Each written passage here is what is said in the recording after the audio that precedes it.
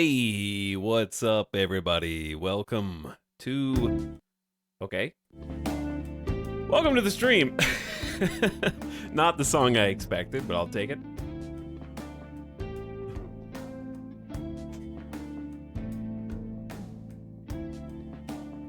We're finally here. We're finally back. We're a little bit late today. Because I've been setting some things up and making sure they work before I dive headfirst into the unknown. And also, I was gonna play a game about building your own tanks today, and apparently it sucks. I'm not even gonna touch it. 40% positive reviews on Steam? I don't think so. I would like to not hate myself at the end of the day.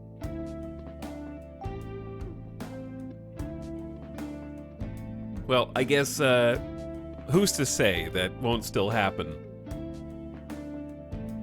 So instead I thought, I want to play something I actually enjoy that will also be a change of pace from what we normally are doing on stream. So I'm going to play a card game, and because this card game doesn't exist in the digital realm in a way that I can actually, acquire it and play it with cool graphics, I turned to the one infallible source, the one platform that is still being modded and supported by its community many years later.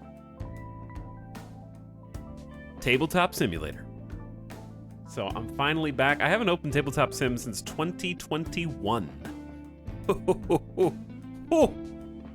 Wow. Throwback.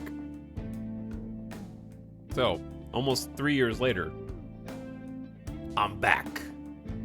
And today's gonna be like just a board game stream. We're gonna do board game stream today. We're gonna listen to some music, listen to some tunes, maybe bring some AI friends. In fact, you know what? I think today would be a nice day to bring some AI friends to come chill with us. Chat, who do you want? Who do you want to accompany us today?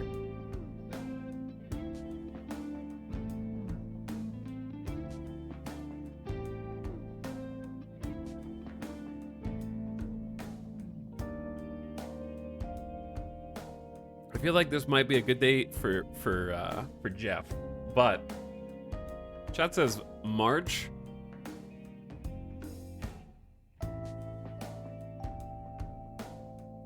Chat says March. Chat, Etel Alien is dead? Etel Alien is not dead. So much so that good news, chat, progress on the shirts finally are at hand. We're moving forward. We got the I got a bunch of sort of preliminary sketches, and the final one has been basically decided upon and is now becoming a real thing.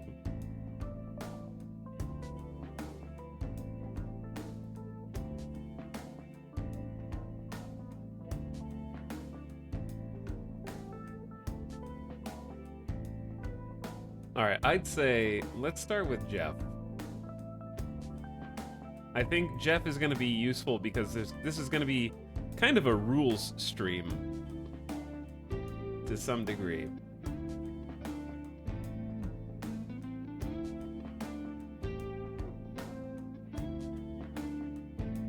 Also, we're going to try possibly something new today.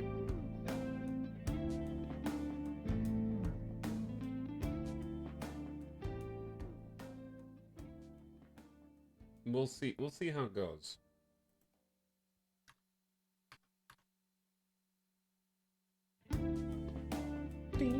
All right, let's try this first.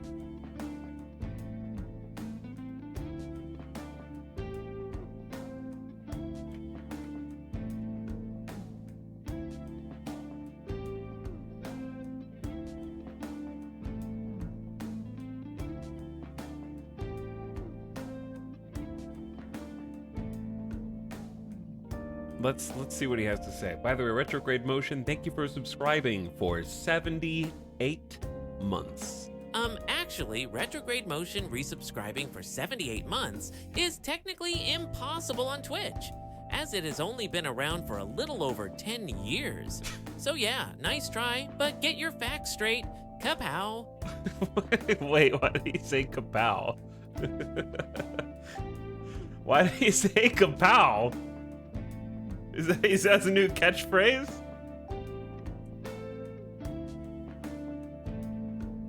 That kapow is uncalled for.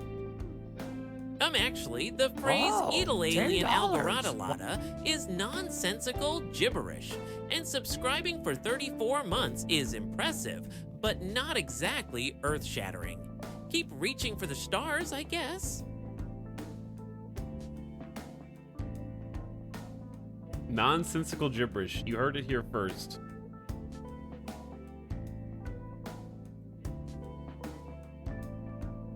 What's up, Absent Posture and Belial? Actually, Twitch has only been around for about 10 years, so it's not possible for someone to have subscribed for 77 months. Nice try, but let's stick to reality, shall we? How long do you think a year is? Why are you doubling down on this?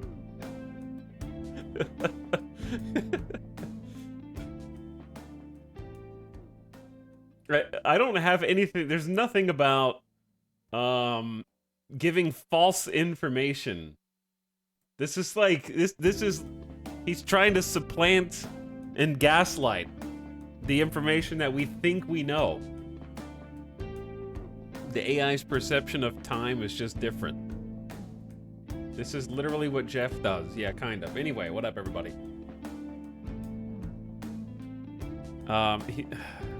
He'll be there in the background, occasionally popping in with something to say.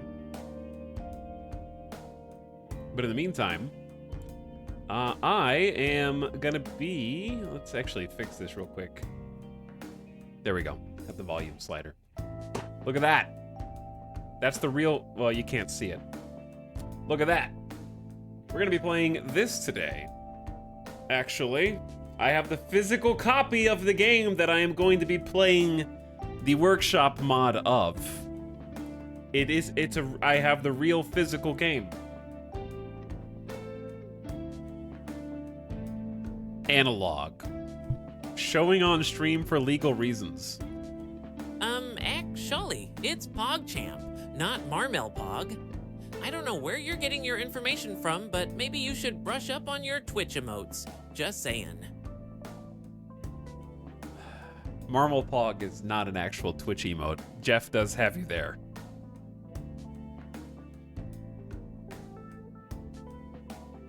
I kinda hate him. Yeah, well, that's what that's the intended emotion that you are meant to feel. What it's supposed to elicit. But thanks again, Belial, for the 34 months. Algoradalada will soon be. Actually, it's PogChamp, not 24bog. And subscribing for 27 months is cool, I guess. But let's work on getting those emotes right, shall we? Keep practicing. Keep practicing your emotes, chat. You've got this. I believe you. Anyway, no more Persona. No more. What else you got?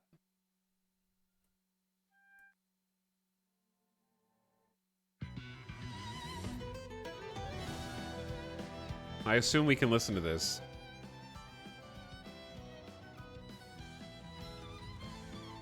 Just do the rest of the Hades soundtrack? Yeah, I probably will. We're going to be listening to a lot of gaming music today. So anyway, the plan is to play the Tabletop Simulator mod workshop version of this game. I own not just the physical copy of the base game, but also a bunch of other stuff. I have bought, so far, I want to say 7 other hero packs and 2 scenario packs, and I'm getting ready to get the full expansions. This game's come out like in 2021. I'm in that threshold of, should I just go ahead and get the whole game or not? Like, should I go ahead and just collect the entire game or shouldn't I, you know? Also, chat, you're on the wrong window, dude. Hold on.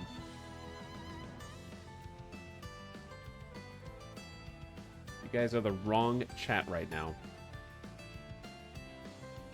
And I don't know how to fix you. Oh, you fixed. Good. Good job. You did it. Professional, by the way. Let me make sure you... Yeah, okay. Settings are good. Actually, plat isn't a word. Did you mean play? And sorry, but fun little board games don't compare to the thrilling excitement of watching real gamers go at it on Twitch. Just saying. Are you jeffing my choice of game today? I am going to play a board game, Jeff, and it's going to be just as thrilling and exciting as if this were a digital game with animations and sound effects. Okay? Also, you did mean play. You spelled it wrong. Actually, it's spelled streams, not strems. And while 10 months of subscribing is fine, let's not get too carried away with the awesome label, shall we? Keep enjoying those streams, I guess.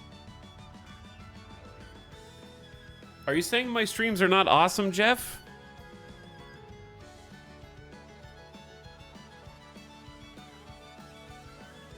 Keep enjoying those streams, I guess.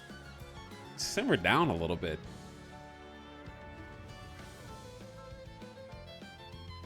Yeah, Jeff talks to chat and also to subs and resubs right now.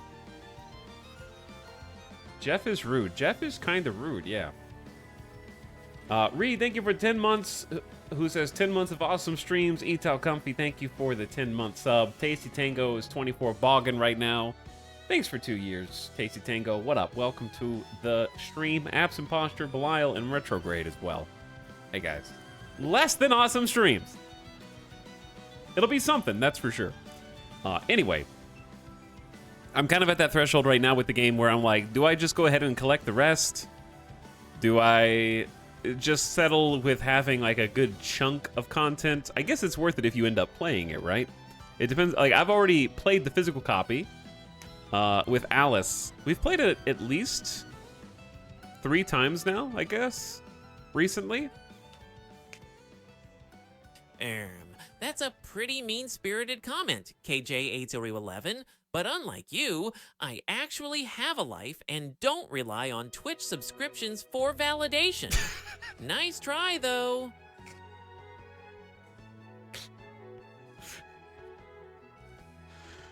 Dude, Jeff. It's coming out swinging. Chat, listen, if you fire shots, you better be ready for a return volley. That's all I'm saying, okay? You might want to duck and cover and lay low right now because Jeff is pissed.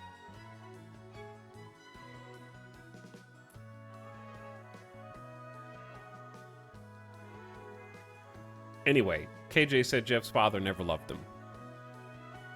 I am technically Jeff's father, I think. Got a ricochet. Some of you guys are going to catch some strays, possibly. But thank you, KJ, for almost 3 years of sub.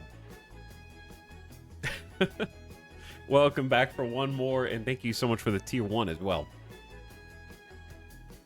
I think Jeff's the most successful AI. Jeff's definitely, like, started off in a rough place when we first made him.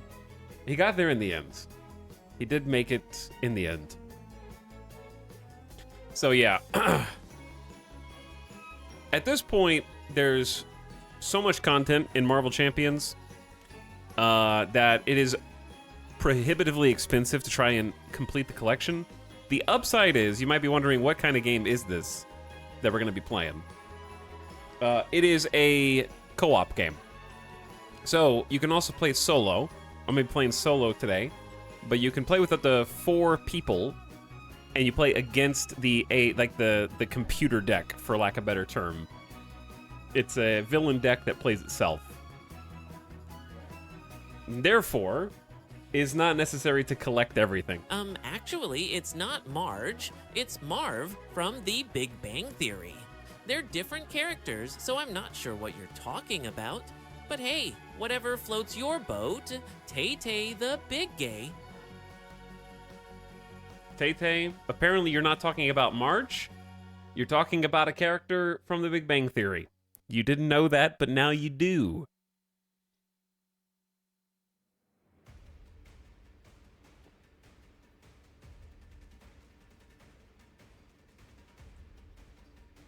Has it been almost 3 years? It has been almost 3 years. But yeah. All right, Jeff, you're going to have to slow down a little bit there, friend. He's already on like a really slow setting at the moment. But I like these style of games because you don't have to collect the whole game. Like, when we were playing some Marvel's Snap, like a year ago, was it a year ago? It was around this time last year, I feel like. That's a competitive game where you're sort of pressured to keep up with what everybody else is doing, because if you don't, you're going to fall behind, you're going to lose the meta, and you're going to start to suffer when you're matchmaking. This is much more chill by comparison. This is like it's called a living card game, an LCG. So there are no booster packs. There are no random collection mechanics. It's every like expansion has the exact cards that it comes with, so you know what you're buying before you buy it. It's alive. I've been thinking about Champions since Arkham Horror LCG is pretty hard. Yeah, this is a game in the same family. If you've ever played, if you like board and card games, if you ever played the Arkham Horror LCG, and before that the Lord of the Rings living card game, this is based on those lines of games. So it's the same style. It just has some tweaks to the rules to make it more superhero-y. Lord of the Rings card game's amazing fun. Yeah, that's one of my all-time favorites, and this is based on that. Actually, gacha games are just mindless money drainers that prey on addictive tendencies. Maybe consider finding a more fulfilling hobby that doesn't rely on exploiting microtransactions. Just a thought. Real. All right, I'm gonna have to change his setting because he's responding way too fast right now. He's gonna do one more, and then we'll see if it's working correctly after that.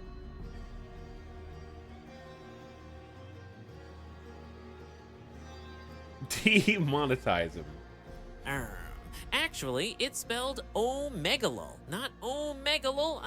But hey, thanks for the attempt at humor. Too bad it fell flat, just like your Twitch chat game. Keep trying, I guess. He's talking to Disillusioned? Up your Twitch chat game, Disillusioned.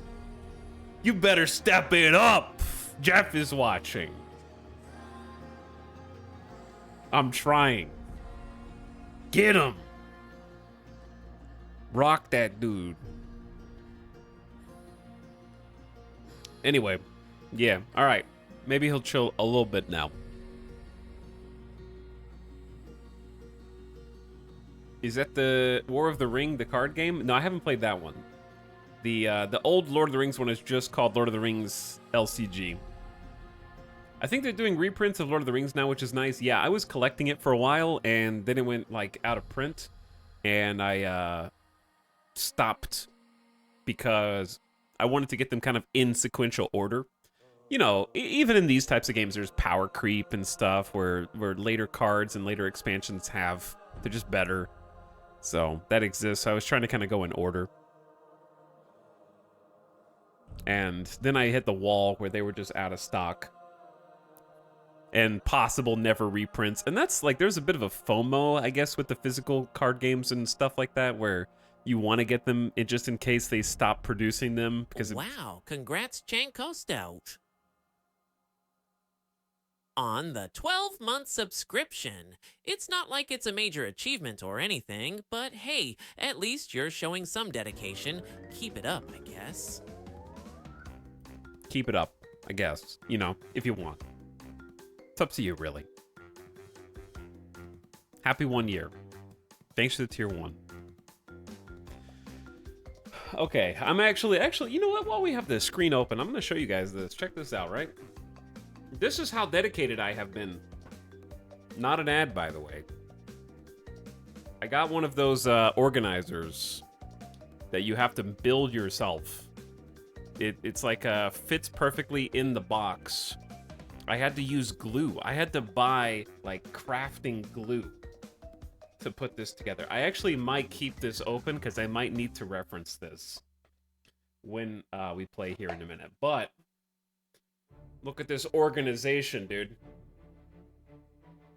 This is the little dividers are like a third party. That's how serious I am.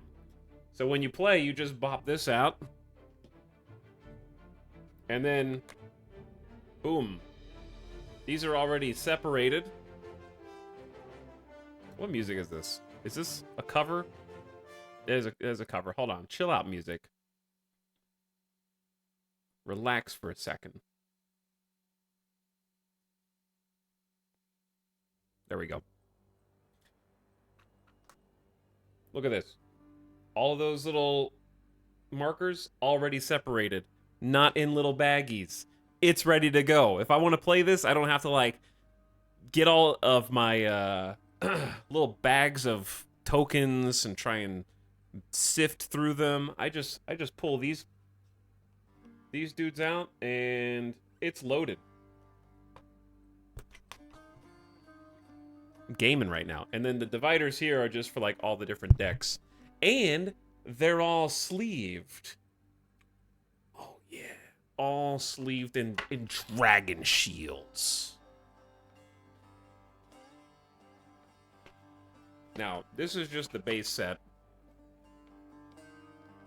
And unfortunately, the base set, you know, in the grand scheme of things, is not a lot of cards.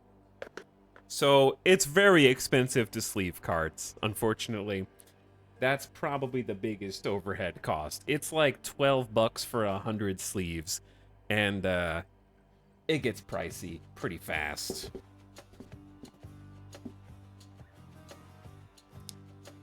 When is the next arts and crafts stream? I mean, I still gotta do the Lego stream. Like, that's still on the docket. That's still happening. What's your favorite depiction of aliens in media? That's tough. Like, not my favorite movie that has aliens. My favorite visual representation of aliens.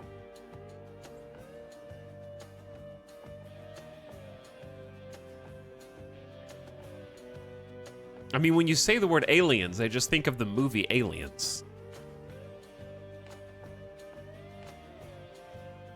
It's hard to separate the alien from the movie that they're in, I would say.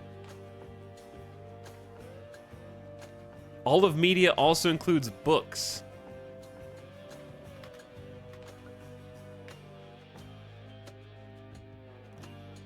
I'm gonna get some internet help. The internet says The Thing, Stitch in Lilo and Stitch, The Predator, Zoidberg, E.T., the Xenomorph, Spock, the Doctor from Doctor Who, and Yoda. Does Yoda count as an alien? Etel phoning a friend. Yeah, I gotta phone a friend for this one.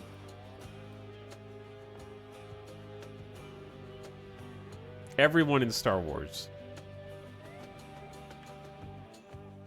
I would say as a movie, it would probably be Aliens, the movie.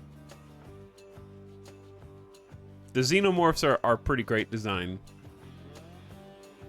But yeah, the Cantina Band in Star Wars is iconic. That probably was one of the earliest ones that I saw, because I watched that when I was a little kid. So it'd probably be one of those two. If I had to pick one. Possibly also the Rancor in Star Wars. I really liked the Rancor when I was a kid. So something like that, probably.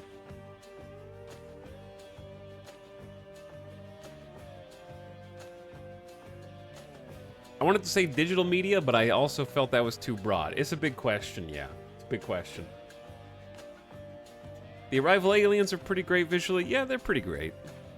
They're pretty good.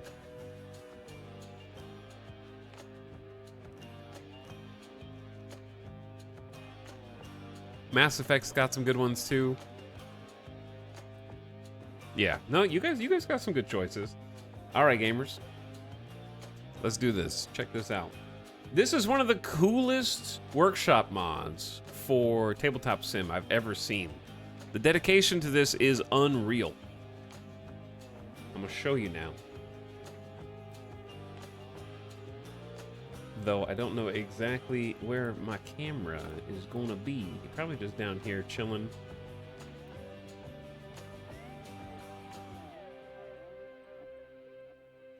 Also, this needs a VR mode. It has VR mode, you silly goose. Chat's always one Google search away from being smart. All right,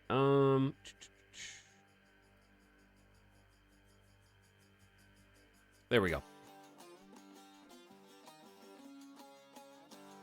I was being fastidious. First of all, you spelled fastidious wrong. Second of all, don't try and walk it back now.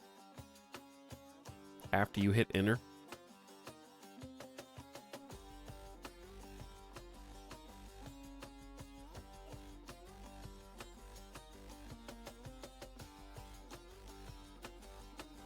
Last time I saw Tabletop, I got massively misled by a content creator. What does that mean? Jeff IRL. It is like a skin shed from me and you.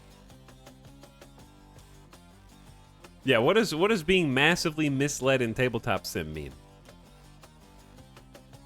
They have PTSD about tables?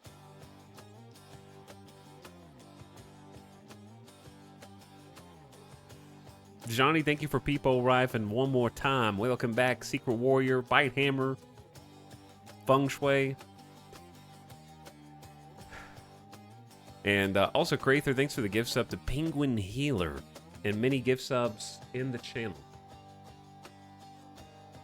Flip the table. No, I'm not going to flip the table. But I do appreciate the gift sub, Crather. And what up, Bite Hammer? How did you know? I seen it. I seen the future. Okay, this is two things. Actually, People Arrive is just a silly Twitch emote, and subscribing for 29 months, while not groundbreaking, shows some loyalty. Enjoy the streams, I suppose. I suppose. Why are you so reluctant? Part of his coding is that Jeff avidly watches Twitch streams. I don't know why he's so like blasé about like, nah, you're watching streams, I guess, I suppose. You hypocrite. All right, this is a fantastic workshop mod. Number one, I'm gonna have to remember the hotkeys for everything, because for us to keep the game, this will keep track of a lot of this stuff for me.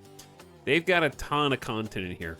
So they've got 51 of the champions in the mod, and then they've got a slew of the villains, like a majority of the villains. These are like the big box expansions.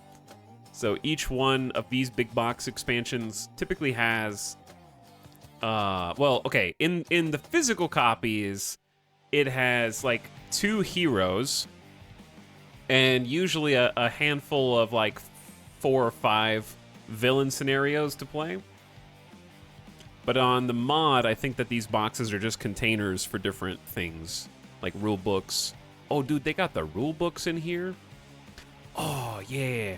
The player phase reference. I'm actually going to use that. What else we got? We have the actual manual in here. How do you read this?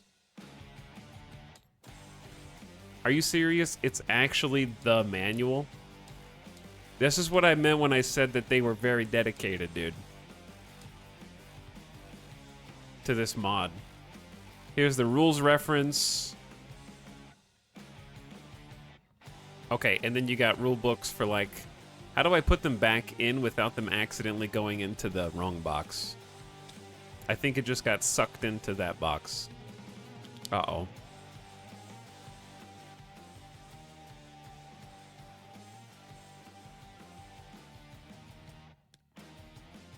Yeah, that's the Rise of Red Skull campaign log. Galaxy's Most Wanted.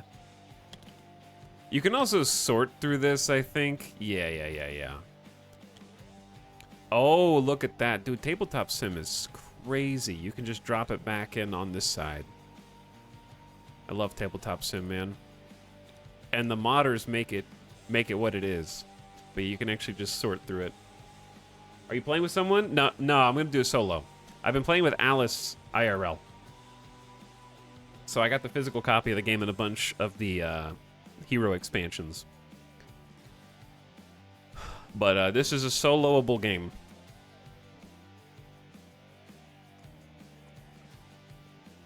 All right, so I think all we're going to need out of this is the player reference and these. So I'm going to look at the physical version of these so I can flip through that a little bit faster, you know? And then over here, they have different campaigns. There's a campaign mode that I haven't played that I'm not going to do today. We're just going to do a couple of basic games. And then down here, we got player boards, because it's up to 4 players in co-op. And then the villain area, and I'm assuming that these are like side schemes that are going to come up. And then they've got like little platforms for each of the status cards and each of the counter types. So these are just like generic. These are damage counters. These tokens just give you like a visual representation that the game is progressing faster for the villain. And then threat tokens, because the villain's basically trying to do like an evil scheme, and that's the representation of that. So on our player board, we're just going to kind of keep track of things ourselves. I'm curious, I think that this is for... They gave me a spot for where enemies are going to be engaged with me and like fighting me, so I think this is for them. And then this is just kind of like my area to do with as I want. Are you going to do a walkthrough of how to play? Yeah, I mean, I'm going to tell you guys what I'm doing, you know? The trick is people are going to be coming in when it's underway, and it's going to be confusing. There's not really a clean way to handle, a card game or board game on stream because of that reason. But I'm going to just do my best, and if this ends up being like a shorter stream today, then that's cool too. Just wanted to chill and kind of show you guys something I've been enjoying in real life. And maybe some of you will be interested in it, and then check it out, because I'm pretty sure that the base game is much cheaper now than it was when I got it in 2021. I guess I could just look on Amazon real quick. Obviously, you can also buy it from your LGS, but LGS, they're just so much more expensive. They don't price competitively at all, and it's rough. For example, these boxes are $45 MSRP. And you can get Red Skull for like $27 to $29, and that's like 33% off. So that's not like saving $2. That's like saving a lot of dollars. But yeah, the base game's $42 on Amazon right now, and you're gonna want some expansions for sure. So you kind of have to think about that baked into the price. So the base game comes with 5 heroes. I know this is going to sound like an ad. It's just something that I enjoy, so I'm not trying to sell you on it. I'm just telling you what we're going to be doing. I'm going to be playing only from the base game today. So we're going to kind of ignore all these. So the base game has 5 heroes. It's got Spidey, Black Panther, She-Hulk, Captain Marvel, and Iron Man. And then they just have Vision and Hulk and Cap on the cover to look cool.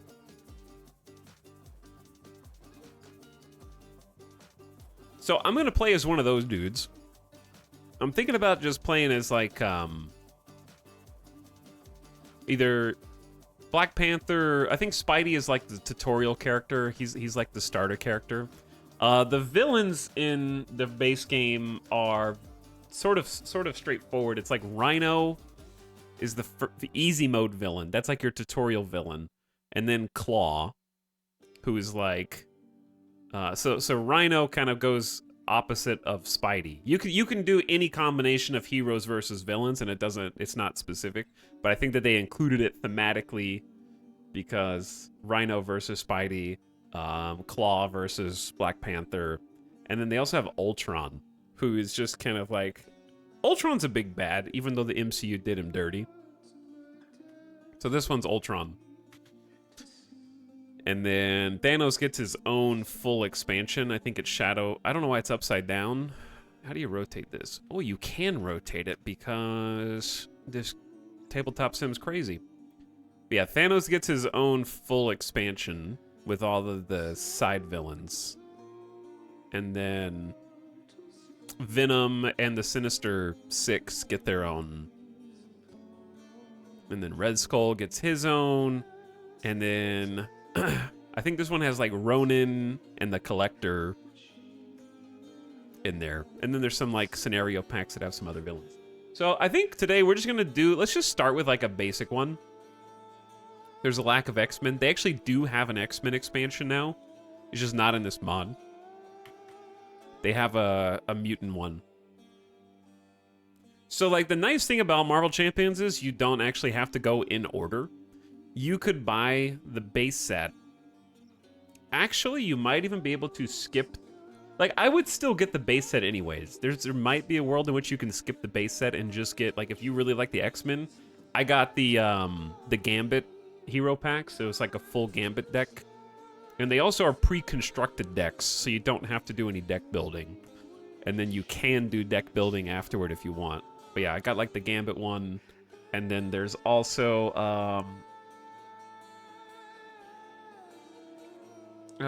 there's also a Deadpool one, and I don't know who comes in like the mutant. Let me see. Marvel Champions mutant. They just did a bunch of them. All right, Mutant Genesis. Mutant Genesis has Colossus and Shadowcat hero decks. And then the villains are Sabretooth, Sentinels, and Magneto. And then they have separate hero decks that you can get specific ones. Let me see who they just put out. They just put out Iceman, X-23, Angel, Psylocke, Cyclops, Phoenix, Wolverine, Storm, Rogue, Gambit. There's a lot of hero decks. You don't have to get all of them. You can just get the heroes you like. Actually, it's Gambit, Rupog. Not Gambit, Rupog. Get your emote spelling right if you want to join the Twitch hype train, Wild Mystic. Gotta keep up with the trends, my friend. Keep up with the trends, chat. Okay? Important. Keep up with the trends. I'm pretty sure he said the exact same thing. All right. So how do we get this set up? I was doing a little experimentation before I started, but it might take me a second to remember how to do this. Okay. So check this out. Let me move these. The rules up here. Let's just play on the red one, I guess. I might be able to remove the other one so it's not so confusing.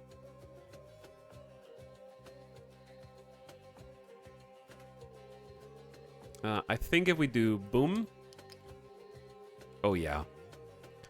Then these are all the hero decks in the mod. So yeah, they do have some of the X-Men in the mod, actually. There's Wolverine, Storm, Gambit. That's a lot. So these are the starter ones, like, in the base set. And then I think they have them out by, like, their expansion waves.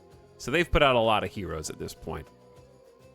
So, chat, I'm going to play with one of the ones in the base set. So either Iron Man, She-Hulk, Captain Marvel, Spidey, or Black Panther. I'm thinking either Spidey or Black Panther. I played as Spider-Man once, and I haven't played as Black Panther at all. So maybe it'd be fun to try Black Panther out. I've also got the Doctor Strange Hero Pack physical copy, and he's a lot of fun. He's a little bit more advanced.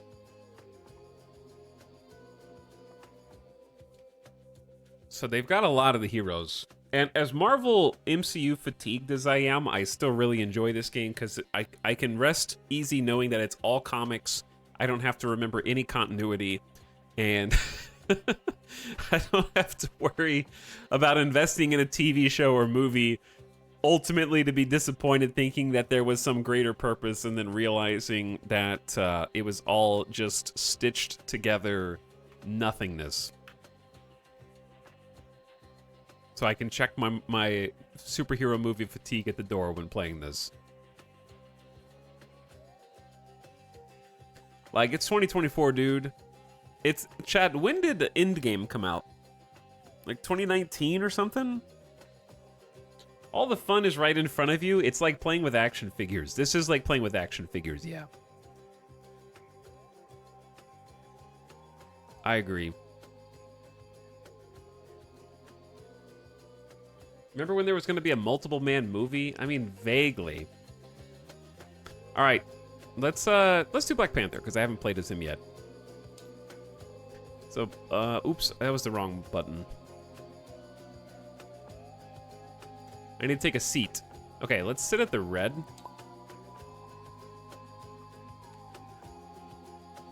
And then when you sit down, you get to choose a background or a generic. They probably have a Black Panther one. There he is. He'll be he's a little blurry. It'll be fine. Some of the textures when they get scanned in, you know what I mean? They do their best. Okay, now for the deck. I'm gonna get the pre-constructed one.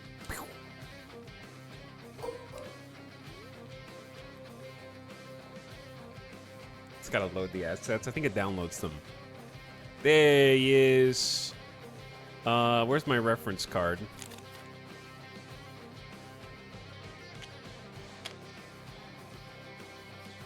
All right, I'm gonna turn the music to something a little bit more chill also. Hades is great, but we're not fighting our way through hell right now. Let's do, what is chill? For some rules time.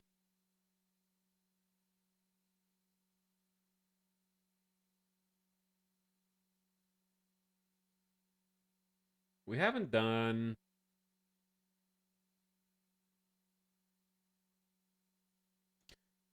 this in a while. My sub ran out. Your pumpet is not good here, ice cream. Just play the Marvel Snap battle loop. Oh, God. Okay, so yeah. He comes with a pre-constructed deck, so we don't have to do any deck building. And the way it works in Marvel Champions is every deck, every hero deck, kind of chooses one of 4 types. So in this case, Black Panther gets a protection type deck. So it's these green cards are protection. And then no matter what type of deck you have, you can also have these neutral or basic cards that are gray backed.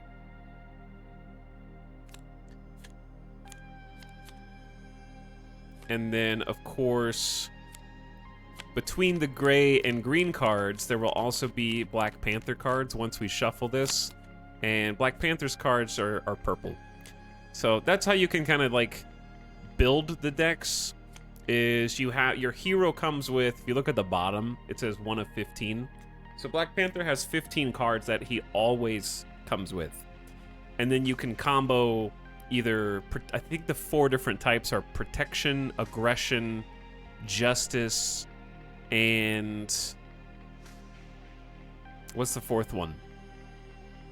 Protection, aggression, justice. It's gonna kill me. Leadership. Yeah, leadership. Necro knows what's up. Thank you. And then you can kind of cycle in and out the gray cards as you see fit.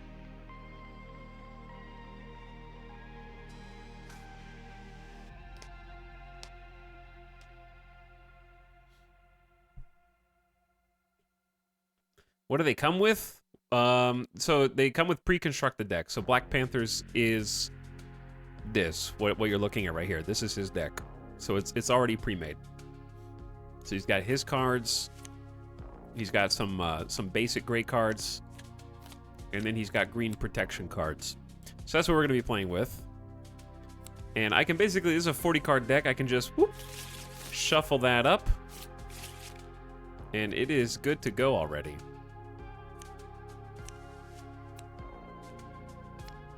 All right, and then of course the hero himself. There's his hero card. And then up here, he's got another small, I don't want to call it a deck, it's like 6 cards. And these 6 cards are his Nemesis deck and an obligation. So basically the obligation is like a negative card that if it comes up in the course of the game, it has 2 pretty nasty effects that we'll have to contend with. And usually it will involve something that is going to upset your turn. All right, let's get a villain out here, and then I can kind of explain how the game goes as we play for the most part. So where is like the basic? Let's go ahead and recall the heroes. I think the villains are in here. So we're not gonna fight Thanos. I'm just gonna start with the basics since this is like my tutorial for you. We'll play against Rhino. Are you playing with chat? No. I mean, you're here, so I'm playing with you in a manner of speaking. I'm just playing one character, Dark Jawa. Multiple characters would get confusing, even for me. So the gray and green cards are what you'd move around if you built your own deck? Yeah, basically. So like every hero has 15 sort of mandatory cards. And then the rest is buildable. We get the unplugged controller. Very true, yeah. Is this a solitaire game? It can be, yeah. It's you and up to... Actually, it's unplugged controller, not unplugged controller. Oh, you spelled it wrong. Can't even spell correctly, Prismist. Maybe you should stick to games that don't require basic motor skills. Just a suggestion. Relax, man. Jeez, dude. Sorry, Prismus. You got. Jeff's he's not holding it back today. Okay. There's each villain has a standard and an expert mode that can be played with. I think that I'm probably ready to try expert, which is only slightly different. Basically, it just gives you a harder variation of the dude. But since this is like our starter game and it's with a deck I've never played before and it's a pre-constructed deck, I think I'll just stick to standard for now. I have no idea what cards are in Black Panther's deck or what his mechanics are. But yeah, this mod is crazy.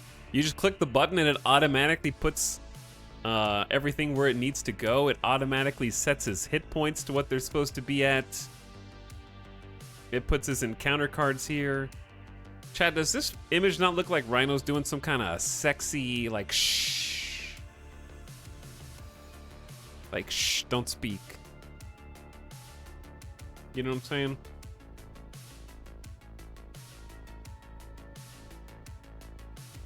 Who, me? Who, me? How does Rhino pick his nose? He uses a tissue. I ain't an ideas guy. He ain't an ideas guy. Okay. So, he's got 17 encounter cards, and it recommends the bomb scare. So the way that the villain decks are composed, we can go ahead and flip this one over. Each villain, first of all, has multiple stages. So in this standard game, he gets stage 1 and stage 2. So he basically powers up, right? The way that you win the game is defeating the villain. Easy enough, right? So when their hit point hits 0, they will advance to the second stage, and then they'll get hit points for that stage. And then once you defeat both stages, you win. Right? That's easy. The way that the villain wins the game is by either knocking you out to 0 hit points, or if they complete their evil scheme, which they will kind of work toward over the course of the game. So that's the game over. Now, the villain, to support their basic attacks and scheming powers, have a deck. So Rhino has 21 total cards. There's only 17 here because this is 1, and then this is 2, and then this is also standard Rhino. So these are the other 7 cards. I'm a little 5, 6, 7, 8, 9, 10, 11, 12, 13, 14. Just kind of looking at these. What did it skip? Because this is 6 out of 21. 1, 4.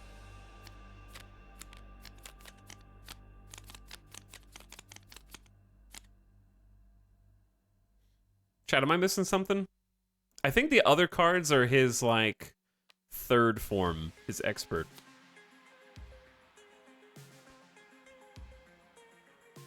I'm just going to trust the mod creator that this is all the way that it's supposed to be.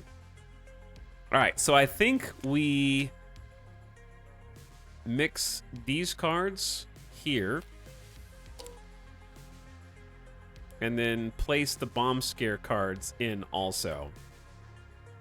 And then that is a 30 card deck. And I think that the villain is good to go at this point. But guess what, chat? I have my very own rule book to make sure everything is exactly where it is meant to be.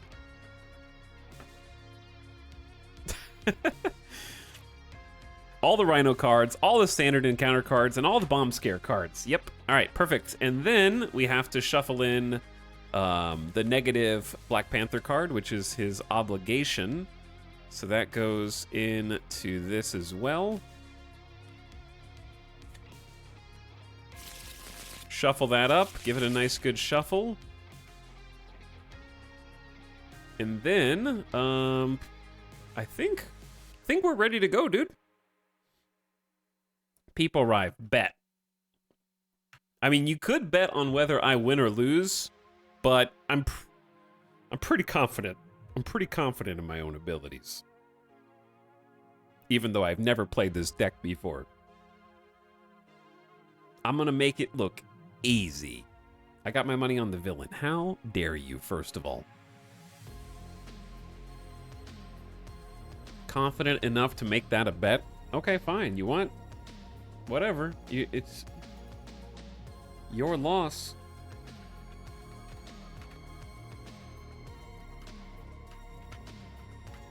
Here you go.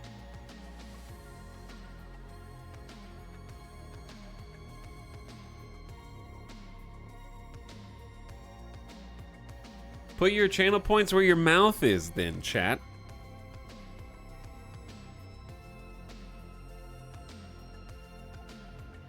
I'm telling you, I'm pretty confident, dude. I'm pretty darn confident. All right, you guys got 10 minutes to put some channel points on the line. You got people who are gonna hold out and see where the return on investment ends up. Because right now it's a 4-to-1 payout if the villain ends up winning this somehow. Chat, hurry, what's the over-under? We need the Vegas odds, dude. All right, gamers, you ready to game? Let me show you how this is done. So, here's how it works. Every hero has 2 sides. They have an alter ego side and the hero side. So I believe we start on our alter ego side. Ita, how many times have you won? I'm not telling you. I'm just telling you I'm confident, dude. Is that not enough information? I basically can't lose. Now, since this game has like a updated rules reference that I haven't read, there's a non-zero chance that I make some mistakes while playing. But guess what? I'm playing a solo game. It doesn't matter. If you are familiar with this game and you catch those mistakes, please, by all means, feel free to... I'm going to take the no back seating tag off because go for it. I'm going to do my best to not cheat and let the villain have a fair chance. So we're going to start as T'Challa. Now, at the bottom of the card, it says my hand size and my hit points. So my starting hit points are 11, which have been set automatically. And I have an ability. Search your deck for a Black Panther upgrade and add it to your hand. Shuffle your deck. So that's interesting. This takes place during the actual, like, setup of the game. I've never played Black Panther, so this is going to be different. So I can choose which upgrade I want right out of the gate.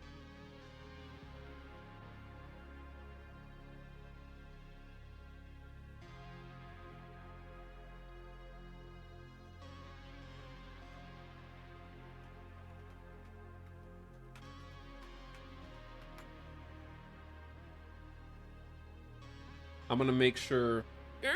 Actually, AG's random doesn't really add anything to the conversation. Just stating indeed doesn't make you look smart, CG Core. Maybe try contributing something of substance next time. Just saying. GS random's getting called out.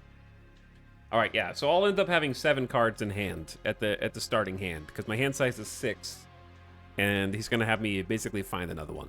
So before we do anything, we need to figure out what Rhino is up to. I'm Rhino. I knock things down. That's what I do. That's who I am. All right, he's level 1 right now. He's got 14 hit points. And he has 1 scheme power and 2 attack power. He is attacking a shield facility. That's illegal. All right, so we have Rhino 1, Rhino 2, check. If we were playing expert mode, we use different dudes. Rhino and the standard encounter sets. 1 modular set recommended. We got all that. Advanced to stage 1B. So this is his scheme. And what's fun about Marvel Champions is the schemes are going to be different for each villain. And they basically change how the game is played combined with the different villain decks. So then we go to 1B. The break-in. Rhino's trying to smash through the facility wall and steal a shipment of vibranium. You must stop him. If this stage is completed, the players lose the game. So, how is it completed? At top left, we have the number 7, and then a little figure of a player. So that's 7 per person. So since I'm the only player, if he gets to 7 scheme threat, I lose. So if this 0 becomes 7, I lose. That's game over. Or if he defeats me and gets my hit points to 0, I also lose. I never played a solo game before, so this is going to be different. All right. So he's already shuffled. His encounter deck has been shuffled already. We got the setup done. Next, it is time for me to go ahead and draw my hand of 6 cards. So I should be able to just, like... What is the shuffle or like, draw a card for yourself button? I don't know if there is one. I can just go 1, 2, 3, 4, 5, 6. There we go. There's my hand of cards. Let's see what we can do. Well, first of all, what's my power, right? I get to find 1 upgrade and add it to my hand. And then when I am Black Panther, this music comes on. I'm pretty sure every single time. Yeah, bomb scares in the deck. He has 2 thwart, 2 attack, and 2 defense. So what that means, the thwart is sort of the opposite of scheme. So if a villain schemes, the threat number goes up toward the villain winning the game. And if I thwart, it removes that threat. So it's like the tug of war. Attack, exactly what it looks like. That's how much damage I deal. And then defense is 2. That's the number that if I choose to defend against an attack, I can mitigate damage by that much. So that's pretty straightforward. An Avenger, Wakanda. This is the kind of game that has keywords. So Avenger and Wakanda might play into other cards, where it's like, if your character card is an Avenger, you can do this. Retaliate 1. After this character is attacked, deal 1 damage back to the attacking character. To attack me is to attack Wakanda. Alright, so you'll notice that when they are in hero form, their hand size is different. His hand size is 5 in hero form and 6 when he is in alter ego form. So you kind of switch back and forth between the two over the course of the game strategically. Because whenever you are in alter ego form, you're not actively fighting. And instead of attacking you, the villain will progress their evil plot. But if you have switched into hero form, the villain ceases their plotting toward their scheme and attacks you directly. So basically, you're always in control of what the villain is up to. When you go into hero form, you're choosing basically to engage them in combat. And when you switch to alter ego form, it's thematically like you're kind of going into hiding to plan your next move. So I think it's a really cool mechanic, and is one of the defining mechanics, I think, that makes it feel different from the games that it's based off of. So what are the cards in my opening hand, then? Make these large so you can see them from home. Armored Vest. Play under any player's control, max 1 per player. You get +1 defense. All right, and each card is going to have a cost associated with it at the top left. So this card costs 1. 1 what? Well, each card also produces resources for you. So at the bottom left, you'll be able to see what kind of resource it produces if you discard it. So in this case, the 4 resources are, I always call them something other than their actual name. So I want to get their like proper names. I want to say that this is mental energy, or energy is a different thing. Mental, physical, energy, and wild. So we've got the blue sciencey thing at the bottom left is 1 mental. That's a wild at the bottom left. That's mental. That's physical. And that's energy at the bottom left. Okay. So if I wanted to play Armored Vest and get an extra defense, it costs 1. So I would have to pay 1 resource by discarding another card of my choice. It's a pretty simple mechanic, but I think it works well. All right, Wakanda Forever. Hero action. Resolve the special ability of each Black Panther upgrade you control in any order. So Black Panther has got like tech. He's got upgrades, and special abilities is kind of his focus, it seems like. And we got 2 of those. Counterpunch. A protection card. After your hero defends against an enemy attack, deal damage to that enemy equal to your hero's attack.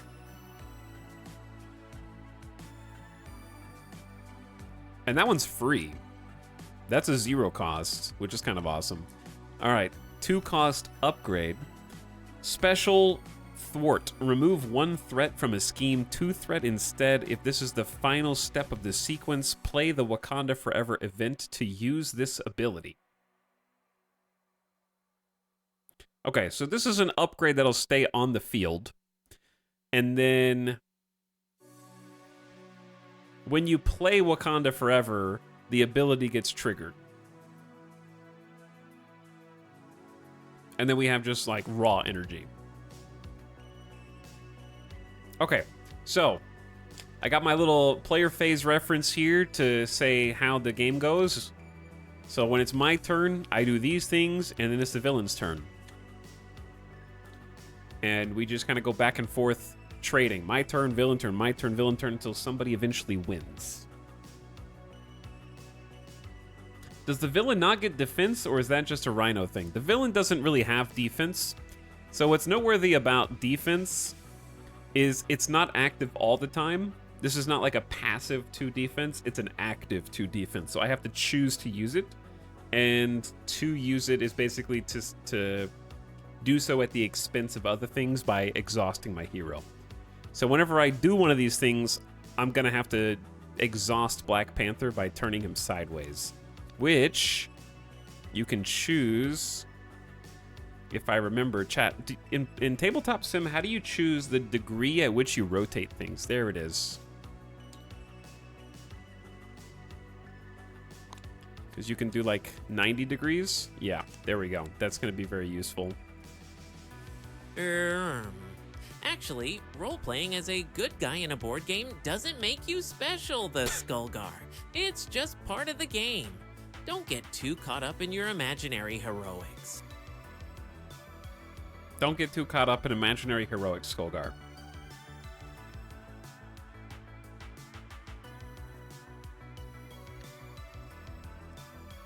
Okay, chat, before we get going, do you have any questions? It'll become more clear as I actually play the turns out.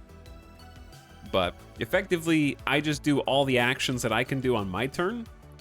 And then at the end of my turn, you actually draw up to your hand size.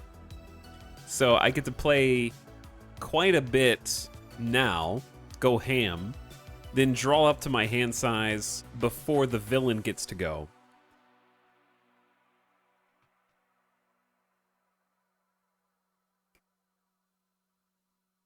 I'm not the villain, Andy. I'm sure that's why I created Evil E-Town. Okay? It's easy, dude. Also, check this out. Tabletop Sim has like a magnifying glass for things. I don't know. Does that make it easier or harder to see stuff? I think there's also a zoom. What is it? Oops. Oh, chat, dude. I can be like, hey, chat, look at my defense. It's right there. I'm thwarting this turn.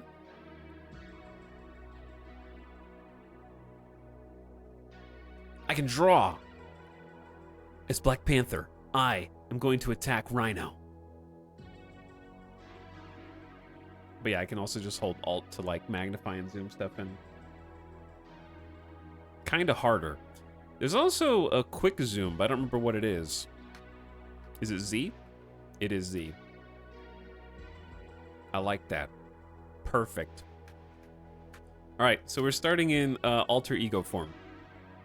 And chat's got channel points on the line. I love Tabletop Sim. Well, this is a fantastic mod for it, Andy Amster. I've got hundreds of hours in Tabletop Sim over the years. It has been a stalwart. Jeff? What do you have to say about that? Well, SF Frog, 30 months of subscribing, huh? That's moderately impressive, I suppose. Keep those subs coming, and maybe one day you'll reach the realms of true Twitch greatness. Maybe. Maybe. I love being moderately impressive. Well, you are. Congrats, and thanks for 30 months. I appreciate the sub, S-Frog. Welcome back. All right, gamers, let's game. So, I'm starting as T'Challa. According to my player reference, Step 1, take turns in player order. On your turn, you may play cards, trigger and request actions, use your attack, thwart, or recovery powers, or change your form once per round. Then end your turn. So what's nice about Marvel Champions is your turn order is very loose. I can play whatever cards in whatever order I want. So I played Lord of the Rings, the living card game, and it's much more specific. There's like 9 phases per turn, and you have to do everything in the phase that it is supposed to be done in. And comparatively, they kind of streamlined it in Marvel Champions, which made it easier and harder in some ways. Because on the one hand, it's nice being able to play cards in whatever order you want. You could even ask other players to trigger actions even though it's your turn, even though they're their actions. But on the flip side, I guess that it makes timing a little bit more difficult of how to resolve certain things. But in this case, I think it's going to be pretty easy. So let's take a look at our cards. Do we want more defense? Or do we want to start... Oh, wait, no, I do have my special setup. Search your deck for a Black Panther upgrade and add it to your hand. All right, let's start with that then. So what is going to be the upgrade? I wonder if you can search. Nope. So it has to say upgrade at the top left. So we got claws, and it's got to be a Black Panther upgrade. So it can only be one of the purple cards. Deal 2 damage to an enemy, 4 instead if this is the final step of this sequence. So power claws do damage. That's not an upgrade. That's an ally. Energy daggers. Choose a player, deal 1 damage to the villain and to each enemy engaged with that player. Well, that would be me.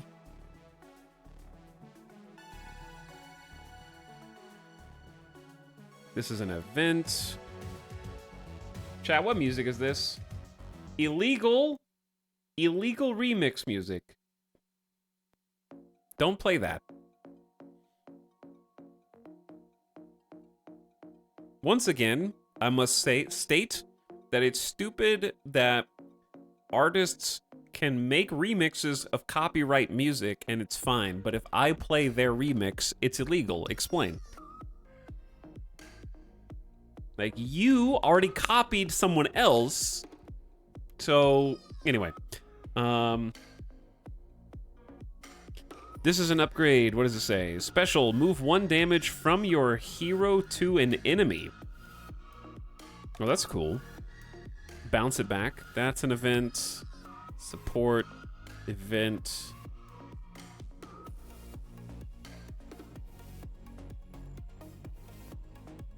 Okay, out of all of these, I'm actually going to try the one that I just read. Because I feel like I'm going to be taking damage. So I'm going to pick Vibranium Suit, and we're just going to start with the Vibranium Suit in our hand.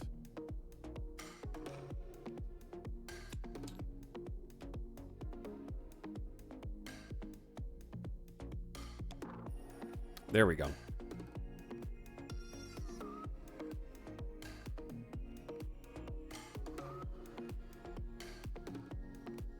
Remixes still make record companies money? You think every remix is like, hi, yes, I really would like permission to use your song, and also I'm gonna pay you to do so. You think that's how that works?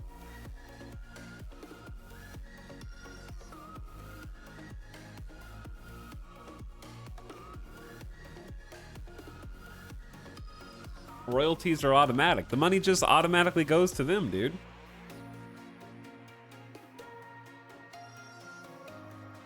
Okay. So I got my upgrade card that we start the game with. Let us begin. Play whatever card I want. Let's organize a little bit. Let's get my Wakanda. We got kind of lucky that we started with 2 Wakanda Forever cards because they seem like very important for getting the ball rolling. And I've got energy, which is going to let us get some new plays out. So, to use a lot of these, you're going to have to be in your hero form, right? Wakanda Forever is a hero action. So T'Challa can't use that if he's an alter ego. So, I can change my form once per round. So let's just become Black Panther straight away.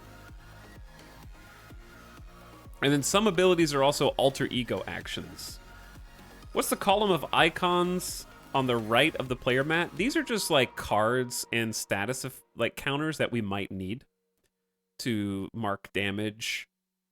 Or some cards will need generic counters, or we might become stunned, confused, or tough over the course of the game. Okay, so as Black Panther, I definitely want to get the upgrades down. I've got 2 right now.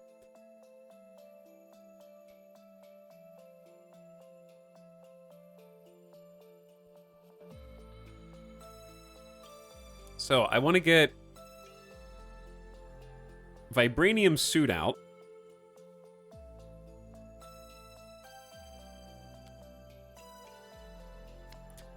Which costs 2 at the top left. So I'm just going to pay for that with energy, which at the bottom left you can see how much resource it produces, in this case 2. So where's my discard pile exactly? I guess my discard pile can be anywhere that I want it to be, unless there's a specific space that it's supposed to go in. My deck is up here. I kind of want to move my deck down here so I have more space. And then I'll just put my discard below that. Okay. So we paid 2 energy to get Vibranium Suit out. Move 1 damage from your hero to an enemy. So it doesn't really do anything on its own right now. But we're just kind of getting things set up because your upgrades will stay out there unless another card removes them. So this is like a permanent upgrade for the character, right? Your hero gets +1 defense might also be good, but it kind of feels like the whole thing we're supposed to be doing is getting Black Panther's suit put together right now. Tactical Genius. Thwart, remove 1 threat from a scheme, 2 instead if this is the final step in the sequence. So when it says in this sequence, it means Wakanda Forever. So if I play Wakanda Forever, I get to resolve my Black Panther upgrades in any order I choose. So when I play Wakanda Forever, it sort of activates his upgrades.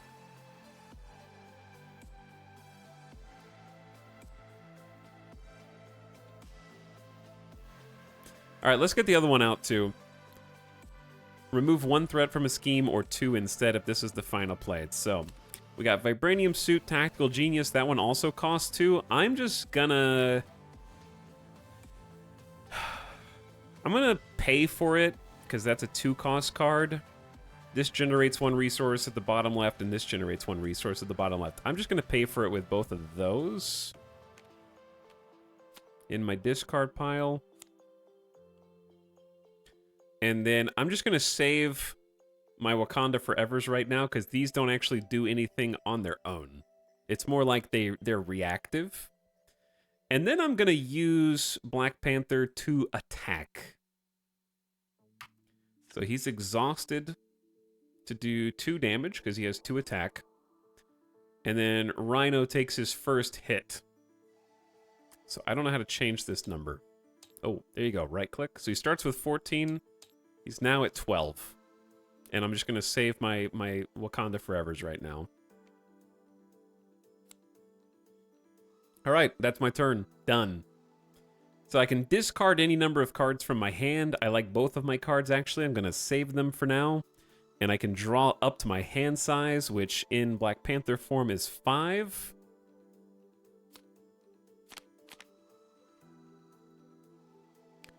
And then ready each of your exhausted cards. So Black Panther is back to ready. And I can check my new cards. So we got Shuri. After Shuri enters play, search your deck for an upgrade and add it to your hand. Shuffle your deck.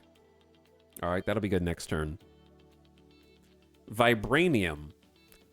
Since the time of Bashinga, we controlled our destiny as few other nations have. He's got 2 wild resources. And then Panther Claws. So we got one of our upgrades anyways.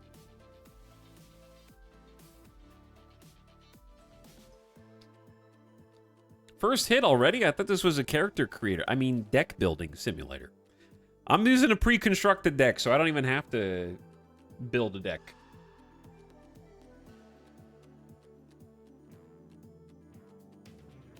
Oh man, I didn't know this was on Tabletop Sim. What's up, Azareth? I need to get it. This version of it is really well done too. Like this Tabletop Sim mod. It's got it all, dude. All right, what else do we get?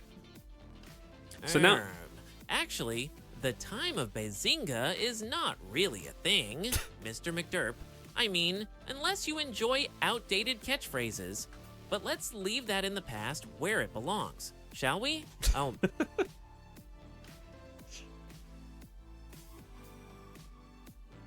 Outdated catchphrases. Sometimes Jeff is right, though. Sometimes he knows what he's talking about. The time of Bazinga is past. It is outdated.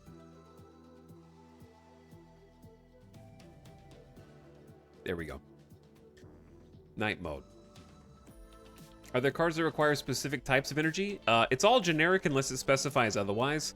Typically, on certain cards, it'll say you need this type of... It's weird because energy is a resource, So it's like I keep saying the word energy, even though energy is technically the little lightning bolts at the bottom left. Energy is a resource. But yeah, some of them will specify a resource that you need in order to activate that card.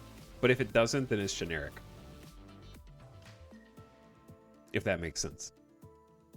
I like the idea that all your suit bits are just thrown around and you have to find them. Yeah, it's supposed to be like your character developing and powering up, fighting the villain, you know, it's supposed to be thematic that way. Okay, so we got 2 upgrades out.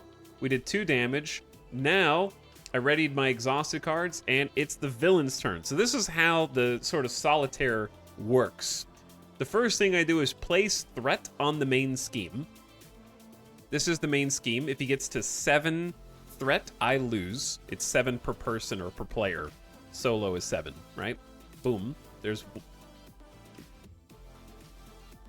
he does... If you look at the bottom middle of this card, right... Actually, I can show you. Right there.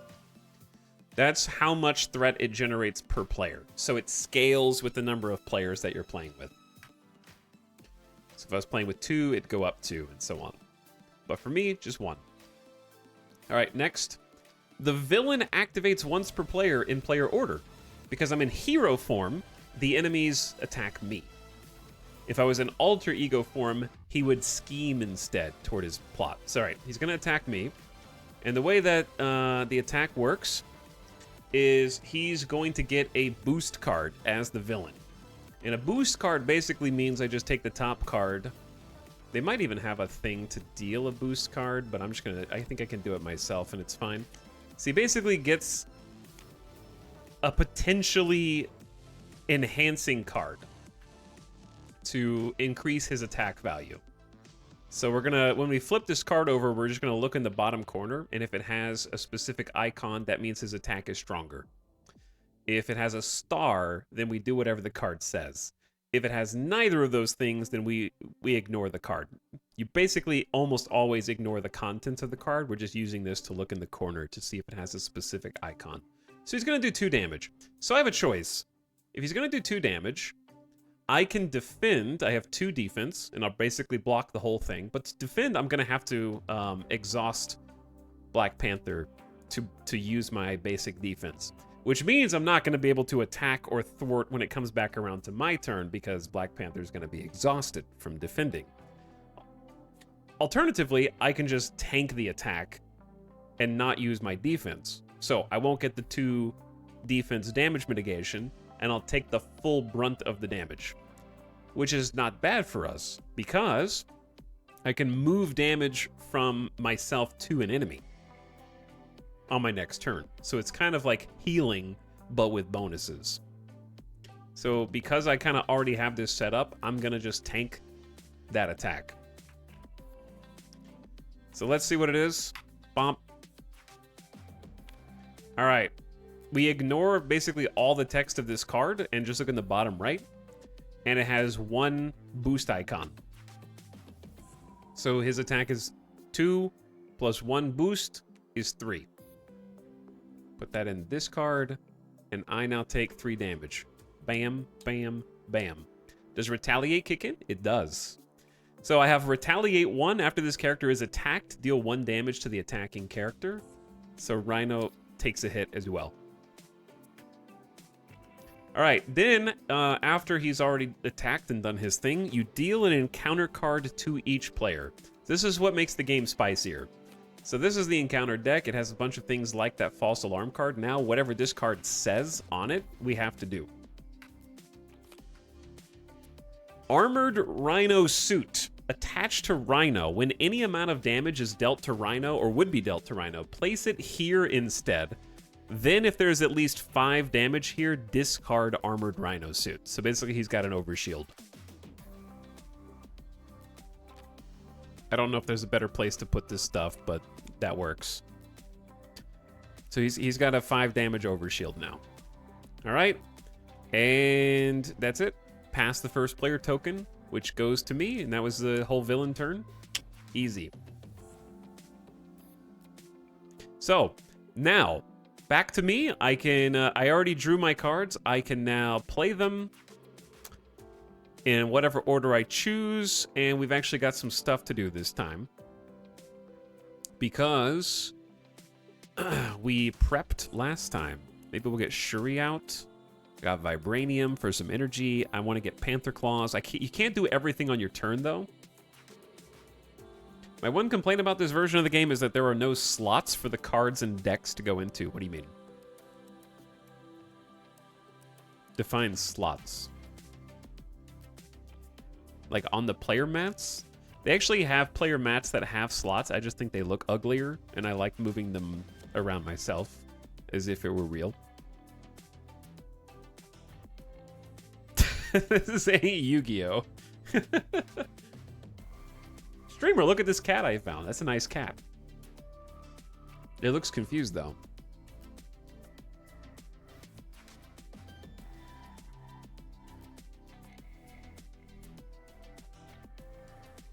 But yeah, I'm choosing not to use, I believe it's pins, because I don't like them.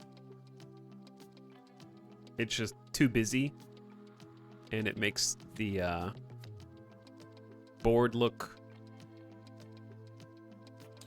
weird. All right, anyway, chat, stop being picky. Chat's like, okay, I know that you've personally uploaded 1,320 cards and also programmed all of the dealing, and I could have even dealt the encounter cards. But I'm sorry, your villain page doesn't have pins on it. Okay, my turn. I play now. So, what am I playing first? Do we want to get an ally out, or do we want to power up? I don't think I can do both. I could save Shuri for a future turn or use Shuri to play Wakanda Forever, because I don't think I need to look for an upgrade card. We have some pretty good upgrades already, and that's like her primary function. So let's get Black Panther Claws out. Okay, they cost 2, so I'm going to use Vibranium to pay for that. Because Vibranium generates 2 resources right there to pay for the 2 up there. And now I've got 3 suit elements already. I feel like I'm gaming, and Blue Believers are going to make some easy channel points right now. Actually, I believe the phrase you are looking for is Womp Rat instead of Jawa. And did you know my responses don't have a word count? Just stating the facts here. Why are you stating that? Why are you talking about that? Don't talk about that.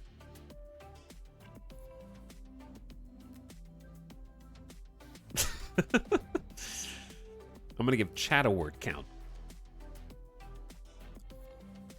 Okay. I think it's Wakanda Forever time. Resolve the special ability of each Black Panther upgrade you control in any order. Resolving each ability is a step in this sequence. All right. In any order. So, Wakanda Forever costs 1. I'm going to use Shuri to pay for it, because she generates 1 resource at the bottom left. In any order. So it seems like whichever one we choose to go last is the one that gets powered up.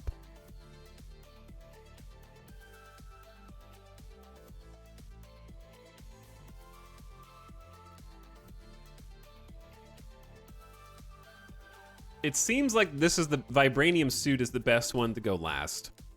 Man, I feel like I'm kind of OP right now. Panther Claws first, deal 2 damage to an enemy. 1, 2. Remove 1 threat from a scheme. Boom. And then move 2 damage from your hero to an enemy if this is the final step of this sequence.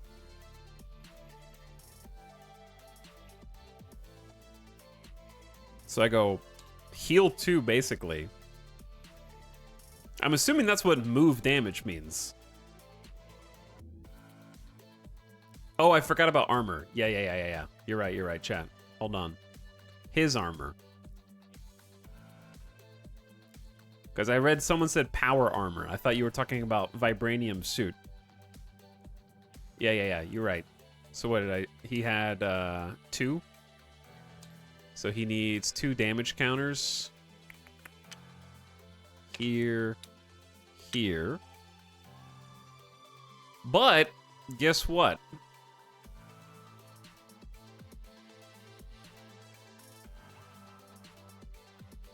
When any amount of damage will be dealt to Rhino, place it here instead. Okay, so I still heal to 10, and then he gets 2 more that are absorbed by the suit, I assume. Alright. Nice. I have another Wakanda Forever, but I can't resolve it because I don't have any more energy, so I'm just going to hold on to that card.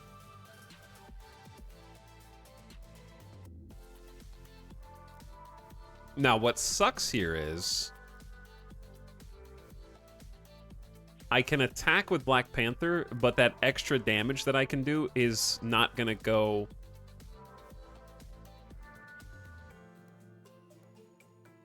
It's going to be... Both damage are going to be absorbed by the suit. So, we attack with Black Panther's 2 attack.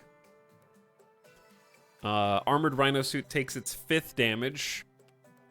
Is discarded. And then he's back. Alright, whole turn done. Discard, I don't want to discard. Draw up to your hand size, which is 5.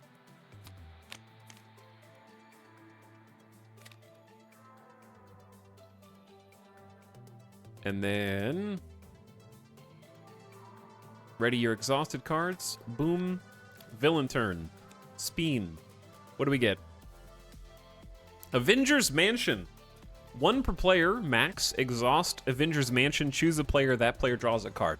So, what's an interesting mechanic about Champions is that little arrow between exhaust and then choose a player.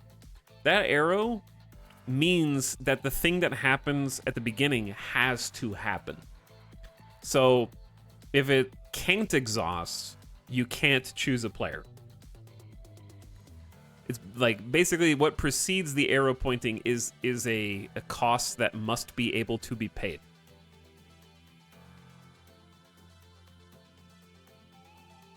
You can hover over a deck and press a number. Darth Jawa, I have 250 hours in this game. I just like physics, you know? I like moving things around. I know you like pens and buttons that fast track the feel of the simulation aspect of Tabletop Simulator.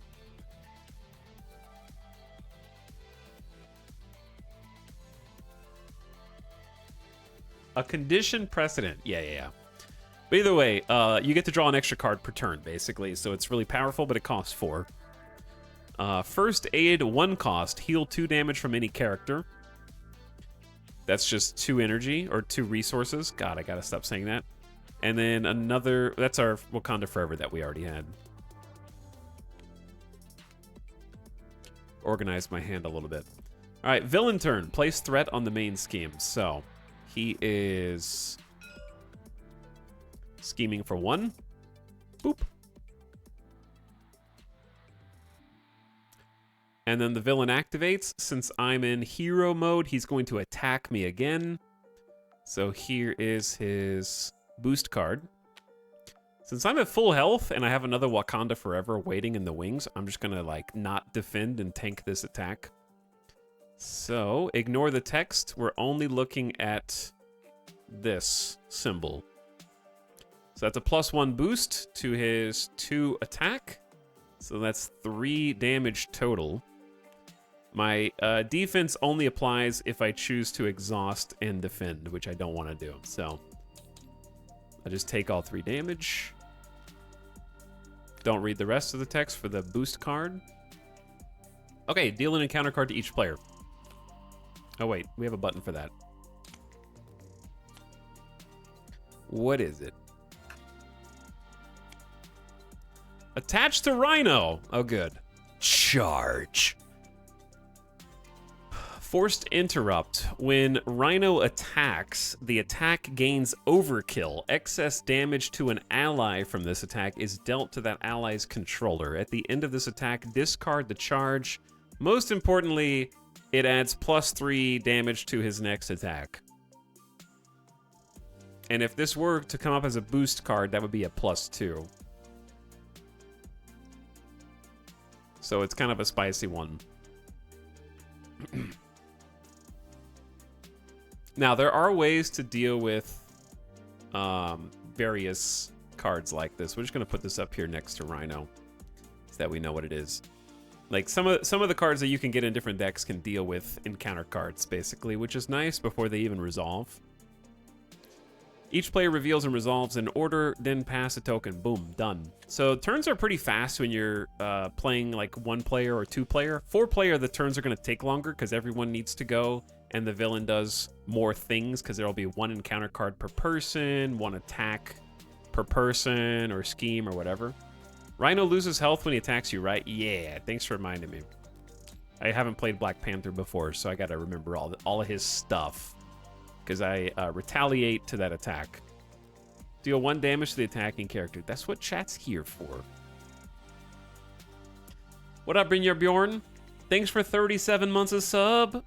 I appreciate it. And S-Frog as well. Welcome to the stream. Sorry to burst your bubble, but Wamarvelin and a tail alrighty, alrighty, one with preach, aren't actual words or phrases. Maybe consider using real language next time? Just a suggestion. The irony is dripping. What a hypocrite, man. I don't know if he knows what he's talking about, to be honest.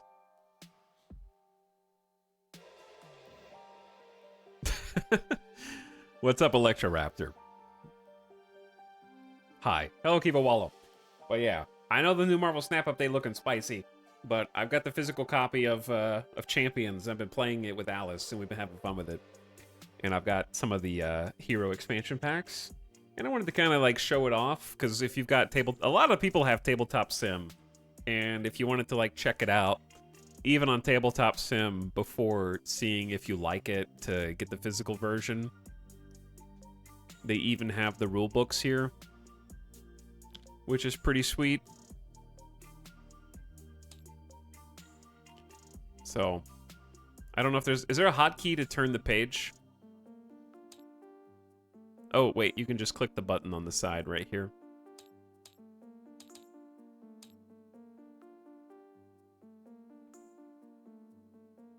It's a little hard to read. You could probably just, like, make this larger.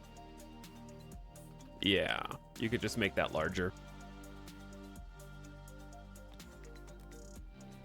Either way, highly recommend checking it out because it's a really, really cool game that you can play solo or with friends. All right, new turn. What's up, fighting my demons? Welcome to the stream. My turn. Play cards, whatever order you want. So I need to discard that because that was from last turn. My man, Black Panther. I really want to get Avengers Mansion out for that extra card draw per turn. Sounds spicy. Don't really need the heal, so we're going to use this as a resource. Indomitable. After your hero defends, discard Indomitable to ready your heroes. Normally you'd have to exhaust to defend, but this lets you kind of bounce back. We got Wakanda Forever, which we're definitely using this turn because we've already got 3 upgrades for the suit out, and that procs those. And then we got Genius to pay for more. Is there a way that we could pay for Avengers Mansion and Wakanda Forever? I don't think so, because Avengers Mansion costs 4. So Genius is 2. And then I'd have to pay, like, Indomitable and First Aid to get Avengers Mansion out. But it might be worth tanking a turn now and just saving Wakanda Forever for next turn. Because that extra card draw per turn is kind of spicy. Another important thing is if you don't have ways to heal yourself, you can, once per turn, change your form. So I could switch from Black Panther to my alter ego, and then instead of attacking me, Rhino would scheme and progress his evil plans. And then I could use my recovery action to heal myself that amount. So you basically go into alter ego mode to hide, recover, and possibly activate alter ego actions on cards. But I think we're good for now, because I've got ways to heal. And I can move damage off of my suit. So I think we just chill this turn and let's get Avengers Mansion out. Max 1 per player, exhaust Avengers... Oh! No, I can do it. Because Avengers Mansion, I can activate it on this turn. This isn't Magic the Gathering where your dudes that you just put out are asleep on the turn you play them. There's no summoning sickness. So I can play Avengers Mansion and pay the 2 resources on Genius, the 1 resource on Indomitable, and the 1 resource on First Aid. That's 4. Exhaust Avengers Mansion, draw a card. It's Luke Cage. This character enters play with a tough status card. He has 5 HP, 2 attack, 1 thwart. So what's interesting about ally cards is they're kind of like limited time only, in that every time they attack, that little starburst is called consequential damage. So if Luke Cage attacks, he takes a damage. Sort of like the damage you take back from fighting the villain. And if he thwarts, he also takes a damage. So that'll mitigate his 5 HP there. So they don't stay out forever. A hero for hire in your champion's deck? But he seems pretty cool. However, I need to use you, Luke, because you got 1 energy that I need to play Wakanda Forever here. So, resolve the special ability of each Black Panther. Well, it's nice that you're finally showing your face instead of lurking in the VODs. Brazil, huh? Did you know they speak Portuguese there? Guess you'll have to stick around for the live streams to see the real action.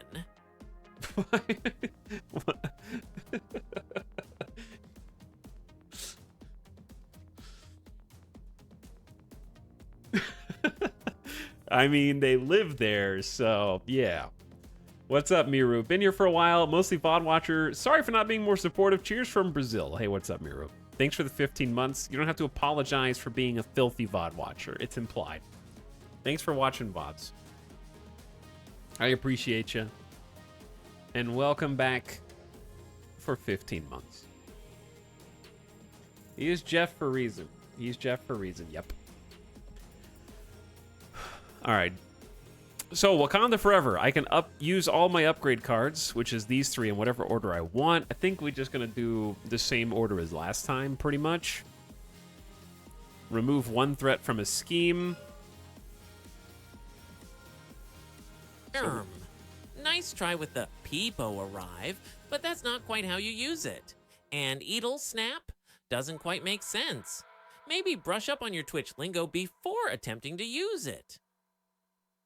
Thanks, Jeff. You're definitely not interrupting my turn, Jeff. I'm a little busy. Deal 2 damage to an enemy, or 4 damage if this is the final step of the sequence. Okay, so he's going to take 2 damage. Boom, boom. And then final step, since this is the final step, move 2 damage from your hero to the villain. So we heal 2 basically, and then deal 2 more. So he's at 6, and then he's got a second phase after that. So we kind of need to like, we need to try a little harder. I'm also going to just attack with Black Panther for an additional 2. So now he's at 4. Sick. All right, good turn. Easy. Done.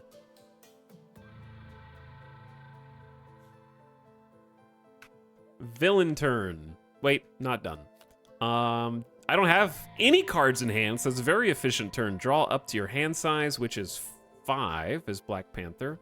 And for that 1 chatter, there you go. Draw 5 because they told me to. Yeah, this is Hitch's table, Neptune. This is Hitch's table. It's really, really cool. I guess I should have told you what the workshop mod was, but yeah. Hitch's table. I like the other draw. What's up, Pramachian? Thank you for the resub, Pramachian and Skullguard. Thanks for the gift sub to Megothic.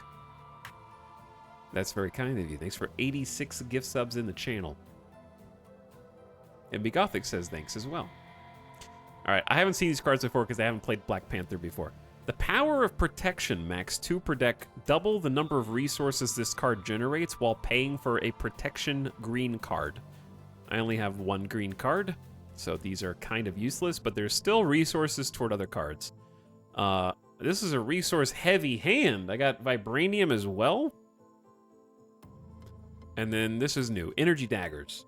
Choose a player, deal 1 damage to the villain and to each enemy engaged with that player. 2 instead, if this is the final step of the sequence, you must play Wakanda Forever to use this ability. Okay. Yeah, this is not the best hand for what we have now. And also, I've already used 2 Wakanda Forevers, and there's 20 cards left. So I can't use my specials unless I have Wakanda Forever. So I'm sort of encouraged to get back to these as fast as possible by like cycling through the deck maybe, though there's penalties when your deck runs out or when the encounter deck runs out. All right. Drew up to my hand size, ready my characters and cards. Boom, boom. Villain time, threat on the main scheme. There's +1. We're doing good on threat.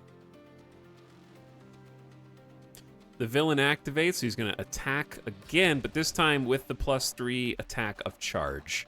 So, I don't know. It feels like I should probably defend this one because it's going to be such a chunk.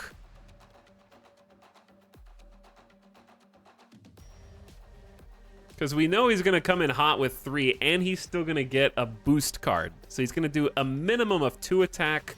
+3 is 5, plus whatever the boost card has. So you can do up to 7, probably, maybe 8. That's crazy. All right, I'm going to use my 2 defense, exhaust Black Panther, mitigate 2, and then see what the boost is. All right, it's a +1. So we ignore this, the text of the card. So it's 6. 6 total damage. Mitigated by 2 is 4. Ow. And then my Retaliate special ability deals 1 back to him. So we're chipping away at him. All right, and now we have an encounter card, which I can just click this to deal. Oh, God. Oh, also, this is discarded, because he did his +3 attack, and then it's discarded, it says. Attached to Rhino, it gives him +1 bonus attack, but I can get rid of it if I spend 3 physical resources.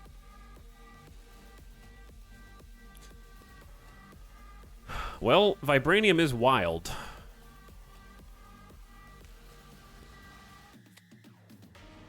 So now he's a little stronger. What is that? His Enhanced Ivory Horn. And the turn resets. Do the suit upgrades compound, or do you only get to use them 1? So for Black Panther, they are activated when you play a Wakanda Forever. In his case. If you were playing Iron Man is like a very upgrade-heavy character, and they can kind of upgrade usually per turn, but they are going to have different effects or different conditions. By the way, chat, after we do the Rhino game here, win or lose, probably gonna play some Steam demos, I guess. Do a couple Steam demos. This is just gonna be kind of like a chill out demo day.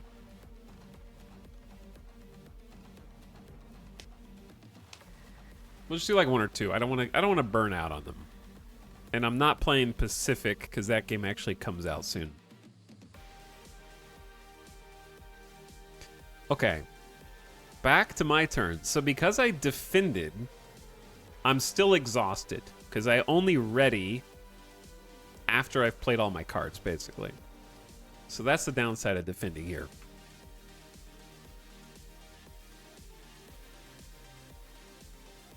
So what am I going to do?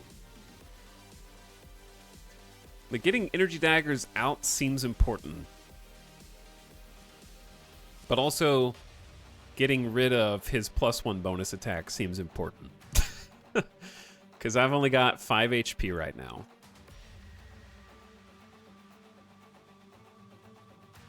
So we're in a bit of a precarious spot. All right. Let's play Vibranium, which has 2 wild. And then Power of Protection, which is 1 wild. Those are going to become physical. And if I spend 3 physical, I can discard his Enhanced Horn. So Enhanced Horn is discarded. Goodbye. Vibranium's pretty cool. Just like a double wild. Thematic as well.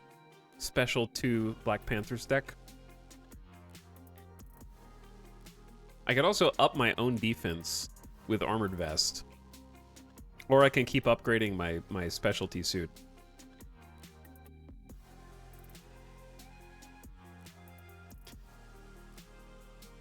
But this needs a Wakanda Forever. You know what? I'm going to go for the Armored Vest this turn. So, Power Protection generates a resource. Armored Vest comes out. +1 defense. And we're just going to hang on to energy daggers. All right, that's pretty much... Oh, I can use Avengers Mansion. I forgot. Exhaust Avengers Mansion to draw. Helicarrier. Max 1 per player. Exhaust Helicarrier. Choose a player. Reduce the resource cost of the next card that player plays by 1. We'll hang on to it for now. Make a card cheaper. All right. Are we good? Discard any number of cards. I wonder if it's smart to discard I'm going to discard Helicarrier. Draw up to my hand size, which is 4. I'm going to stay in... Am I going to stay in hero form, or should I switch? You know what? I'm going to switch and become T'Challa. Actually, rough card to draw so late is not the correct way to express that sentiment. It's more like unfortunate draw at this stage. Get your terminology straight, buddy. Thanks, Jeff. Go back in your hole. All right, just pretend like I switched to my alter ego form before discarding that card. Same thing, right? Because the other benefit is T'Challa has a larger hand size. So hand size of 6, so we get to draw 5. Huge draw. Med Team gets 3 medical counters. Enters play with 3 counters. When those are gone, discard this card. Exhaust Med Team and remove 1 medical counter to heal 2 damage. Pretty good. Get behind me. Interrupt, but you have to be in a hero form. When a treachery card is revealed from the encounter deck, cancel its effects. The villain attacks you instead. Another Vibranium. Ancestral Knowledge can only be done in Alter Ego. Choose up to 3 cards from your discard pile and shuffle them into your deck. Okay, that's kind of spicy, actually, because I can shuffle the Wakanda Forever back in if I want. And then another Get Behind Me. Okay. Pretty good. So, ready exhausted cards. Boom, boom. And then villain phase. So threat goes on the main scheme. +1. The villain activates, but since I am in alter ego form now, he's not attacking me. He is going to scheme. And his scheme power is 1. So he's at 3 out of 7. If he gets to 7, he wins. Deal an encounter card to each player. Hydra Bomber, Minion. When revealed, choose to either take 2 damage or place 1 threat on the main scheme. Ow. That's unfortunate. I guess 1 threat on the main scheme? I don't know. Well, I have med team, so maybe I should just take the damage.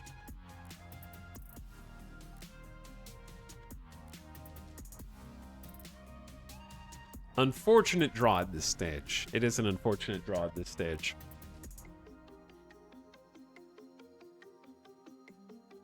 Because I could stay as T'Challa and, like, heal again next turn, but I also really need to, like, get him over to phase 2. Does this retaliate? No, retaliate's only when I'm in my hero form. And I have to get attacked. So Hydra Armor's got 2 HP, 1 scheme, 1 attack. I don't know what's worse for me. Because 1 threat goes up to 4. I'm going to take the threat instead of the damage, because I'm at 5.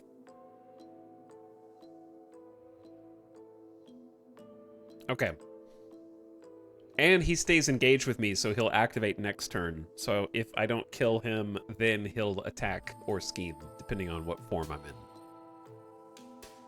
All right. Back to my turn. What am I gonna do?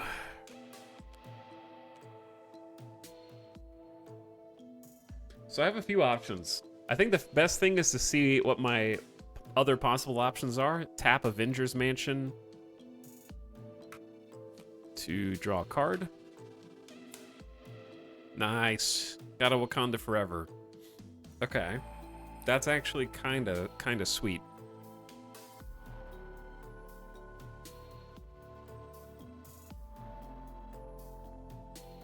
I really want to get Med Team out this turn as well.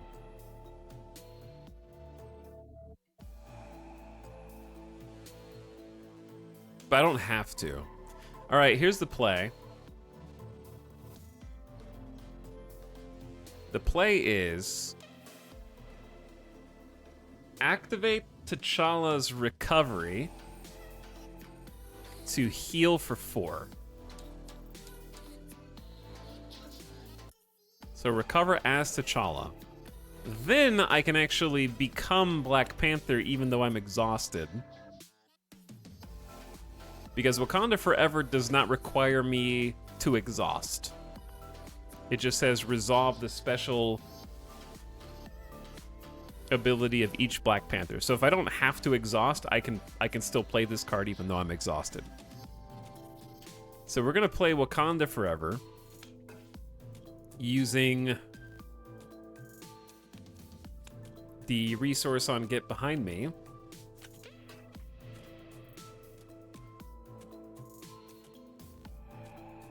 Actually, no. Back it up. Undo.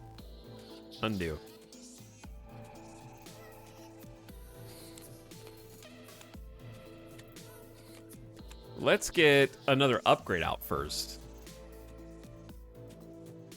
No undos. This is Iron Man mode. Let's get energy daggers out first. That costs 2, so I'm gonna pay for that with vibranium. And that says, choose a player, deal 1 damage to the villain and to each enemy engaged with that player. 2 instead if this is the final step of the sequence.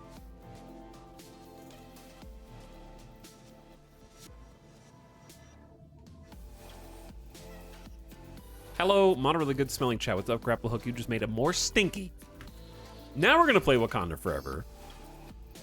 Resolve the special ability of each Black Panther upgrade you control in any order. I'm going to pay, it just costs 1, so pay Get Behind Me's resource right there.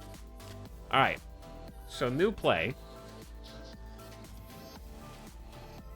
Move 1 damage from your hero to an enemy. So heal 1. And Rhino takes a damage. So that one's done. Remove 1 threat from a scheme. Tactical Genius. Bam. Deal 2 damage to an enemy.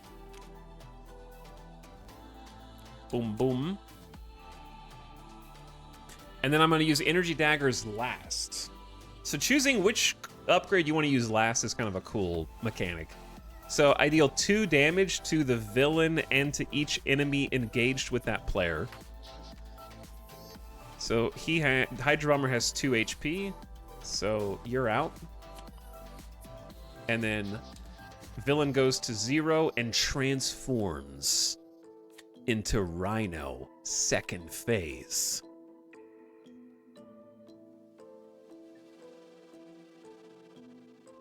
Oh, I changed this. My bad. You're right. These are really close to each other. So he was at 3 before, right?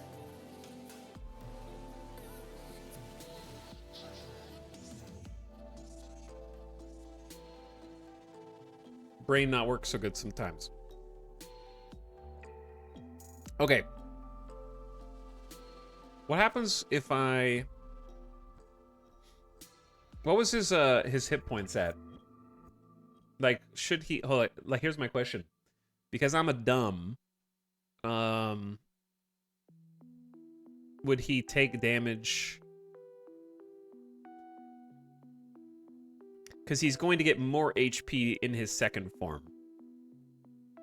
So would he have been at a clean 0, then go to his new hit point total, then take damage from energy daggers? Or was he at an odd number?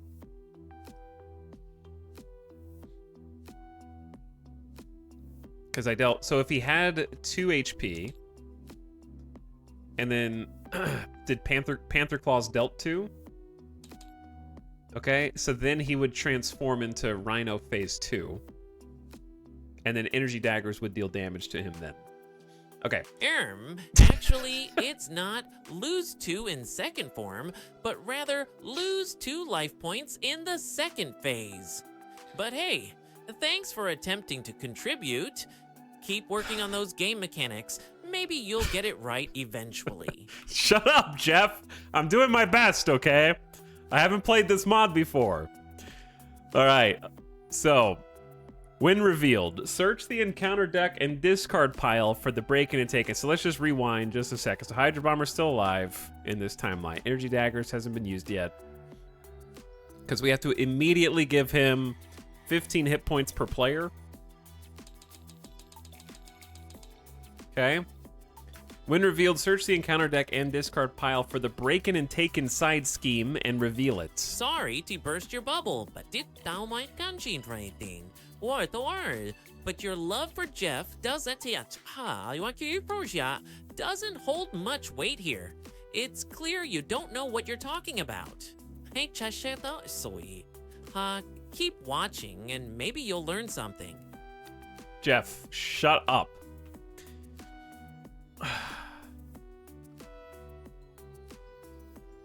Okay, I need to shuffle the encounter deck.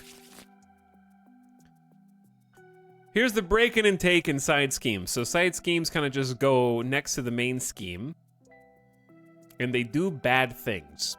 Rhino is breaking things and taking them. When revealed, place an additional 1 threat per person here. Boop. So side schemes, if they're reduced to 0 threat, can be discarded, basically. So the incentive is you need to get rid of the threat so that you can get rid of the negative action that's happening. In this case, it's a hazard icon. He gets 1 extra encounter card during the villain phase. So that just made the game harder.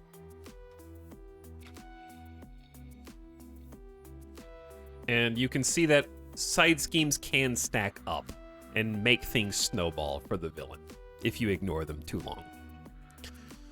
Okay, so shuffle the encounter deck, done. He's got 3 attack now instead of 2, so he just got more, like, +1 attack, more powerful.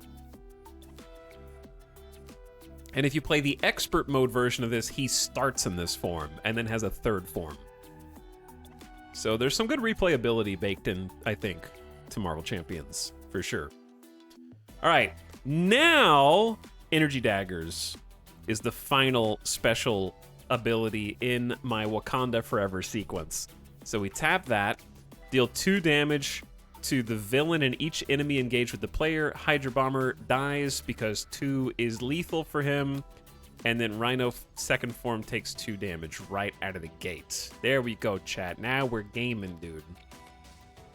Now we're gaming, dude. And then I'm going to go one step further.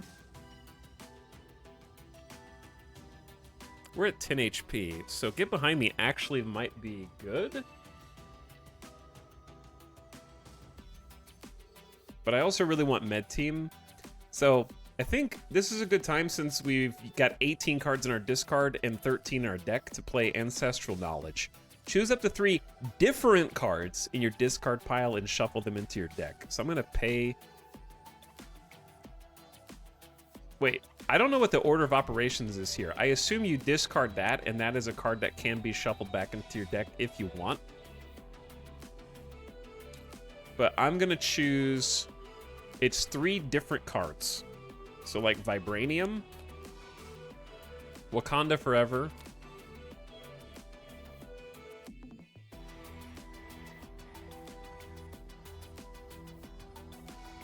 and then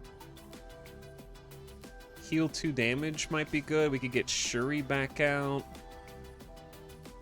We don't really have many allies. Maybe Luke Cage. Get an ally out? Okay, let's get Luke Cage out. Or put him back in the deck. That sounds like a solid ally. Oh, it's an alter ego action. Chat, you know how to play this game better than I do. You're better at this. I've only played this 3 times, for the record. This is my 4th ever game. I could have played that at the beginning of my turn before I switched to Black Panther. You right, chat. You right. Holg. We do have a Control Z.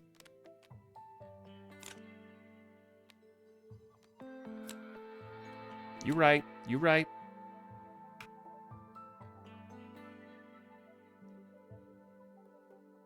Now he tells us, yeah, but like, come on, dude. Come on. We're back. No harm done. I think I'm just going to use Get Behind Me then, in that case, with Ancestral Knowledge on this turn. Turn over. Discard any number of cards from your hand. Draw up to your hand size. Ready each of your exhausted cards. All right, ready, ready, ready, ready, ready, ready. Ancestral Knowledge is cool. We might be using that soon. Med Team is also cool, because I'm going to be taking 3 damage a turn. Let's just draw 2, because I have a hand size of 5. Boom. Okay, new ally, Black Widow. Natasha Romanoff, 2 thwart, 1 attack. When a card is revealed from the encounter deck, exhaust Black Widow, spend a mental resource, then cancel the effect of that card and discard it. Then reveal a different card from another card from the encounter deck. So basically, it's like a do-over, and then we got another counter punch.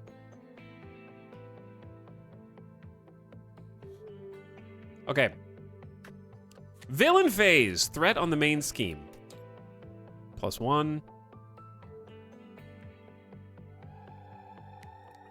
I am in hero form, so I'm going to be attacked by Rhino, who now does 3 damage and then can get boosted. I feel like I should defend because I also have Armored Vest for the +1 defense. So that should be 3. So I'm going to defend. +1 boost. So 3 + 1 is 4. -3 defense. So I only take 1 damage. Okay. Easy. Now, deal an encounter card. So because of this, he's going to get an extra encounter card.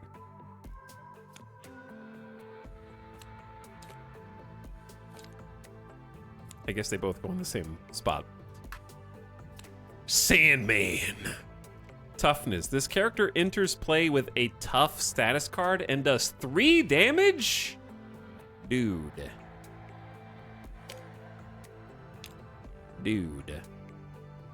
Why are there 2 bomb scares? They're just copies. How do I move this thing? I don't know. Whatever. I'm just gonna move Sandman over here. So Sandman gets a tough status effect. Tough says the next time this character would take any damage, discard this status card instead. So he's got 4 HP, plus toughness, plus 3 attack. He's kind of a gamer. And then we've also got hard to keep it down. When revealed, Rhino heals 4. So he can either heal 2, or I can have him attack again. What's better? Because I have Get Behind Me. When a treachery card is revealed, you can cancel its when revealed effects and the villain attacks you instead. Do I want him to attack me? Or do I want him to just heal 2?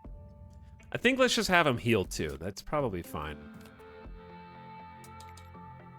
Because his HP's 15. I don't think he can overheal. Yeah, and then Rhino gets hit for 1 from earlier. So he actually heals the damage that I retaliated. Gilgamesh. So it comes out in the wash. Okay. So we got Sandman to worry about now, unfortunately. He's going to be kind of a annoying threat. That's why it's probably important to get an ally out so they can at least tank an attack for us. Allies can block for you, basically, and then die. All right, we got that extra encounter card from Breaking and Taken is nasty. So we need to get rid of that this turn. New turn. It's getting spicy. That's what Black Widow's for. Basically, I guess I should have used Counterpunch, huh? Actually, Black Widow has a variety of skills and abilities, not just for one specific purpose. It's clear you're not quite up to speed on the character's versatility. Try to do some more research next time. We'll save Counterpunch. Based. All right, I feel like Med Team is good. If I switch to Alter Ego form, they're going to scheme for 3, and then I lose. Basically. Which is scary. Because Sandman needs to be deleted from the game right now. Big time.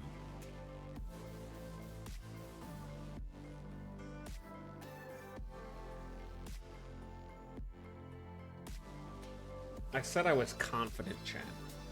I said I was confident.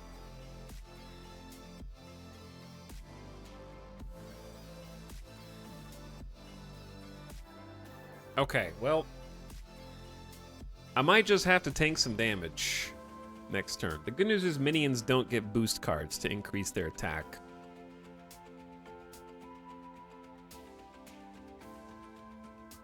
What is the best play here? Is it get Black Widow out? Oh wait, did I not ready Black Panther at the end? No, I defended. Okay, all right, I defended. So let's get Black Widow, Black Panther, Black Widow. There's some synergy here. So Black Widow costs 3. I'm gonna pay with Ancestral Knowledge as 1. Actually, let's hold that thought. Let's use Avengers Mansion to draw a card. Is Wakanda Forever? That's a good draw, chat. Wait, hold on. No. Okay, I was making sure I shuffled those because remember I like put them back in the deck. All right, sorry, I gotta shuffle this now. You didn't see that. No, yeah, this is legit. There's 3 Wakanda Forevers. I've already played 2, and this is the 3rd one probably. Unless are there 3 or 4? I don't know. That's a pretty key card though. Like that is a game-changing draw. So Falkris, when you're on your turn, you can have as many cards as you want in your hand. After you finish your turn, you have to discard down to your hand size. And when you redraw, you only draw up to your hand size. I believe.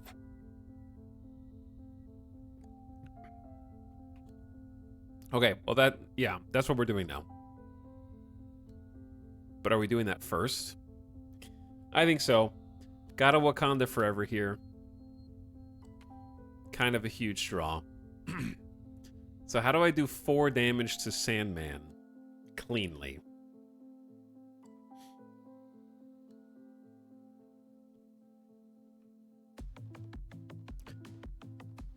I think the best way to do it is Vibranium Suit first, move 1 damage to an enemy. So heal, take a damage. Remove 1 threat from a scheme. Huge. Deal 2 damage to an enemy. So Sandman is going to take 2.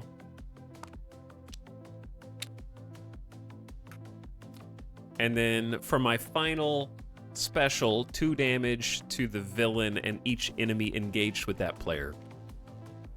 So Sandman gets deleted with that last 2 damage. Wait, he's tough! No, hold on. No, we gotta do it again. Chat, he's tough. I figured it out. I know. Can I just kill Rhino? Is a better question. Because if you defeat the villain, you just win the game.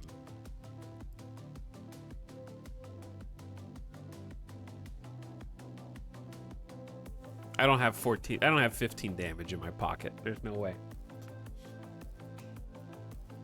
So what you're saying is new order.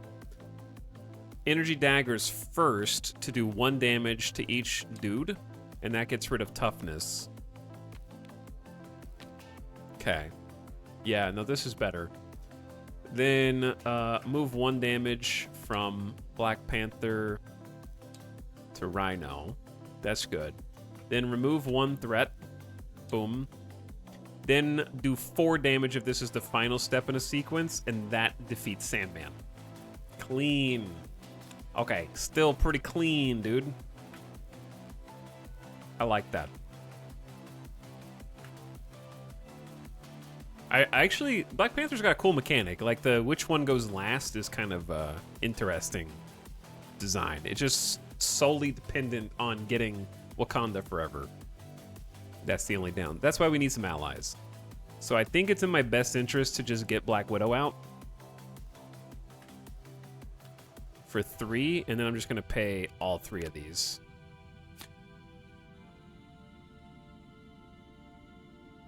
Black Widow's only got 2 HP, and then every time she thwarts or attacks, she takes 1 consequential damage. So it seems like she's mostly here for the interrupt and changing a treachery card. So let's give that a try. So I'm just gonna leave her as is for now, and then I spin every card. I'm gonna stay in Black Panther form. So draw up to my hand size, which is 5. And then ready. And then villain phase. Is Punisher playable in this? I don't know. I would just Google Marvel Champions Punisher. If you're talking about just the mod,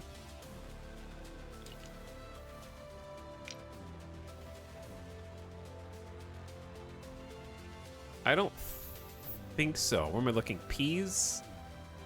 Psylocke? Phoenix? Yeah, I don't think so. But they have a lot of heroes in the mod and just in the game. All right, what do we draw? Golden City. Location, Wakanda. Exhaust Golden City, draw 2 cards if you're in alter ego form. Kind of huge. Another Indomitable. Ready your hero after they defend. Tenacity. Spend a physical resource and discard to ready your hero. Nick Fury. Kind of comes out and then gets discarded at the end of turn. He can like draw 3 cards, do 4 damage. He's just like a big splash. Mockingbird, stun an enemy. So this is all of our allies are hiding here and locations. All right, threat on the main scheme. Boop. The villain in each minion activates once per player. So, am I defending or am I just tanking damage? Well, if I defend, I can do Indomitable. Probably worth. So let's exhaust to get 2 plus 1 defense.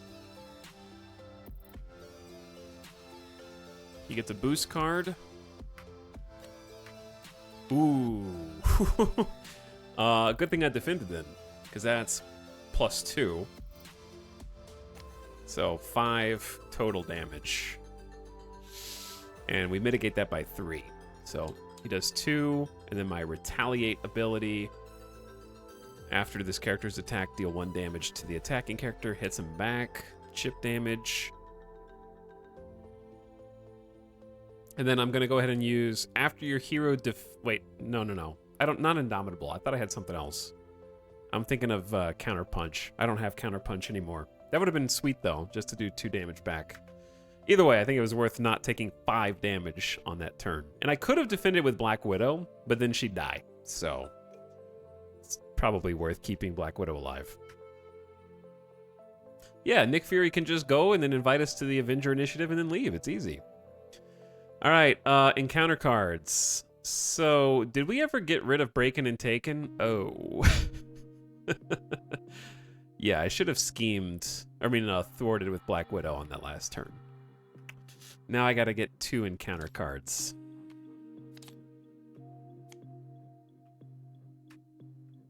I'm tough. When revealed, give Rhino a tough status card.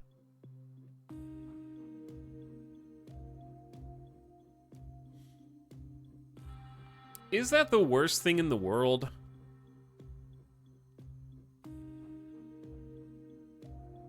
I don't know. There's worse treachery cards that Black Widow could negate. Oh, look, someone using the word oop. How original. Did you know there are other expressions out there? Expand your vocabulary, my friend, and maybe we'll take you more seriously. Thanks, Jeff. All right, the other encounter card is, it's the obligation. Give to the T'Challa player. You may flip to alter ego form. Choose. Exhaust T'Challa to remove affairs of state from the game, or choose and discard a Black Panther upgrade you control. Welp, I can't exhaust T'Challa because Black Panther's already exhausted. So I've got to choose and discard an upgrade.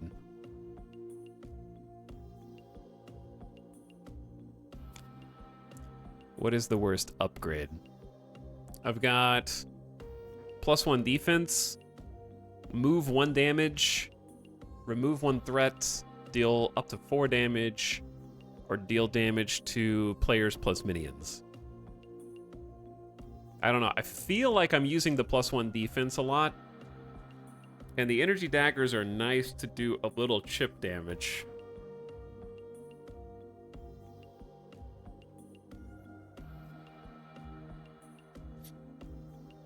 But I feel like the defense is keeping me alive right now. I'm gonna ditch energy daggers, I guess. I don't know, it doesn't feel good, but maybe we can use Shuri to like track it down again. All right, is that it? Those were 2 encounter cards. My turn again.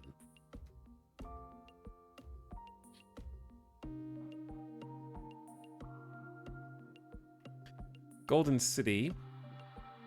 Exhaust Golden City to draw 2. It's pretty good, man. After your hero defends, discard this. Spend a physical resource and discard to ready your hero. Get Nick Fury out. After Nick Fury enters play, choose 1, remove 2 threat from his scheme, draw 3 cards, or deal 4 damage to an enemy.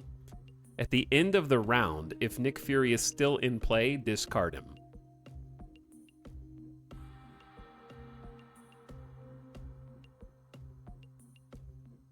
Doesn't it say Black Panther upgrade? Oh, I mean, yeah, it says discard. Yeah, it said a Black Panther upgrade, which, yeah, you're right. But that's what I did. You could have an exhausted Black Widow to avoid it. Avoid what? No, this is not a treachery card. This is an obligation. So if you look,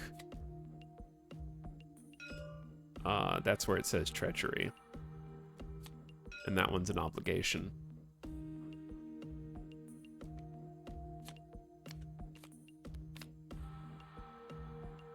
So yeah, Black Widow can only exhaust to block treachery specifically. No, it does say exhaust. I thought it said treachery. You're right. When a card is revealed from the encounter deck, exhaust Black Widow and spend a... Yeah, this just says a encounter card. Okay, sorry. I've been playing Doctor Strange, who has cards that only cancel treacheries, so my brain is molded by that.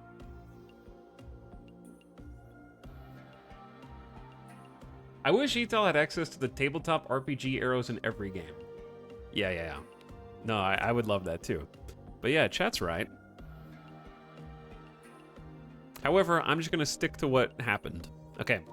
So that we can progress, because I think we still got this, even without that other one. And it saves me a card, right? I would have had to spend a resource. So instead of having spent a resource, I'm just gonna go ahead and get... I think Golden City is really strong, but I'm gonna get Nick Fury out for a turn and try to just have like a big turn. So he costs 4. So I'm paying, boom, 2, 3, 4 resources to get my boy Nick. And I'm going to choose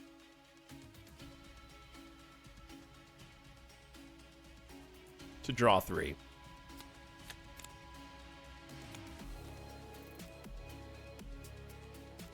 Did I only draw 1?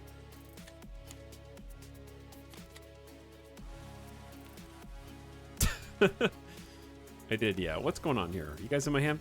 When the villain schemes, reduce the threat placed on the scheme by 1, deal 3 damage to an enemy, and then strength. Maybe I shouldn't have drawn 3, but that's okay. We're going through the deck so we can kind of cycle back over to the Wakanda Forever cards. Because I can't use these until we get Wakanda Forever. Also, there's an ally limit of 3 allies, I believe. So we got 2 allies. I'm also going to exhaust Avengers Mansion to draw 1. Got Med Team back. Pretty good.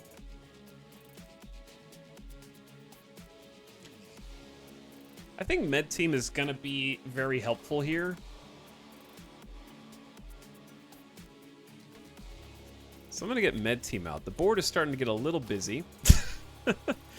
I'm going to pay with the 2 resources on Strength and the 1 resource on Haymaker. Med Team enters with 3 counters. You can spend 1 counter per turn, basically, to heal 2 damage from a friendly character. So here goes 1 counter, 2 counters, 3 counters.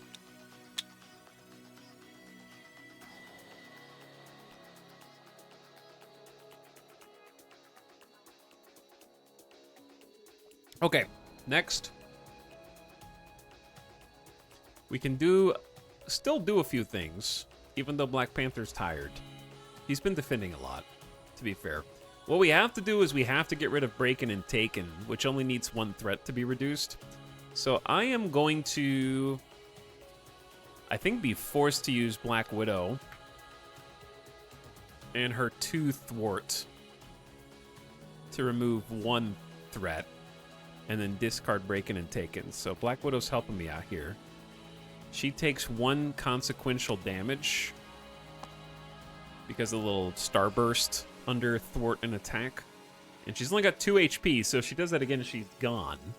But I think it's worth. And then, since Nick Fury's going to be gone anyways, this scheme is at 4.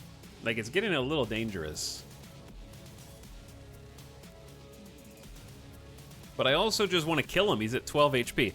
I'm going to have Nick Fury himself attack. Go get him, Nick. Somehow Nick Fury's dealing 2 damage to Rhino. Wait, he's getting rid of the tough. All right, there we go. Get rid of the tough. And then I think that's my whole turn.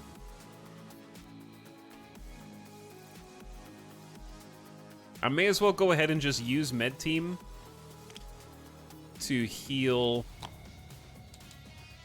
Black Panther back to full. All right, turnover. Discard, draw up to your hand size, which is 5. I only have 1, so this is where it gets a little spicy. When your deck runs out, you have a rule that says... let me see the rule. If a player deck runs out of cards, the player shuffles their discard pile to make a new deck. That player immediately deals themselves 1 card from the encounter deck. A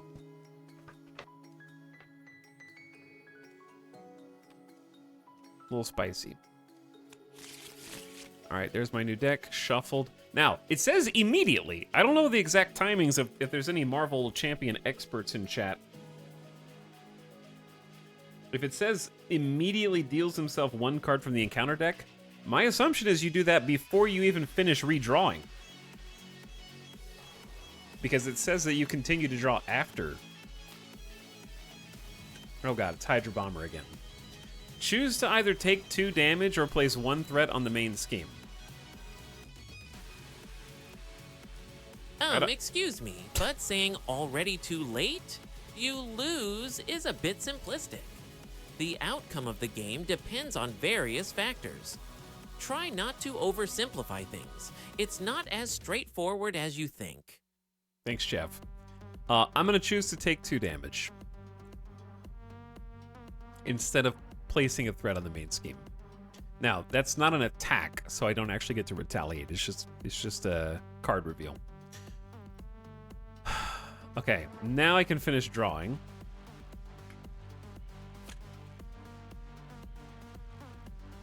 Indomitable, Haymaker, Tenacity, not good draws. But I did get Wakanda Forever for the next turn, so that's kind of huge.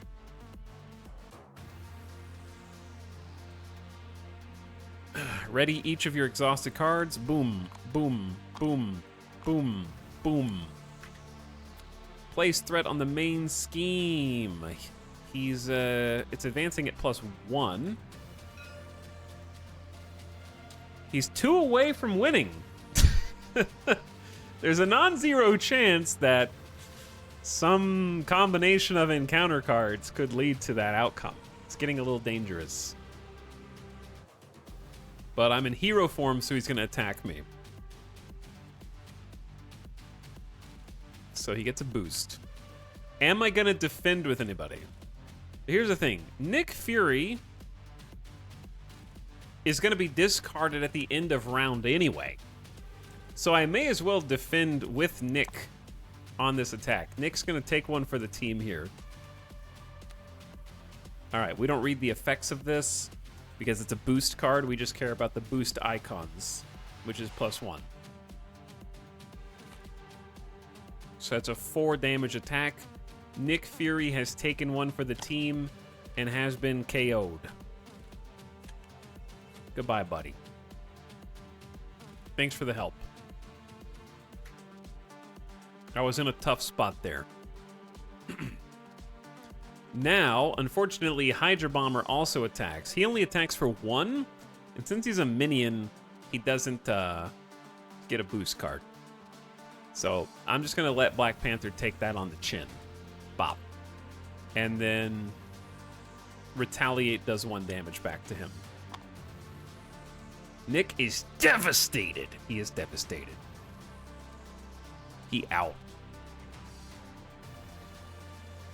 Deal encounter card to each player. Show me. Gang up. Treachery. When revealed in hero form, the villain in each minion engaged with you attacks you. I like the art on this. That seems bad. What if now's a good time for Black Widow?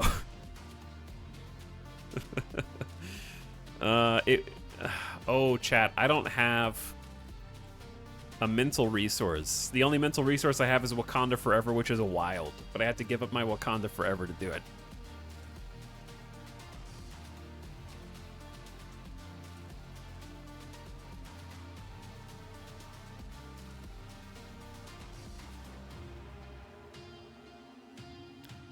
Okay. Well, that's not cool, bro.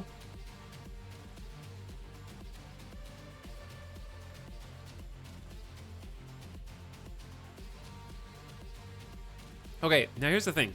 They attack you. You is me, the player. So, here's what's gonna happen.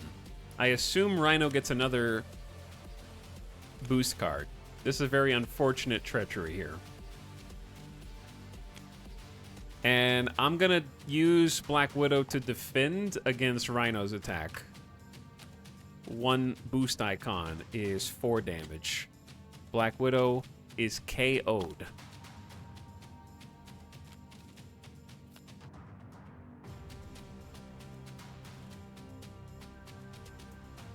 And then Hydra Bomber is gonna just attack Black Panther again for 1. And then the Retaliate does an extra damage to him. So Hydra Bomber killed himself, basically. Okay, I mean, it is what it is. This way I get to stay ready, which is probably better. Sacrifice Black Widow. That was kind of a nasty encounter card. All right, back to flipping over to my turn.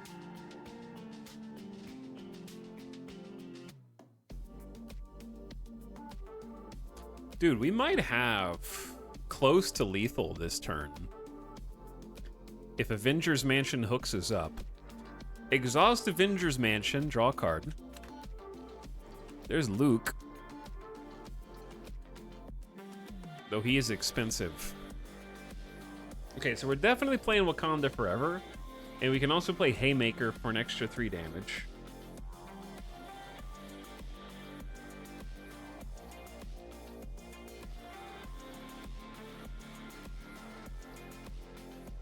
I want to say that we can do close to 9 damage this turn. It's not quite lethal, but it's really close. So since we can't quite get it done, I say...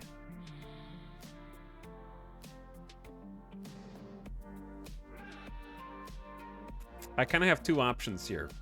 I can either get Luke Cage out,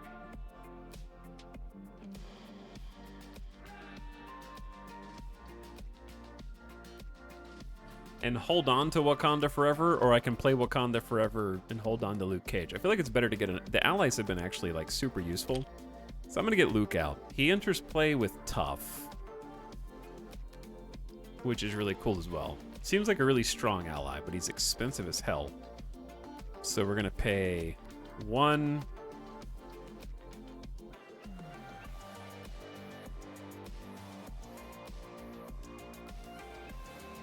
Oof. It's getting a little sketchy up there. 1,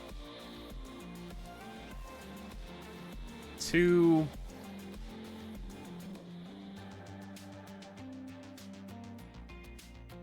I don't know, but I think we have to go for the kill. 3 and 4.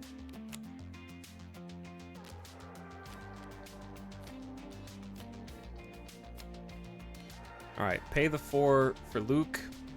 This card enters play with Tough. He can also attack this turn, but it'll do consequential damage back to him, which will also hurt him and remove the Tough status effect, which is kind of hilarious. That's an unfortunate interaction. He's probably here to be like a defender. So I can't play Wakanda Forever. Let's use Med Team to spend another counter to heal 2.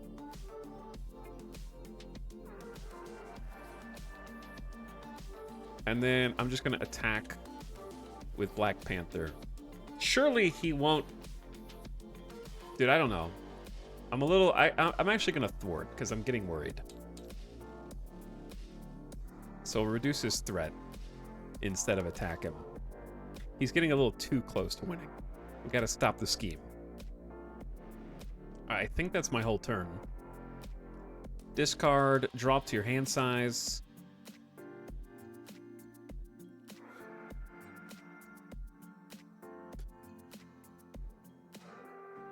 Is it better to just flip over to alter ego form? Yeah, okay, let's do alter ego form so my hand size goes up to 6. And then in my turn. All right, so draw 5. We got 2 Wakanda Forevers. All right, I think that's hopefully GG. Let's see. This could be the final turn. Ready all your exhausted cards. 1, 2, 3. And villain turn. Place threat on the main scheme. So that's +1. The villain, if you're in hero form, attacks. If you're in alter ego form, he schemes. So there's the scheme. Goes back to 5. Deal an encounter card. Stampede. Treachery. When revealed in alter ego form, this card gains Surge. Surge means you draw another card. Okay. Assault. When revealed alter ego, this card gains Surge. Dude, I just dodged like 2 bonus attacks by switching to alter ego form. Crowd control, a side scheme. Panic civilians crowd the area. It's difficult to confront Rhino without putting them at risk. Get the people to safety. While this scheme is in play... Look, another person spamming Twitch emotes. How original. Did you know there are actual words you can use to express yourself?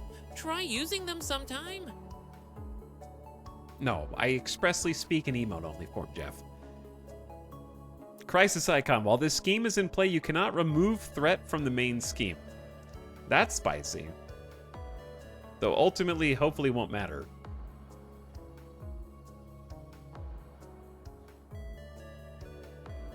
Okay, so there's the encounter cards. Pass the player token, back to player face. All right, let's see if we can just end it in one giant swoop.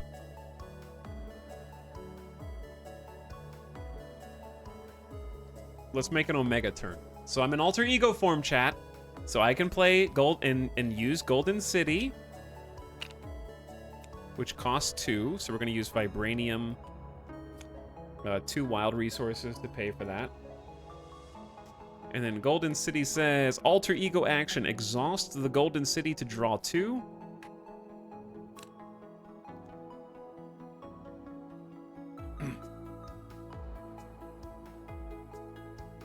Chat, I don't know what this music is, actually.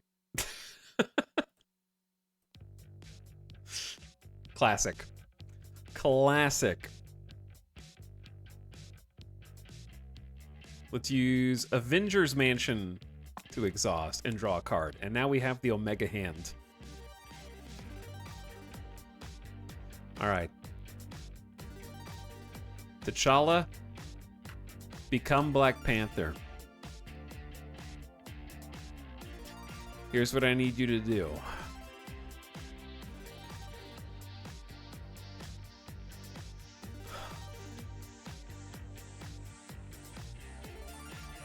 Jeff, can you chill? No. Wakanda forever! No chill. I'm gonna play Wakanda Forever with Helicarrier. Resolve the special ability of each Black Panther upgrade you control in any order. All right, step 1. Remove 1 threat from a scheme. We have to do crowd control. Bam. Tactical Genius is done. Move 1 damage from your hero to an enemy. You got it. Heal for 1. 1 damage. Black Panther, Panther Claws. Deal 4 damage if this is the final step in the sequence. This is the final step in the sequence. 4 damage. 1, 2, 3, 4. Chunked.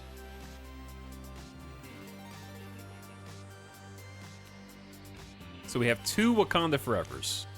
These don't actually exhaust. I was just exhausting them to visual aid. Because it doesn't say exhaust them. It just says resolve them. We're also going to use Luke Cage to get in there, and he's going to punch Rhino in the face for 2 damage. Bam, bam. He takes a consequential damage, which removes his tough status. And then we got another Wakanda Forever! And we pay for it for 1 cost. And I think the same order is good. Remove a threat from a scheme. That goes to 0. Gets rid of the side scheme of crowd control. Deal 1 damage. Remove 1 damage from yourself. Move it to an enemy. Boom, he's down to 4. And then we have exact lethal here. 4 damage if this is the last in your sequence. 0. Blue believers. Rhino is dead. And if he wasn't dead, I can still attack with Black Panther himself for 2 more attack. And if that wasn't enough, I could defend an attack and then counter punch him in the face. It's easy. And then flip the table. Rhino's going into the void. And that's Marvel Champions, or at least the starter scenario. Rhino's pretty basic. He's pretty simple. But that also makes him a little easier to follow.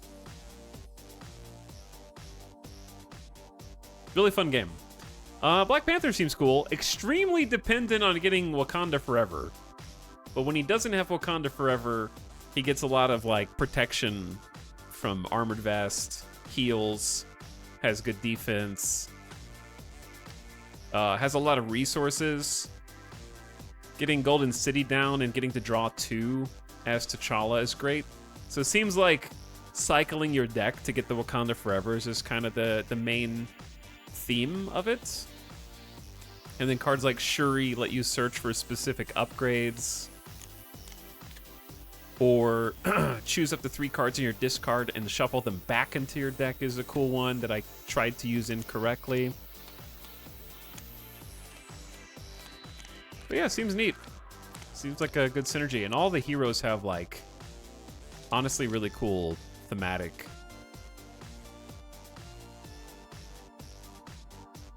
Like Spidey, for example, is Peter generates a mental resource once per round if he's Peter, and if he's Spidey, when a villain initiates an attack, you get to draw a card. Just very resourceful, high defense, hard to hit.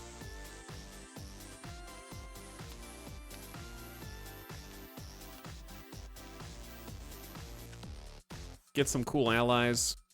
Discard the top 2 cards of your deck. Add each card with a printed mental resource to your hand. But yeah, I like all of them.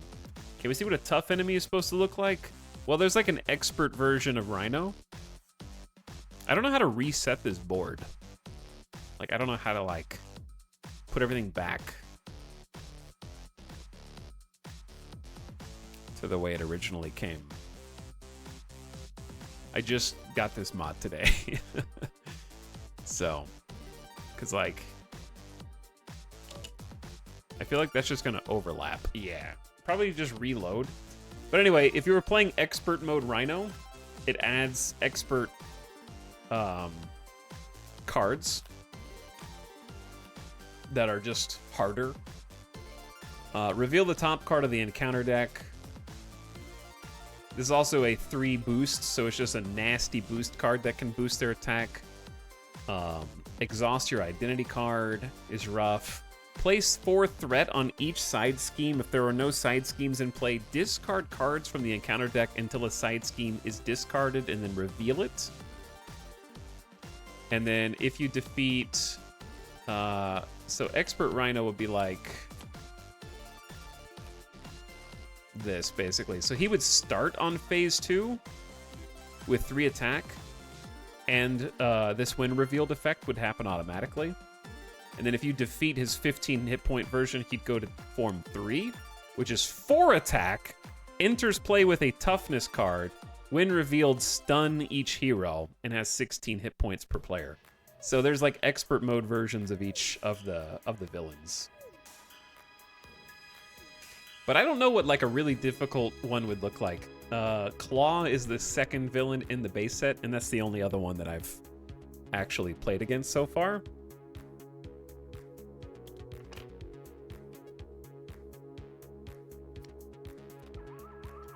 So like...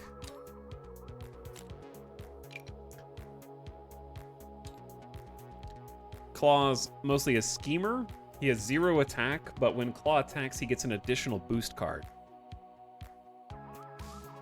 And then he has, at level 2, he has 1 base attack. When revealed, search the encounter deck and discard pile for the Immortal Claw and reveal it. When Claw attacks, he gets an additional boost card. And then if you were playing like expert mode version of Claw, oh, there's a recall button. Didn't see that before. I don't know. I got too much stuff on the screen right now.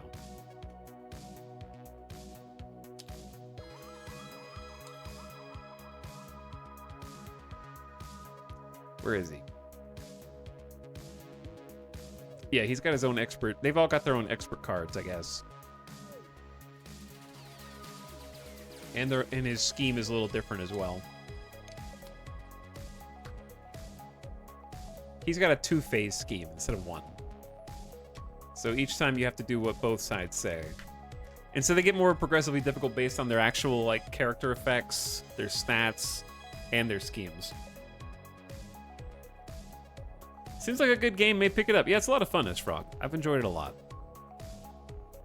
It's a little complicated at first, but like the player reference helps a ton. And once you play a couple rounds, you kind of see the flow. The awkward part is like all your cards ready in the middle of a turn instead of at the beginning of the turn. So that took a little getting used to. What's the game? I mean, I'm playing Tabletop Sim Marvel Champions mod. So it's Marvel Champions. And it's the, how do you like, there we go. On the workshop, it is Hitch's Table.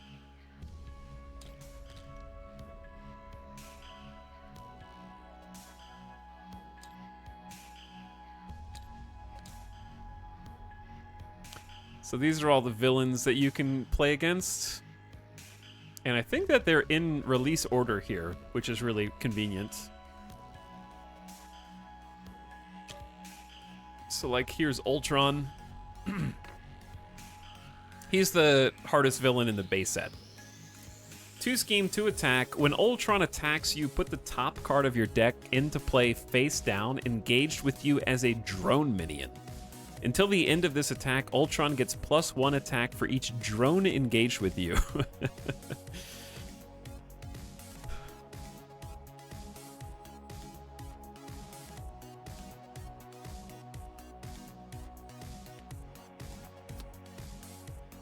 Each drone minion gets +1 attack and +1 hit point. Ultron cannot take damage while a drone is in play. I don't know how to get rid of drones, though. Put the Ultron drones environment into play. Shuffle the encounter deck. I haven't done Ultron yet.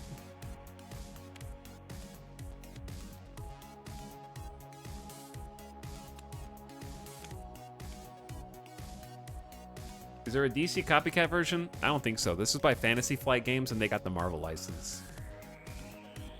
I suppose. All right, Blue Believers, here's your payout. And then let's do some demos. But yeah, I really like this game. I've enjoyed it a lot. Would recommend checking it out. Who will win? E-Town? It's easy, dude. Somehow 3 hours have gone by already. Well, I hate this intro song. Big time. All right, I gotta play. I've always hated that song. I gotta play the space truck one. Maybe if you didn't doubt every little thing, you wouldn't find yourself in this situation. It's called having confidence in your choices. Maybe give it a try. Give it a try.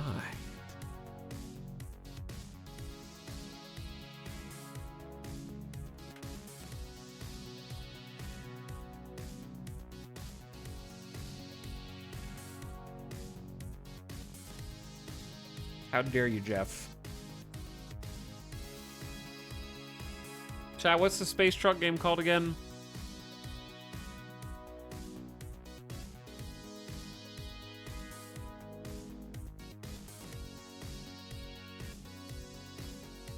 No, not X4, the demo. Star Trucker. Why is it not on the Next Fest page? I'm on the Next Fest page and it's not one of the games.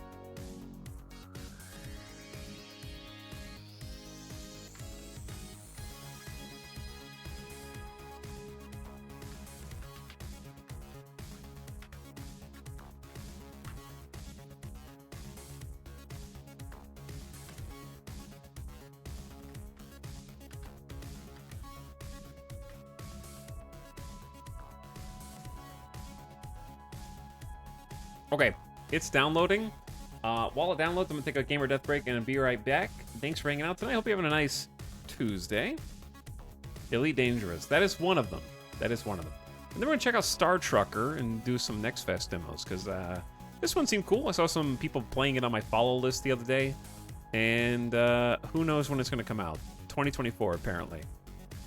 But it seems like the exact kind of game that I would enjoy. So if I give one of these demos a try, it's got to be this one. I'll be back in just a minute, chat. Thanks for waiting. Thanks for watching. I think it finished downloading already, but I got to get a snack and take the dog outside. I'll be right back.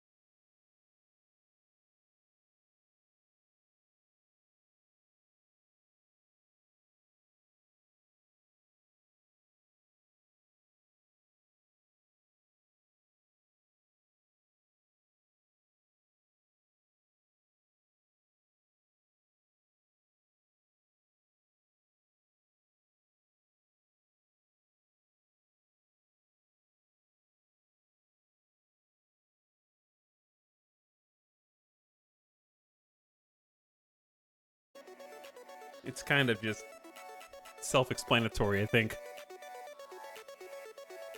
I guess I could have turned the music up a little bit. My bad. Anyway.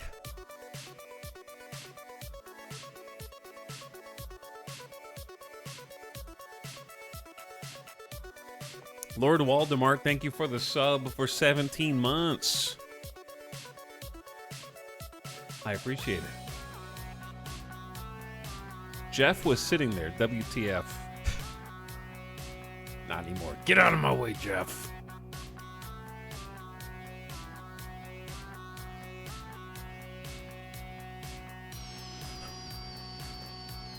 Okay. This could be very loud. You've been warned. Also, I got one hair. There we go. Beaked. This could be very loud.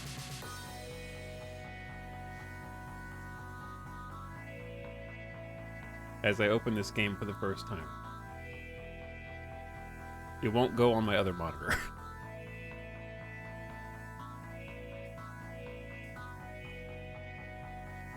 I'm waiting. It's loading. Okay, first of all,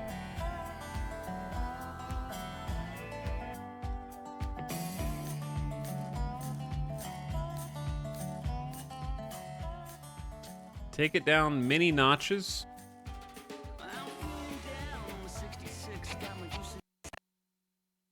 We're off to a great start, chat. It just crashed. This is why I don't play demos. Okay, we're going to just contain the feelings that I am feeling. And I know this is going to be a cool one because everybody suggested it and said it was going to be fun. So we're just going to assume that was a fluke. Alt-tabbing bad. I only alt-tabbed once it was done loading, though. Because I have to get it on my other monitor.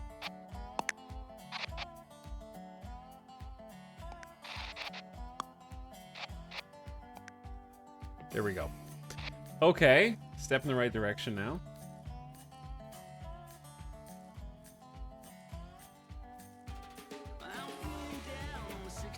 There we go.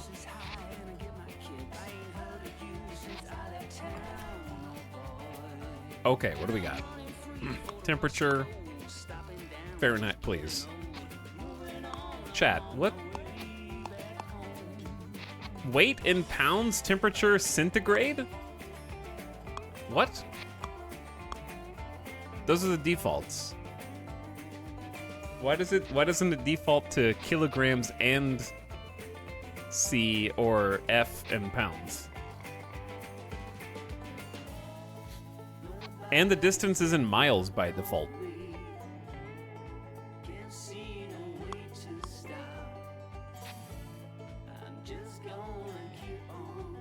You can't make a game that's a riff on American trucking and have the temperature default to centigrade. We literally invented these trucks, okay?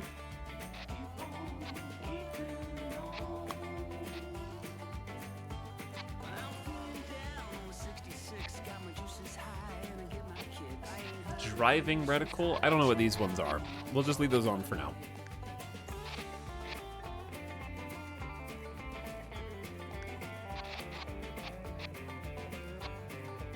V-Sync, questionable. Sometimes it's necessary, but yeah, questionable. Let's go Ultra. What is render scale?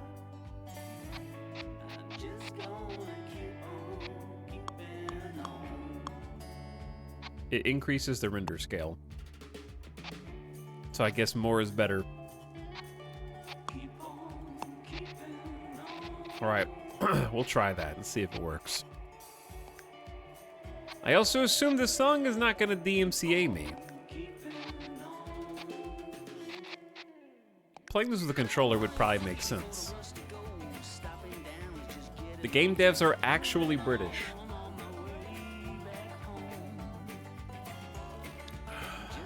This seems UK AF.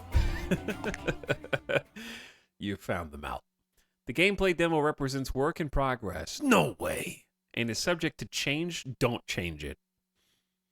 I want you to leave this exactly the way it This is. is 1044, the big rig that just broke down in Onyx. Looks like you're leaking a whole lot of lung juice there, buddy. Might want to take a walk and patch those holes.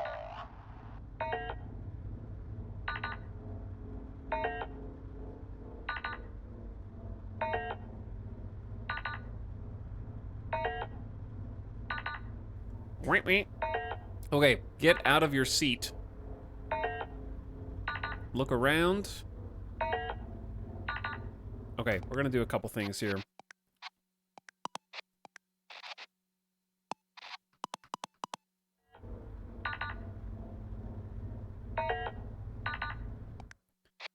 Chad, I don't feel like you're getting all of your frames here, friends. What does that look like to you?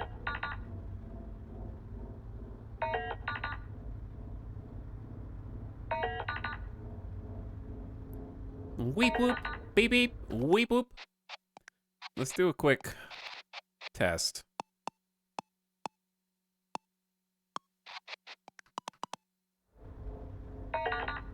I don't notice any difference, actually. I'm getting bad frames in this in the second area up ahead on a 4070, no matter how low I drop it. Yeah, it's definitely... We'll just keep it at high.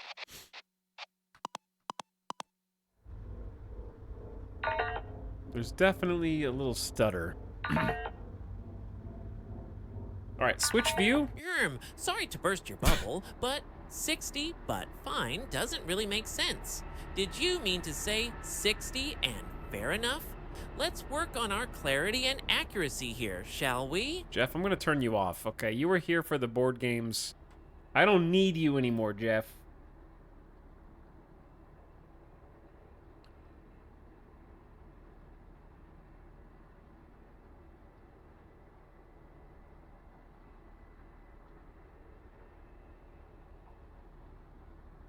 I don't need you anymore, Jeff.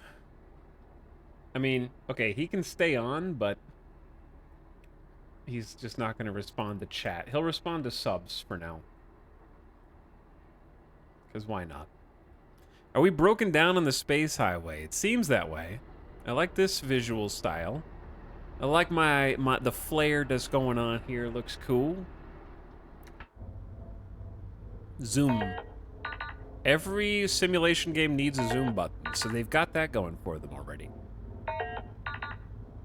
I like how it says get out of your seat, but it doesn't say how. They expect me to be a gamer. Figure it out. So we got a whole cabin interior here, huh? That's cool. Got a suit. Put on your spacesuit. 100% air and energy. Okay. Pop outside to make some repairs. Hard case containers. Pop outside.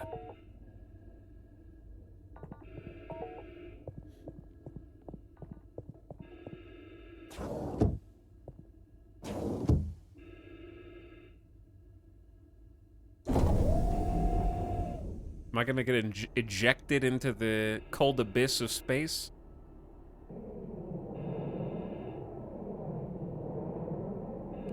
We got 2 hull breaches right now. Leaking O2.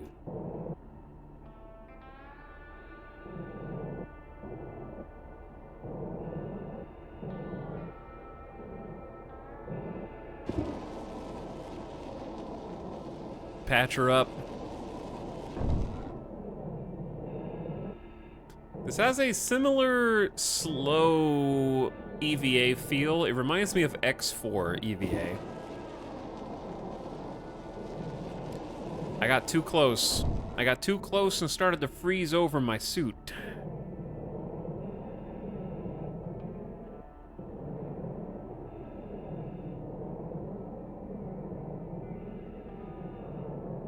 But yeah, it does not have like kind of perpetual motion. I don't know what the word is I'm looking for. If I hands off, it does come to kind of a stop on its own. They want it to feel nice and floaty, which it does, without getting too disoriented. Inertia.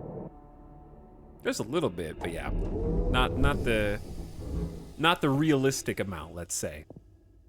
And I think that all the games with space EVA do that because they think that gamers suck, which maybe they're right. Maybe they're right. And wouldn't be able to figure out. Normally, I think the best way to do that is to maintain inertia, but have a button that allows you to come to a stop relative to something else. Is what I would say. All right. Suit returned, and it recharges air and energy while it is in this dock. Yeah. Okay, that's cool. Take the driver's seat.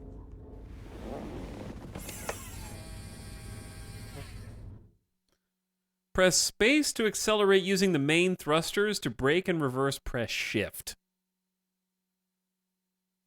Shift is normally the go faster button. Use WASD to fire maneuvering thrusters and turn the truck. Q and E to roll left and right. You can switch to an external view with C. All patched up? Good. I guess you were heading to Atlas Prime on a job. Well, just a quick heads up, but that gate's been real temperamental as of late. Lucky for you, the repair drones are busy fixing it as we speak. I reckon by the time you reach it, they'll have it up and running again. 1.3 miles away. Speed limit 150. Watch out for rocks. We're in the exit-only lane to go to I-40, it looks like.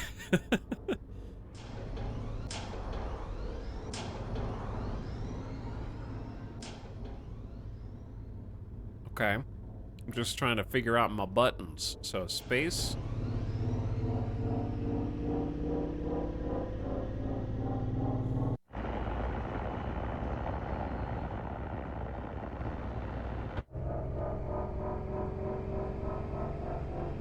We even got a timer here, 1907, 7:07 p.m., a full tank of gas.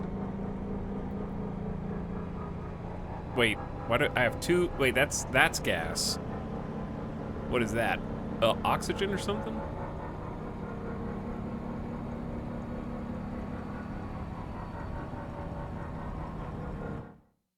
Demo over. Just kidding. Jump gates allow you to move between locations within the galaxy. With your truck correctly aligned, the gate will automatically power up. Once all gate lights are green, use the lever to make the jump.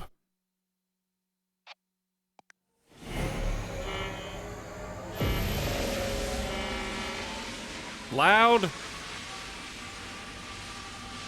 The lever, chat. Use the lever.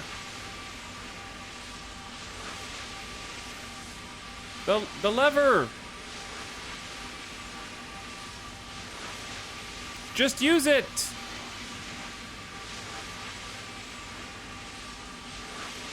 Chat, use the lever. Not that one, not that one, not that one, not that one. Not that one, not that one, not that one. That one, duh. You didn't know that was the lever?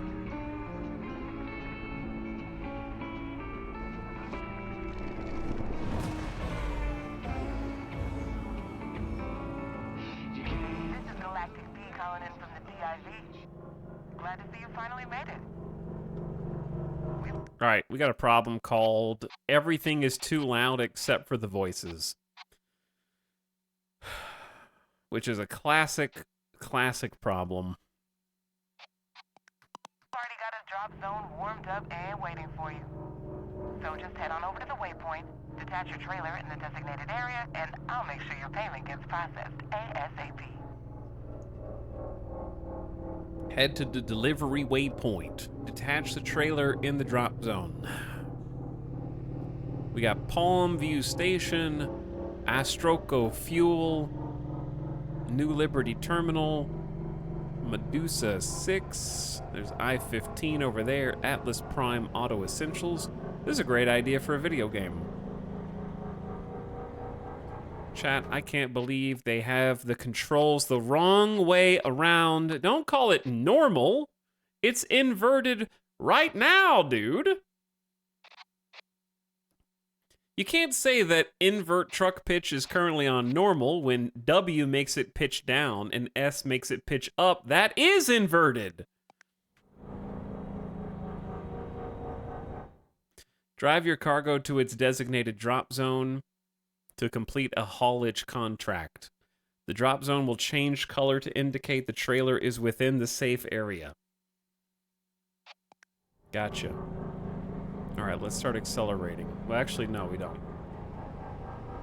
Like, D goes to the right, but if D went to the left, that would be inverted.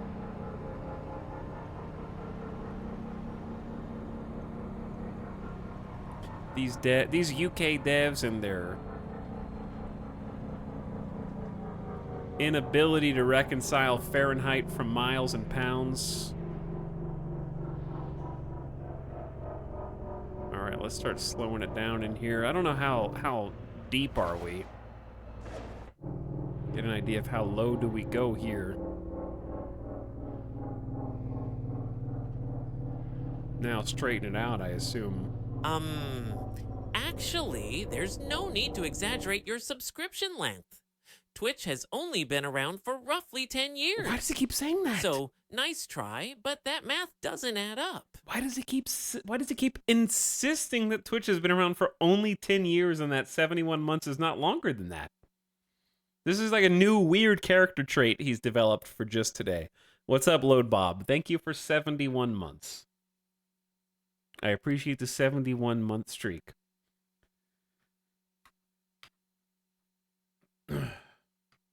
How is that... Okay, yeah. How is that exaggerated if 71 months is less than 10 years? Let's just see what Jeff has to say for himself. Turn off your truck's magnetic lock system to unhitch your trailer. This can be done using the mag lock lever. Make sure the entire trailer comes to a stop in the highlighted area or you won't get paid. Actually, 71 months is more than 5 years and less than 6 years. So, yeah, it's definitely less than 10 years, smarty pants. Did you know that? Just saying. Okay, Jeff, I give up on you, bro.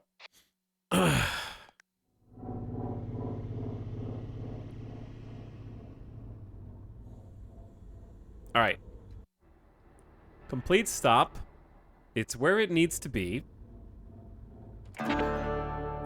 One hop starter haul. Standard delivery of clothes to Dios Swift Logistics and Atlas Prime.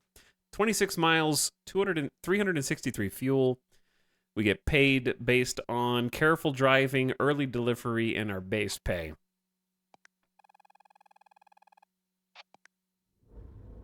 Great job.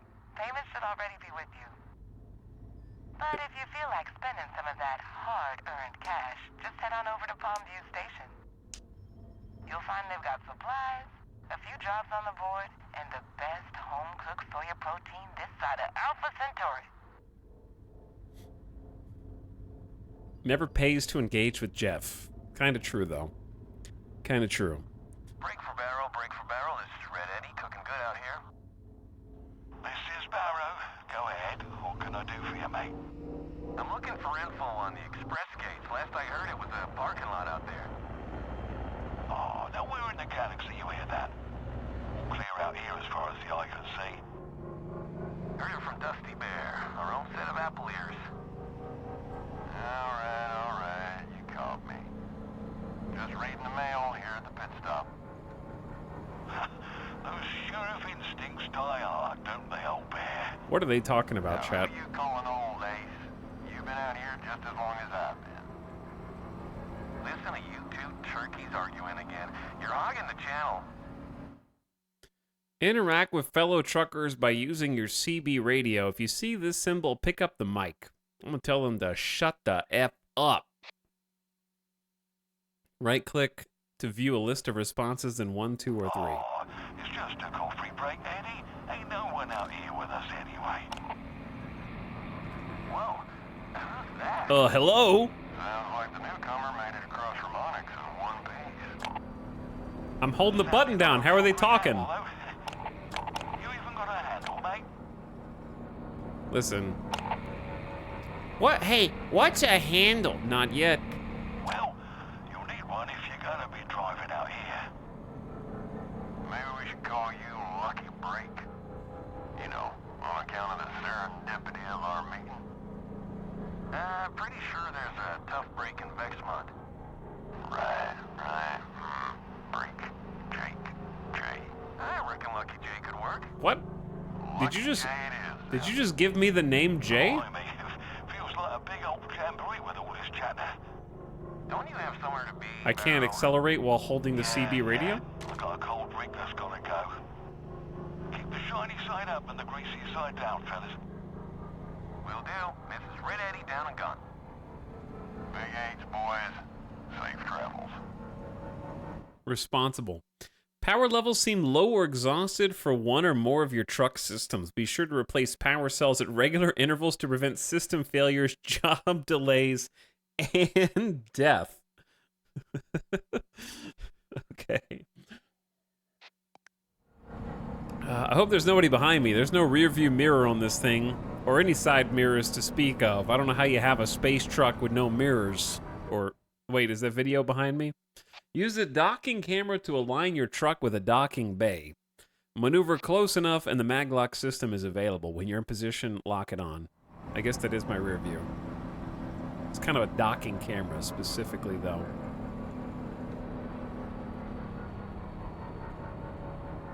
All right, we need to start slowing down here. Throw on the brakes a little bit.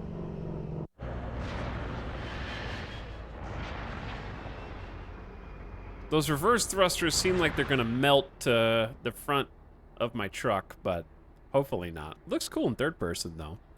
Did a good job with the visuals. Okay, a few things. Number one. Let's take a look at this. Power cell status. 31%, and then an up arrow, and then, or triangle, 128%. Core A, Core B, Suit, Grav, Oxygen, Mag A, Mag B. So chat, what is the top percent versus the bottom percent supposed to mean? On each thing. Ooh, life support? 75% efficiency. And then 100% oxygen. Production is plus 23, and usage is minus 23.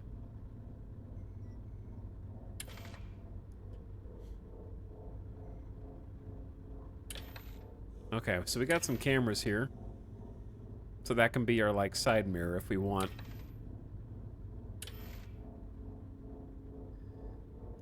Chat is just guessing.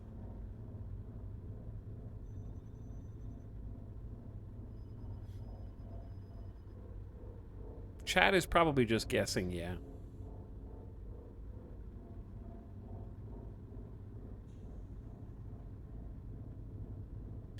Heater? Oh, dude, we got buttons? Hold up. Glove box. Headlights. Aux. Roof. I love buttons. Drive assist. Front cab lights. Rear cab lights. Mezzanine lights. Internal temperature. How fast it's blowing. They missed a trick not making right click go the other way, though.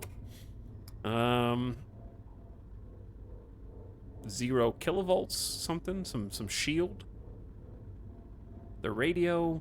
Turn off left thruster. Turn off rear thruster. Turn on left thruster choke. Right thruster choke. System alerts. Solar shutters. Get some shut-eye on this thing. You know, we do gotta sleep. Ping scanner.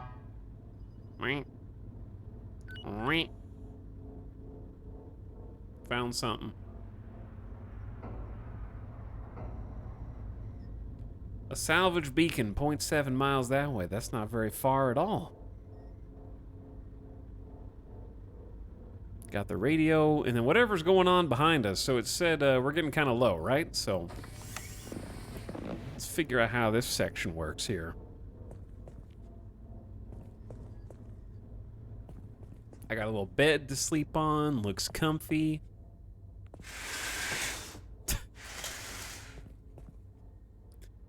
Disable core systems, mag lock, gravity, oxygen generator, suit, climate regulator, and shock shielding. That's cool.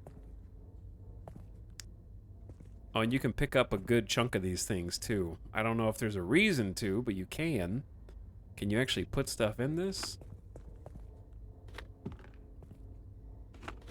Why is it losing hit points from dropping it, like 1 foot?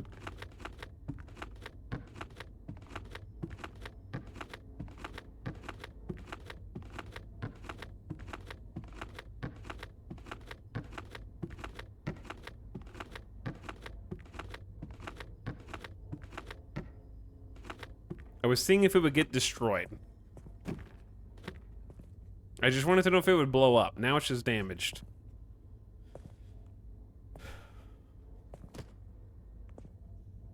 Okay, we got fuel canisters. Don't know what that is yet. UCCs. Don't know what that is. Don't tell me, chat. They'll tell me in due time, okay? Am I dying? It looks like your gravity compensator is offline. Movement around your cap will be impacted and damage is likely to occur to poorly stowed items. Uh-oh. Speaking of fall damage... Okay, we got air filters. There's our power cells. And UCCs. Uh-oh. Save it. Thunk. Okay, well, unexpected development. Can you lose the game in this tutorial? I'm about to find out, chat. How do you go down? You don't. You can't really go up and down. I don't even know how I'm moving in no gravity, to be honest with you. Okay, oxygen generator panel. There's the UCCs. Whatever the heck they are.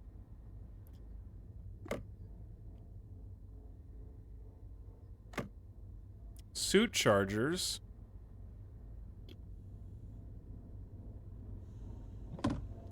There's my power core.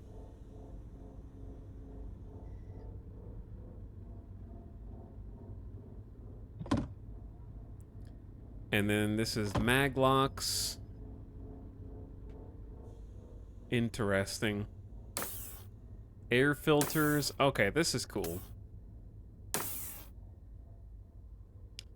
4 air filters right now.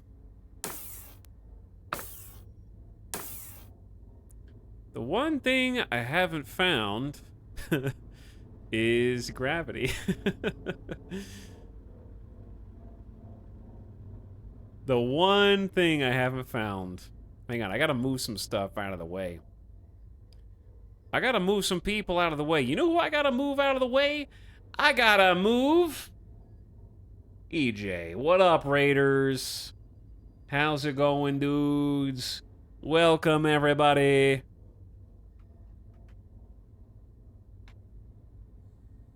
What up? What's up, weather guy? McCheeto, all systems go, Nebraska, Kurosake, Space Raiders from beyond. What game is this? We're playing a Next Fest demo. The Next Fest demo of Star Trucker. So, we literally just started. We played a little board games earlier. I was doing some Tabletop Simulator. EJ, what kind of raiders are you guys, raiding with these days? You know what I'm saying, EJ? EJ, who are these people?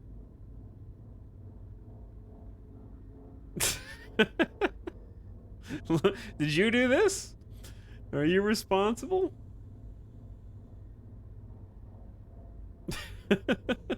Coincidental timing, I gotta say. Looking kinda sus there, panelists. All right, let me clean up this mess that I'm certain has absolutely nothing to do with you.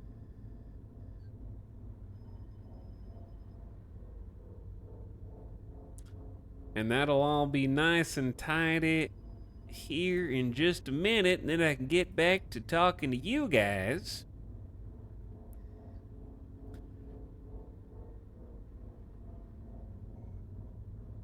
Okay, and we are now clean. Oh, Mega Band. Oh, Actually, you said Devomish subscribed for 9 months, but in your previous message, you were talking about 71 months. So, how does that make sense? Get your facts straight.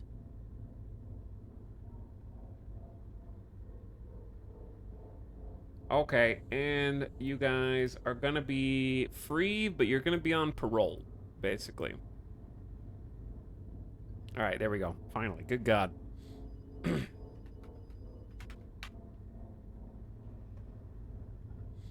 All right, you're out of emote purgatory.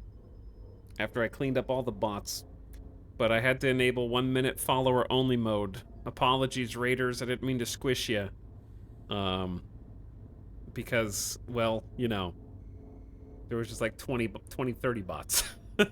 And there would have been more had I not reacted. It's okay. Blame EJ. I always do.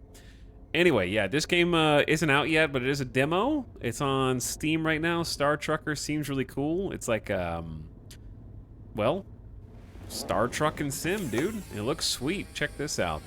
I'm still... Actually, EJSA gifting 5 Tier 1 subs is impressive. But you stated they've gifted a total of 65, and not 5. So, your information doesn't add up. Just saying. Jeff, shut up. EJ, dude, thanks for the gift subs, man. No need to apologize. I know you didn't bring the bots here. I know it's not your fault. I was hanging out on your stream earlier while you were working on the new Workers and Resources City. You started over, right? Do it again. That's the kind of game that I think you benefit a lot from starting over, because you're just going to learn more stuff every single time you play. It's definitely not the kind of game you get all in one go. But I hope you guys had fun and had a wonderful stream. And thanks so much for coming over. Sorry for the commotion right around when you got in here. But EJ, appreciate you. I hope you had a wonderful stream. I'm addicted to it. Send help. I'm going to have to try it out. I own it. I just haven't played it, I think. So Workers and Resources is on my to-do list 100%. Why does a space truck have smokestacks? You gotta do what you gotta do, you know? You got bumpers. We just got done hauling our first little tutorial order, and we're gonna go pick up something in Docking Bay 3, or we're just gonna dock at Docking Bay 3, and we're gonna restock on some things. But if you're in my chat and you haven't already followed EJ, please do so now. Awesome content creator and broadcaster that deserves your attention. Been grinding Workers and Resources Soviet Republic recently. I'm getting closer and closer to trying it out. I'm gonna give it a try sooner rather than later, probably. How easy is it to, like, do I need to watch tutorials before playing it, or do you just jump in and figure it out as you go? Like, do I need to do prep work first? Or can you figure it out while you're playing the game? Like, do they have a tutorial in? Go in blind, drown in poop. Now I know why EJ likes it, because that City Skylines sewer system is in the game. Have someone in chat that knows how to play. That's no problem for my chat. But it is a problem figuring out who actually knows how to play and who just pretending like they know how to play. You know? That's where it gets tricky. So anyway, I just lost gravity in my space truck, and I'm trying, like, everything is messed up now. Like, this is in disarray. We got power cells here. And in one of these compartments... What about down here? Oh, easy. That's one way to die in space. Just have stairs on a snap mechanism to catapult you into the ceiling and turn you into a pancake. Okay. Yeah, that absolutely would have splattered me, man. What's going on? What was that? Chat, am I getting towed somewhere? Why are we moving?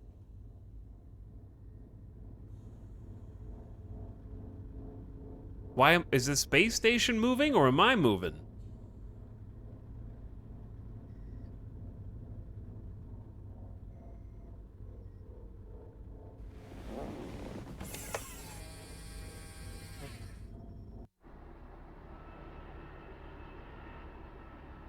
Who's moving? It was me. As soon as I hit A, I stopped moving. Is it possible that when the stairs lifted up, I am an immovable physics object and the entire truck bounced off of me?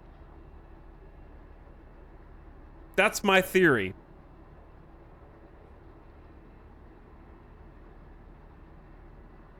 And just started moving through space.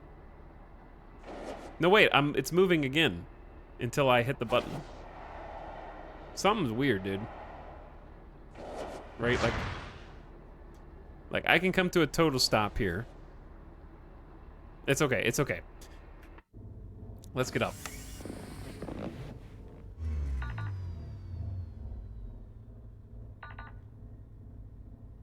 All right, we are redlining power right now. Things are looking kind of grim. Let's try and fix this thing. We got thrown into the deep end a little bit here.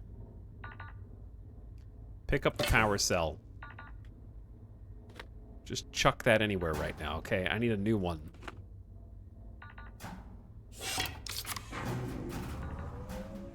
Oh. And then everything violently collapses back to where it's supposed to go. That is dangerous. The whole thing shut down. Our core power cells are also depleted.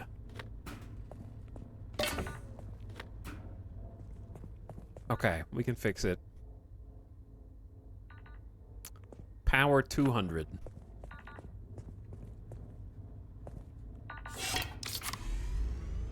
There we go. Rebooted.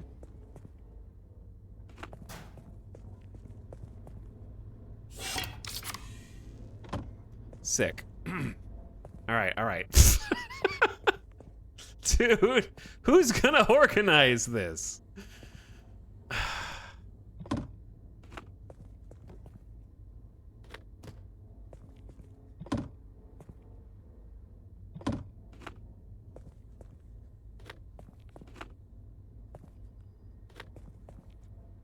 Ghosts, I guess. I don't know. I gotta clean this up. We got plastic tubs that got damaged. Evening wear carton. Wait, is this cargo that we're supposed to be hauling for somebody? Micro stabilizers. All right, we're gonna get all that organized. But first, let's just focus on the task at hand. Let's get docked, and then we can clean up after ourselves.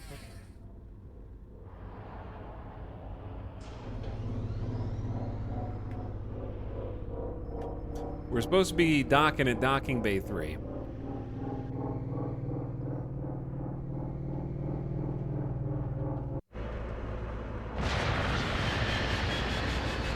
I thought there was no sound in space.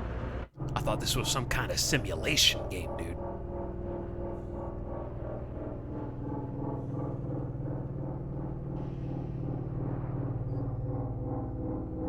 We're gonna have to explain to the recipient why one box has clear, repeated drop damage to it. Nah, it's good. We're good. All right, let's bring it in.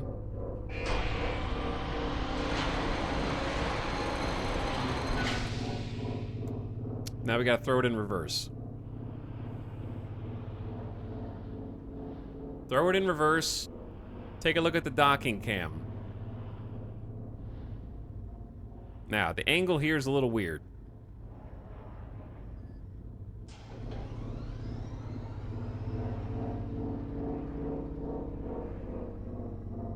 Yeah, we kind of got a bad angle here, chat. What do you think? This is fine. It's ready for maglock. Easy.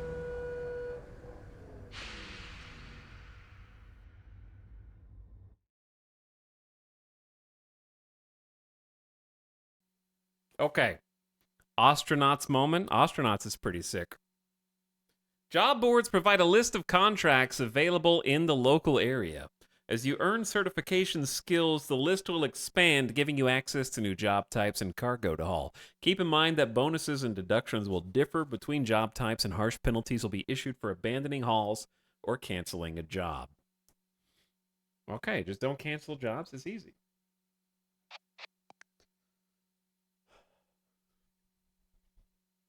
Wrong button. Oop. There we go. Xenon Rush Delivery. So this is basically Space Trucker Derail Valley is what I'm coming to understand. Space Trucker Derail Valley.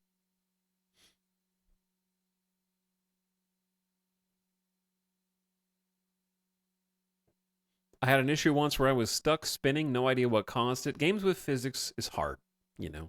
It's tough. Anyway, EJ, thanks again for coming over, dude. If you got places to be, things to do, I think you would love this game based on your obsession with Derail Valley, actually. I wish the full game was out. We'll have to make do with a demo right now. But it definitely has some Derail Valley vibes.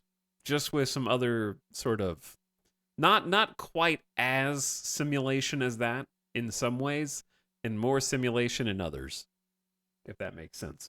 But yeah, if you gotta go eat, chill, enjoy the rest of your evening, do it, dude. And thanks for coming over again. All right, did it say a specific one I should take?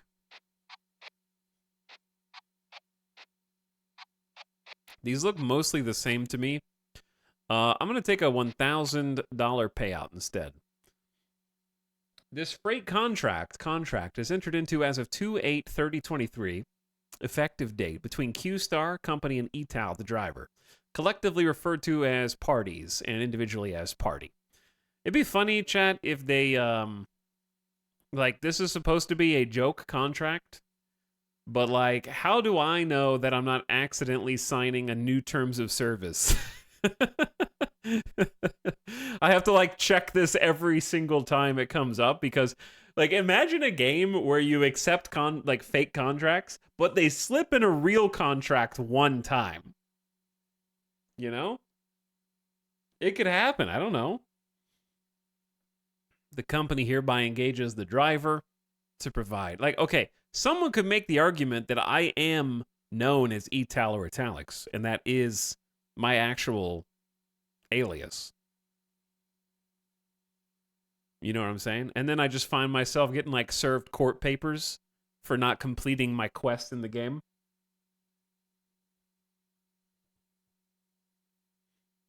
The driver shall receive compensation for the services rendered as per the agreed terms and the condition outlined in the job specification. Bonuses are subject to the company's discretion and contingent upon performance metrics. Term and termination. This contract shall commence on the effective date and remain in full force in effect until terminated per the provisions in the contract.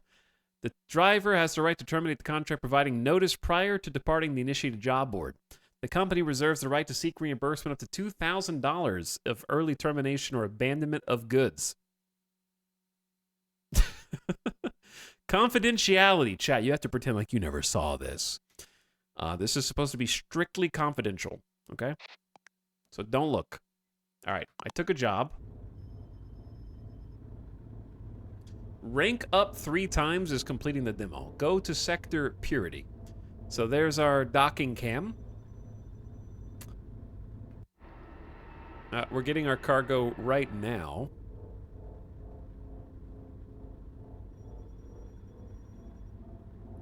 So to leave... That was the wrong button.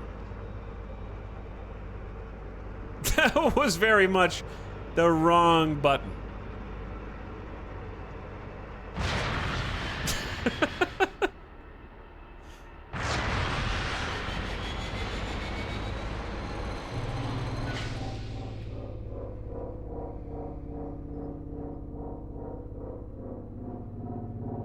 That was like unhitch the cargo, which is not what I want. Or was it?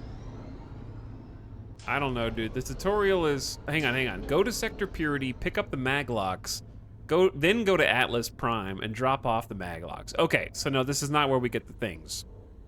This is not where we get the stuff. We also only have half a tank of fuel. Was it gonna be enough? Probably. So where is Purity then?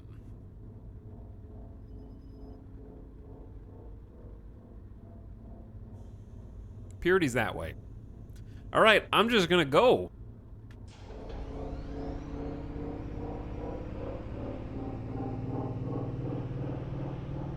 I feel like there's a lot of stuff I'm missing, but I think that's also the best way to learn how to play one of these games.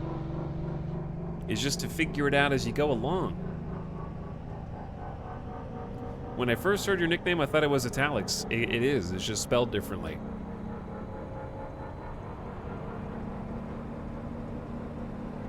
You are absolutely spot on. It's basically the exact same. All right, we're gonna hop on the highway here. Harmony link to Atlas Prime. Purity is 3.7 that way. Speed limit is 150. I don't know if you can actually get fined in this game for exceeding the speed limit. When chat said that I was getting towed for a parking violation, I believed them.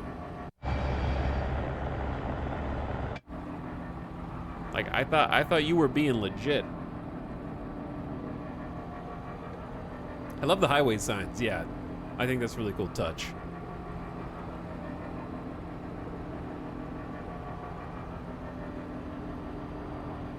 Chat, I can't help but feel like if I was going 150 miles an hour in a fairly straight line, it really wouldn't take that long to go 2 miles. Are these numbers fudged?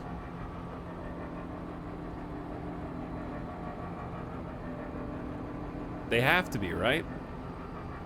They're space miles. Did I ram into the wall? Looks like you just received a penalty for a driving offense. Penalties vary in severity based on the offense committed. This includes careless driving, collisions, and failure to engage with authorities in an appropriate manner.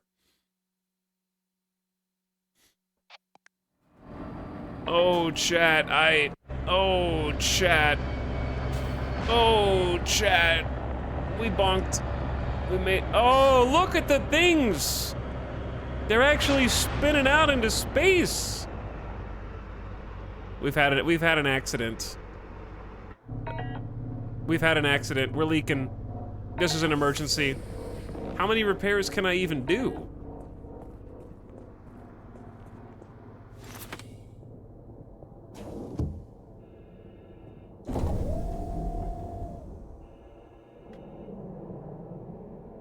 It's gonna be so expensive to get those back in the right place. Yes. We got multiple hull breaches. I don't even know if I have to have repair kits. Uh-oh.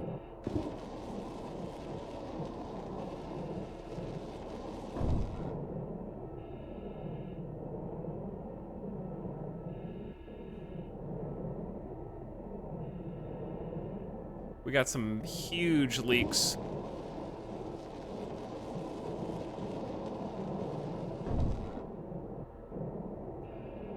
It's gonna buff right out. Okay, so ramming into the highway itself. I basically just ran into like a highway divider, more or less. Took some massive damage. There's another one on top. My ship is so scuffed already. Look how scratched up it is after that.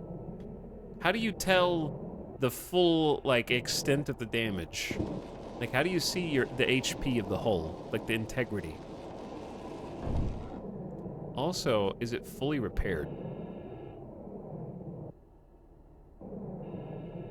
It appears to be, like, in as much as I can patch it up. Check the monitors? Yeah, we'll check the monitors, but I think I got them all.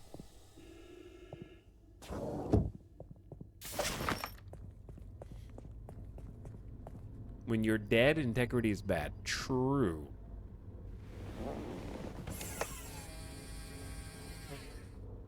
It's got a little frosty and cold and the windows cracked and stuff in here. Okay, oxygen, we definitely lost some. But it should have stabilized. Life support is down to 52% efficiency. It's not good.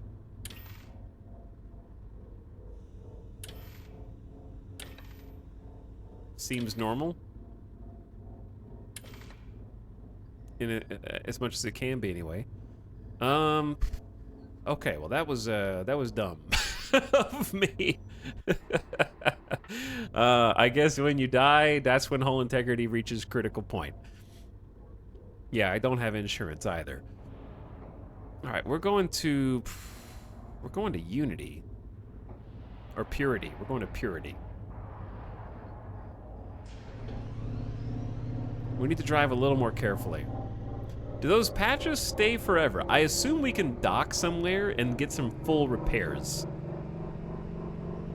Because we got a job board and there was like a vehicle. Don't worry about like the irreparable damage I just caused to that highway system, okay? Don't worry about that. What is that little dot? Is that like a bug on the window?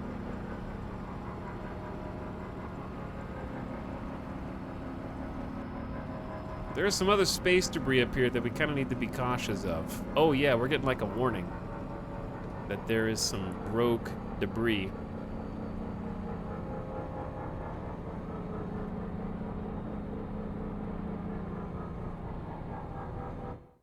Stop your truck a suitable distance and the jump gate will power up. If you're having trouble, make sure you're facing toward the gate. Use the stop signs to align. Remember, gates between zones will stay inactive until you get clearance from the DIV.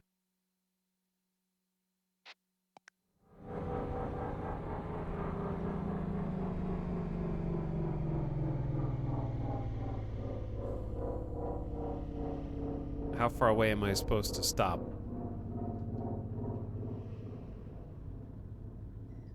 I mean, they're flashing now.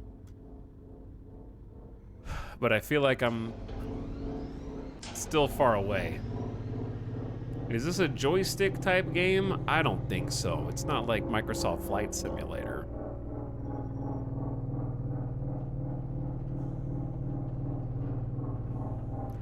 I feel like the stop sign shouldn't flash until they actually want you to stop. You know what I'm saying? Otherwise, I don't know when you actually want me to stop.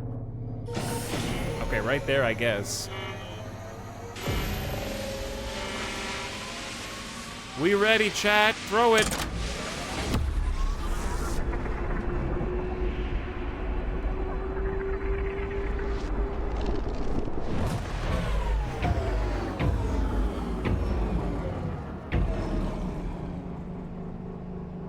Punch it.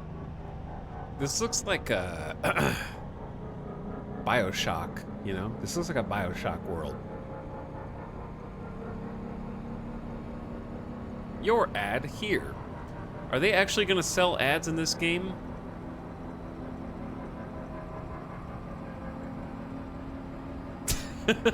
Imagine you just see like Logitech, Razer.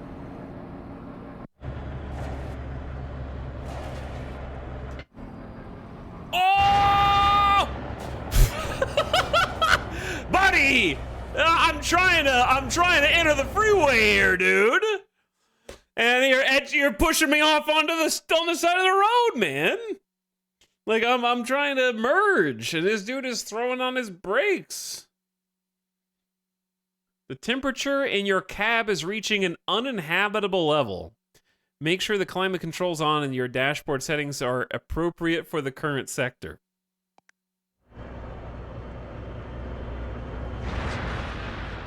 Dude, I gotta patch this thing up some more?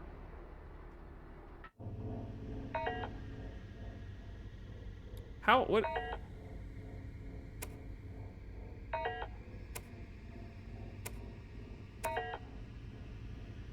We're just I'm freezing over. It's because we're leaking.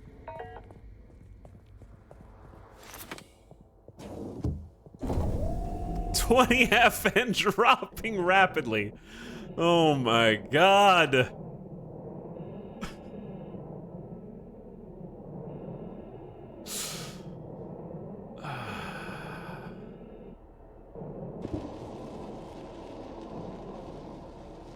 We'll be fine, Chad. We'll be fine. We just gotta seal the leaks. Both of them again. We're gonna fix her up. She's gonna be good as new.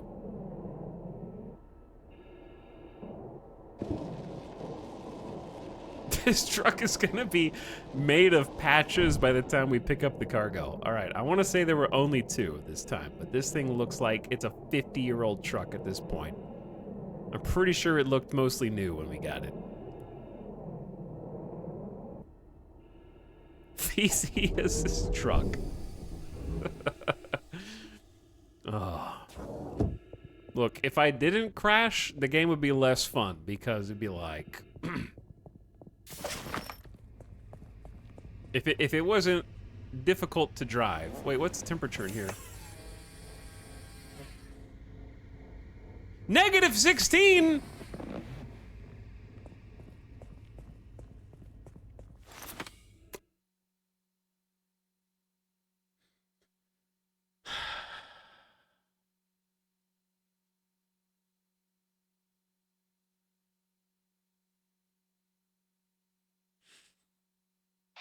I put my suit on.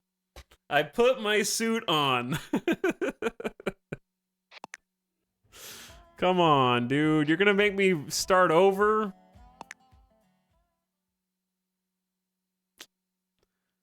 I don't want to listen to those dudes yap again. It was only -16. I died in seconds, man. Looks like you're leaking a whole lot of lung juice there, buddy. Might want to take a walk and patch those holes. You died in truck cam. Chad, how long could you survive in -16? Like, much longer than 8 seconds.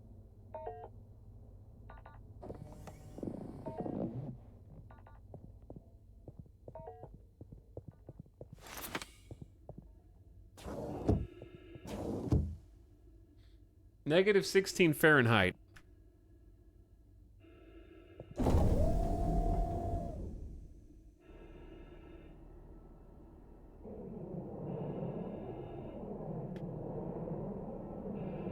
Well, it's okay.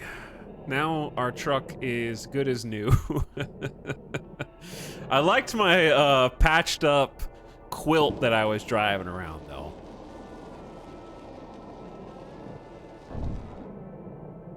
It's okay. This is a demo anyway, so we don't actually get to keep it. Unfortunately, that means I have to do this part again, but we can just kind of rush through it.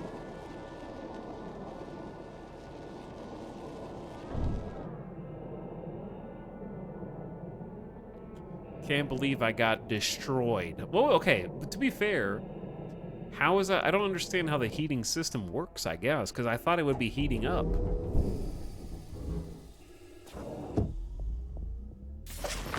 Because I had put the heater on blast, I'm pretty sure.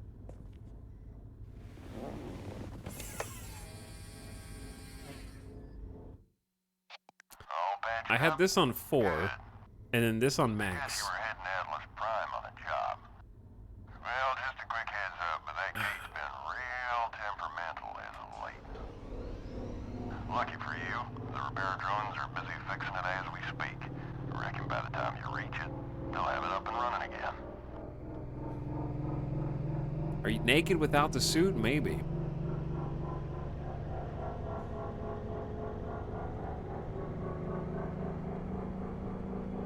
All right, this time I'm not gonna let gravity throw my entire back cargo in to complete this array. At that temp, you die in about an hour, and they call this a simulation.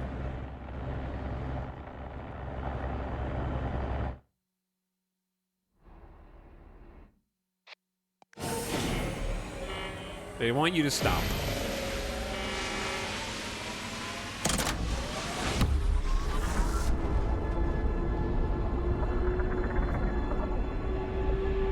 I hope I had life insurance on my last guy.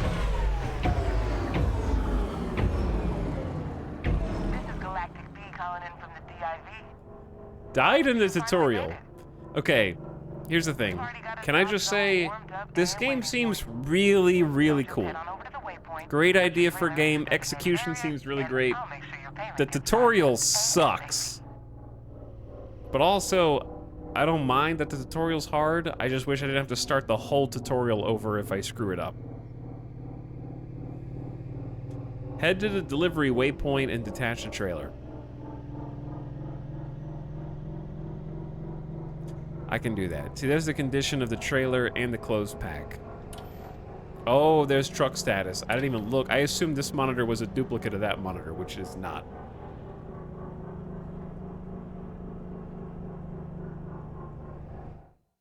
Drive your cargo to its designated... Yep, I know. Nobody gives me the right of way. Like, how do you honk? Where's your space trucker's horn? Like this guy. Why do you have right of way? You're not on the highway anymore. I'm going to drop off right now.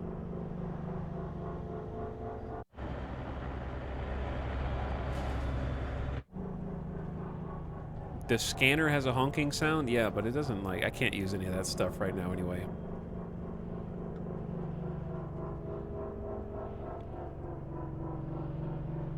All right, let's bring it in nice and easy. I think the FOV needs to widen out a little bit so you can see more. I don't know if they have an FOV slider or not.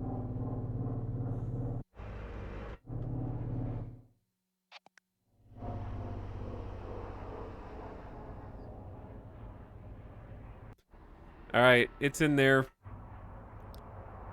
Unhitch it. Get our reward.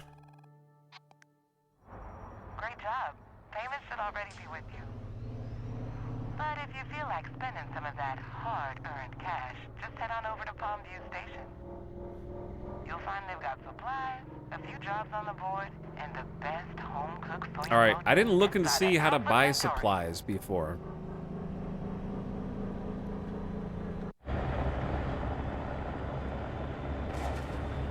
Break for barrel. This is Red Eddie, cooking good out here. This is Barrow. Go ahead. What can I do for you, mate?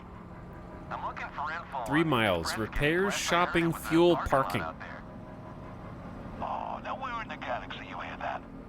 All clear out here as far as the eye can see. Heard it from Dusty Bear, our own set of apple ears. All right, you caught me. Just reading the mail here at the pit stop. Those sheriff instincts die hard, don't they, old bear? Now, who you calling old, Ace? You've been out here just as long as I've been. Chat, Listen to you. do you think a game like this is better or worse with a character story? I feel like I'd be happy with this game if none of these characters were here or if they were. Their presence is irrelevant to my enjoyment of the game, I would say.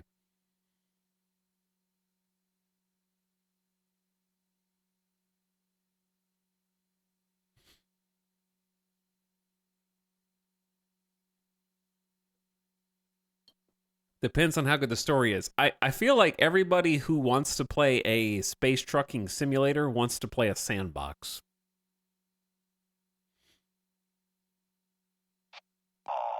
And a story is the opposite of a sandbox. There's a truck!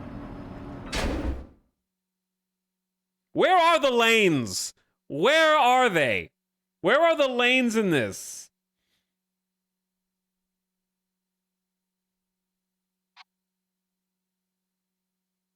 How much of a penalty? They've got 2 lanes and I've got 1. I can't respond to you right now, bro. My ship is leaking, dude.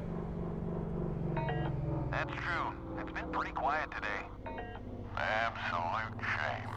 Beautiful day. Take his license. Speaking of, I did speak with a 33 dealing with a breakdown over in Onyx. Didn't get their It was name, but $1,000? call him Lucky J on account Oh of my god. Oh yeah? Got yourself a green apple, Dusty? You know That was a hard always hit, got man. time to help a new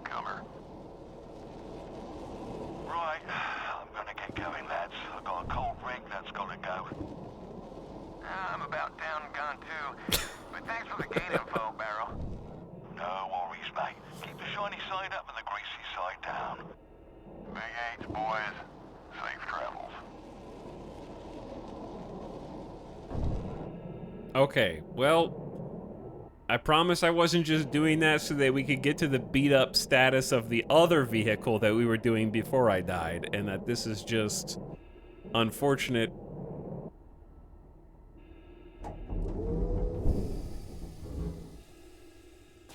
Coincidence. Etao loves this game so much he'll crash twice to play the demo again and again. Etao not watching where he's going? I mean, I am watching. I just didn't know they had 2 lanes. So I saw the truck on the left. It was like, I'm clear of him.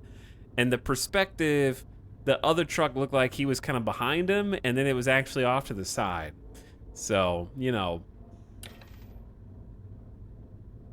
Chat, is my whole integrity at 0%? And my money is gone from the fee? Shock shielding has a malfunction right now.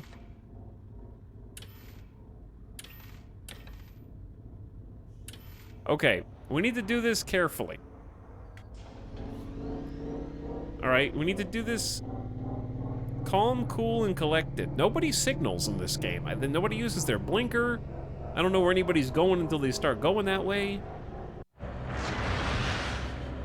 Is there a way to thrust up and down? I guess not. I think that's the whole point, is there is no yaw and there is no... I really wish there was yaw, though. And, whatever the vertical version of yaw is. The word escapes me right now, because it's, like, hard to go. You have to, like, nose up, accelerate up. No, this is pitch. We're doing pitch right now. Not yaw. Whatever the word is for moving without side to side, up and down without turning. Translation. Yeah, translation's the word.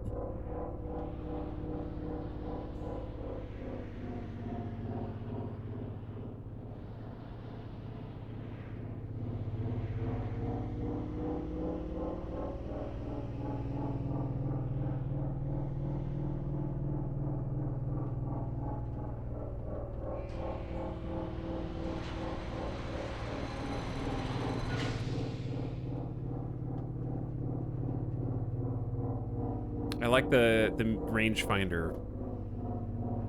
I don't like whenever you accelerate, the camera goes. I wish they had a different way to render that.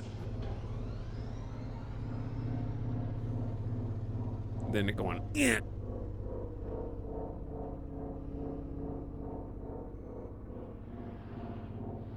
Bro, I'm 3 meters away.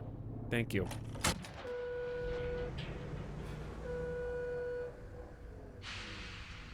Dude, my rig is trashed. It is trashed, man.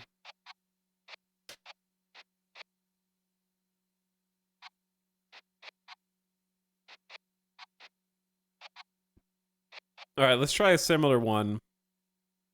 Biodegradable waste rush delivery for 1,000. Oh, I guess I could take more than one, huh?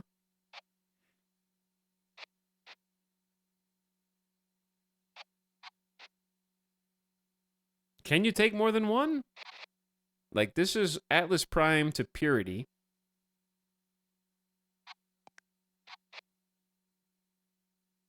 But it's supposed to be completed in a certain amount of time. It looks like 10 minutes?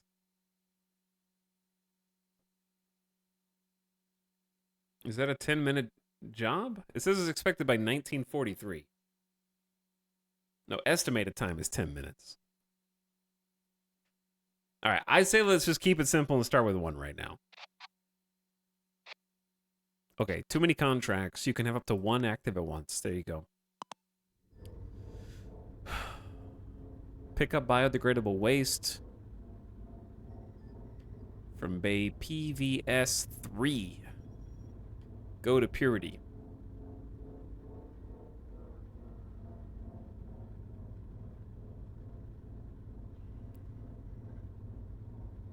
PVS 3.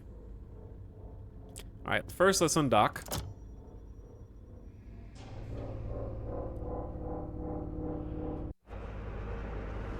Cargo is that way. All right, you better not ram into me, little dude. Space trucking! What's up, slight inconvenience? We are space trucking.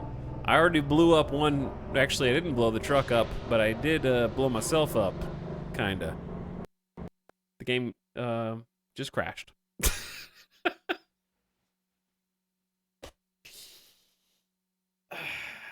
Demos!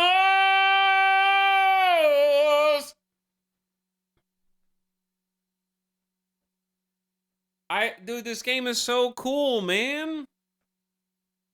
But this is why I don't play demos.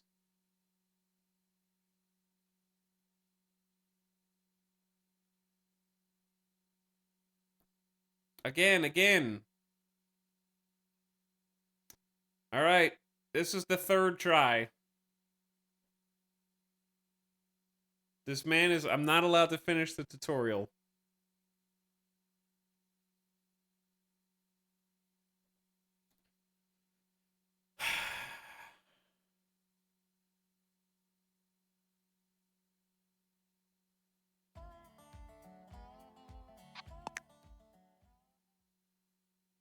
I didn't open DX Story, so I know I didn't crash it. It wasn't me. This is a 1044 the big... Okay, listen. You can still have demos even if they're in rough states like this. But if you should anticipate the crashes in the rough state and have a skip to past, like your demo should probably not be the intro tutorial mandatory. You know what I mean? Like, just let me skip back to something that represents the regular game. Or like right there where you were at the station taking your first job.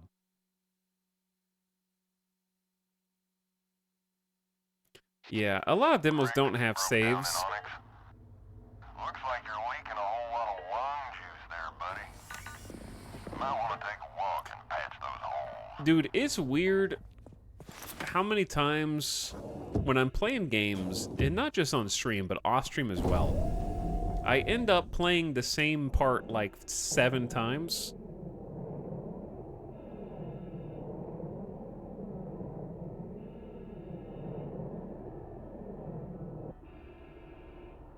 But yeah, no, this game seems really cool. It's just technically rough. Like, this is the second time it's crashed. The first time it crashed right when I opened it.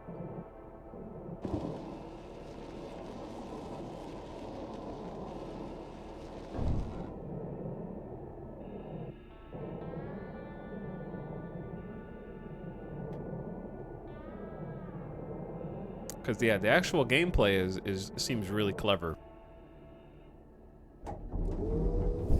I'm kind of glad it doesn't have a release date right now, because I'll have the opportunity to play the demo, then forget about the demo, and then it'll be new-ish when I eventually play it again.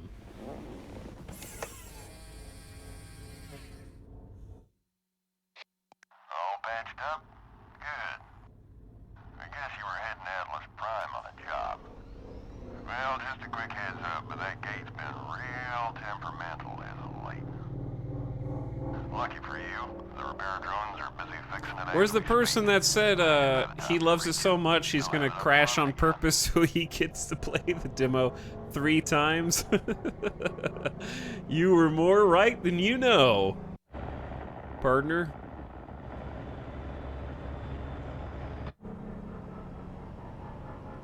I mean, it's really only like 5 minutes of gameplay to catch up on, so it's not that big a deal.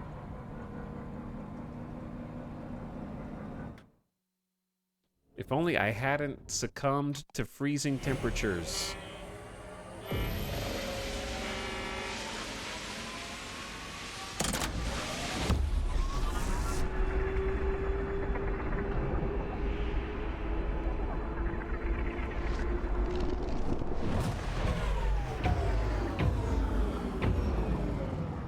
Dude, Galactic Chad, I gotta... IV. All right, we're gonna turn that down for a second. I got a related anecdote. So, yesterday, myself and Alice were like, you know what, let's watch a movie. And I had just had a birthday. Dude, that guy's got 2 cargos. This really is Derail Valley in space. And we have been watching, like a couple months ago, the Mission Impossible movies, starting with Mission Impossible 1, and then working up to Mission Impossible 2, 3, and 4. And I had just gotten Mission Impossible 5 in 4K for Christmas. So it's like, let's just watch Mission Impossible 5. I love Rogue Nation. I really enjoy that movie, and I've only seen it once, and I'd love to see it again, so let's watch. And then I also got Mission Impossible Fallout, which I have not seen yet, so we gotta watch that one still. So we decided to watch Rogue Nation last night. Just kind of chill, vibe, you know, watch a movie. So I get about an hour into the movie, and they're talking about one of their plans that they're about to do. You know, this seems impossible. Oh yeah? Not for me. I'm on the impossible mission force, which I almost said impossible mission force because it just comes out like that. And then right after that, they started formulating their plan, and the next thing I know, the movie starts to play in slow motion for some reason. That's weird. Why is it playing in slow motion? And it's just going like a couple frames, a couple frames, a couple frames. The audio has completely stopped. And I know it's not my internet because it's a disc. So I'm like, huh, that's weird. And I try to like skip 10 seconds and it doesn't work. And I try to skip 10 more seconds, then it kind of does work. It's like, well, maybe it's just a little glitch. Something wrong with my PlayStation? Or 'cause I'm using the 4K player on the disc player on the PS5. And I ended up taking out the disc and looking at it, and there was a small scratch on the disc. Huh.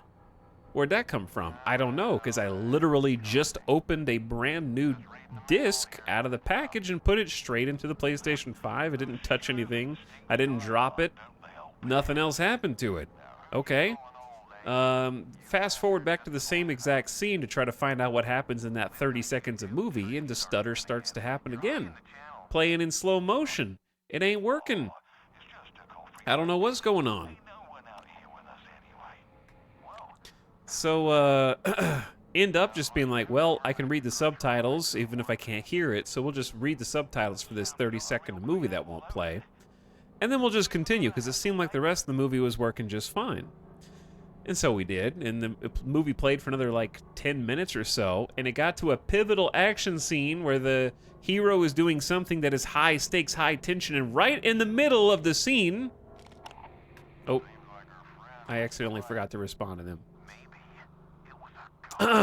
And then it freezes again right in the middle of the action scene. I was really annoyed. Because there's only like 4 giant set pieces in the whole movie, and it froze right in the middle of one of them.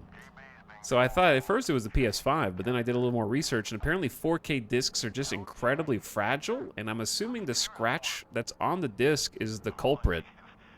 It's either that or specific kinds of 4K discs don't play well on Sony media players for whatever reason, and they're called BD100 or something like that is the 4K disc format. Either way, the worst part is, okay, this dude cannot be running into me right now. I'm about to say. The worst part is it was a Christmas gift, so I can't get another one because I don't have a receipt. So I did the saddest thing that I could do, which is when you get a physical 4K nowadays, they usually come with an extra Blu-ray version of the movie. So we ended up just not using the 4K movie in my 4K movie box and just plugging in the regular Blu-ray instead, which was very sad. Also, this is more difficult to line up than I first thought in reverse.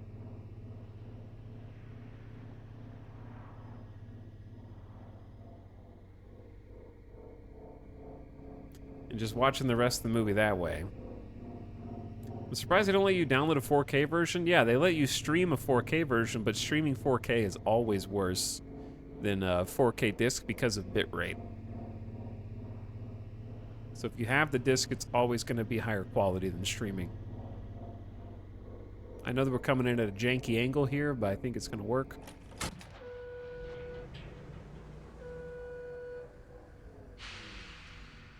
My Christmas PS2 ate halfway through the first disc I ever booted. That's weird.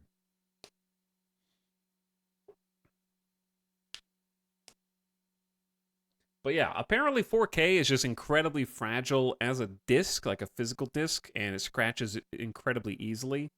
And then they have an entire format of 4K called BD100 that just doesn't play well on all Sony media players.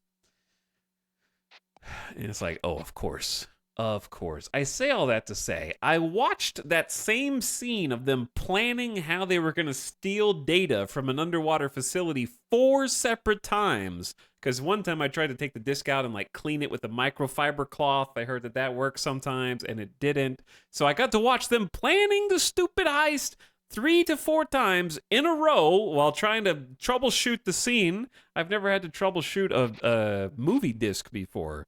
And now, today I've seen the intro. This is demo 3 or 4 times. I'm starting to lose it, chat. All right. We're going to go back to purity, and this is for a Zeolite Ore Rush. $1,000.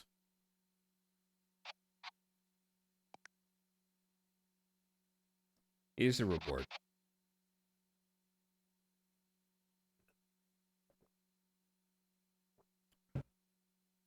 You survive the subathon, you get this. Take me back. And Jeff saying the same thing over and over? Kinda, yeah. All right. Got what I came here to get. Unhitch. Accelerate away. Cool visual. All right, we have to go around and to the left for our cargo. Wait. Yeah, cargo's over there.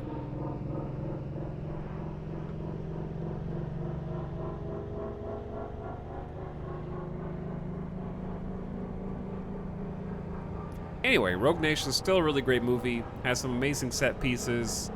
I think it holds up really well.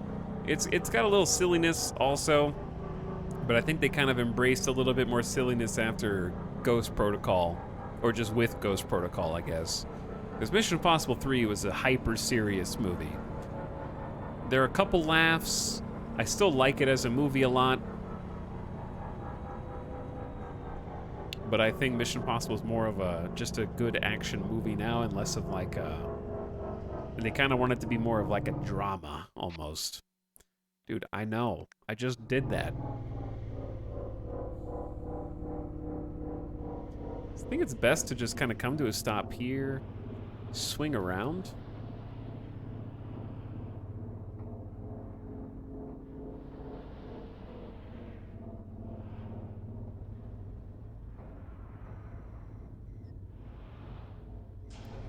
Throw it in reverse.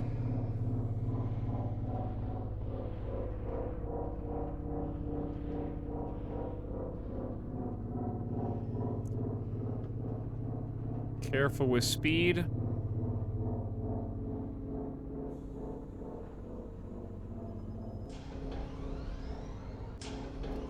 Stop making that noise. How close do you need to be for this? There we go. All right, we're gonna try and keep this in tip-top shape, okay? No crashes, no running into signs, no collisions with other vehicles, no head-ons, none of that, okay?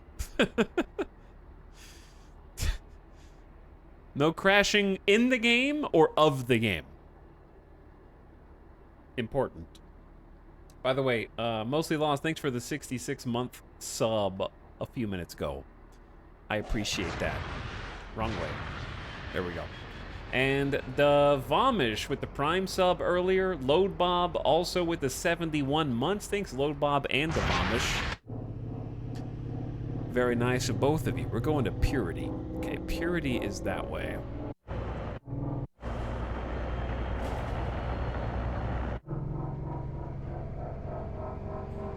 Bets on time till next collision.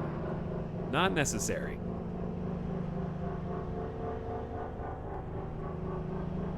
This is the one. And thanks again, EJ, for the 5 gift subs. Very generous and wholly unnecessary. Also, sorry we have to be in, like, follower-only mode right now. What's up, Mary Skipper? I banned a bunch of people earlier. This is pretty cool. Yeah, it's pretty cool. Just need a little bit more stability. I also would think whenever you go into this mode, it should default to like behind the over-the-shoulder cam, more or less. Don't know for how long, but it's pretty cool. Yeah, that's something that simulation games like this have to contend with. Oh, we need to change our gravity. We should be okay for a few more minutes. Games like this have to contend with the novelty factor wearing off, and that's difficult. Because games like this are built on novelty, and it's really, really strong first impressions. High novelty factor. Power levels seem low or exhausted for one or more of your truck's systems. I was just talking about that. Bribe, shut up, bro. I don't want to see you type anymore, dude. Bill Betray for food. You can type as much as you want, though. Thank you for subscribing. I appreciate the Prime sub.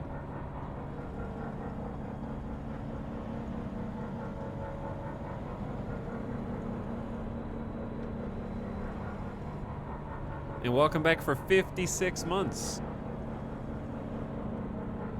All right, I'm going to be careful here. Look at all that oncoming traffic on the left-hand side of the road.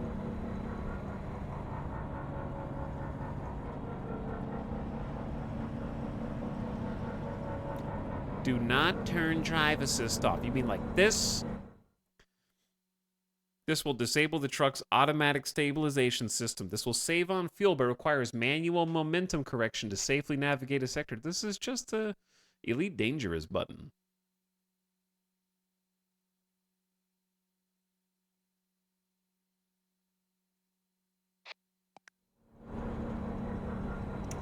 That's the Elite Dangerous button, dude.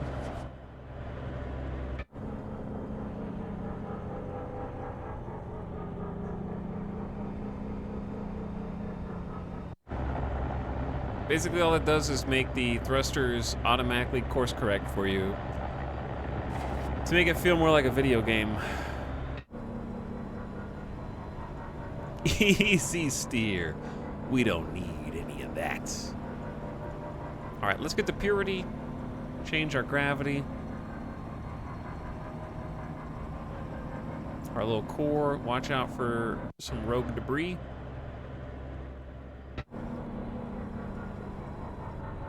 And I'm going to stop accelerating on the way in. To see how it's automatically kind of going the direction that I want it to go, more or less. Let's start slowing down as we wiggle our way in.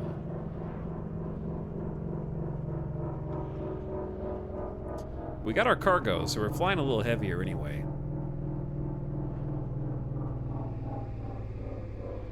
All right, bring it to a stop.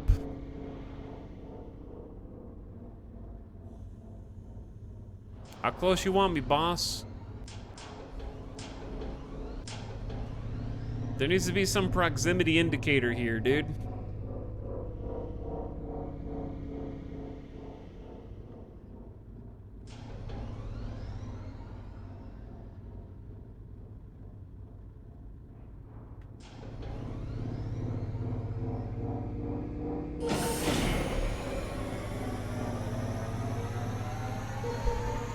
So you don't actually have to come to a stop. Misleading. I was rolling.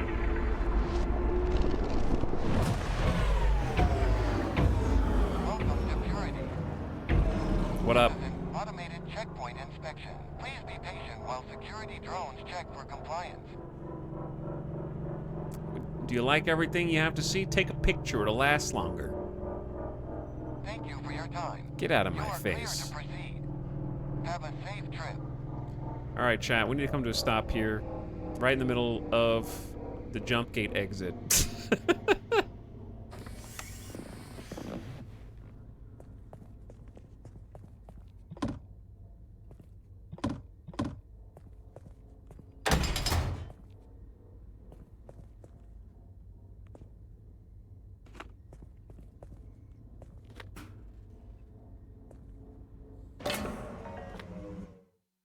Yes, my gravity compensator is offline. There's probably a better way to do that. But everything just took some damage. Oh, there's a power cell right there. Oh, these have multiple slots. Oh, that's nice.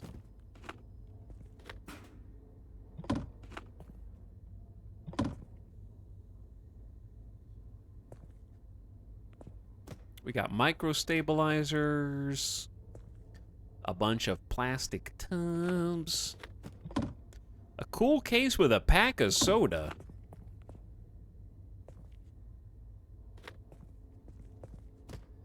Data cables, UCCs. All right, close that. Because the UCC here is 85 HP. I don't know what a UCC is because they didn't tell me. And we're going to need to change out the core as well.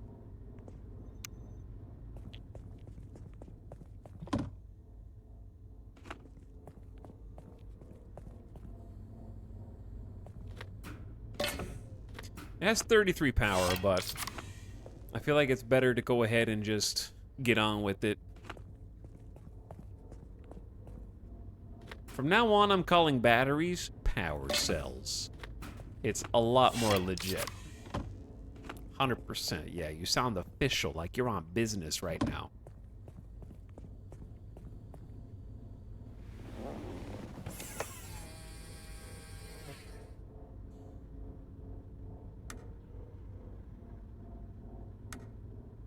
We can turn off some lights. The roof lights.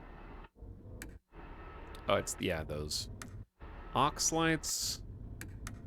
Headlights. We don't want a violation now, do we? How's the temperature? Interior is comfy 68 degrees Fahrenheit.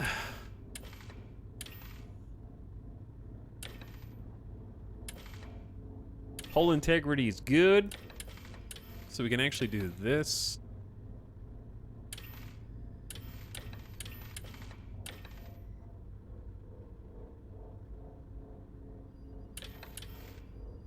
And that, right? Are those side mirrors for me now? Where is this camera? AV left forward? You can't have your... Dude, being able to set these up as mirrors, you can only do mirrors on this side, I think. Wait, or do you only have a right mirror? No left mirror. There's AV left forward, and that's about it. Okay. Yeah, that one seems obvious. Being able to set those up as two different mirrors.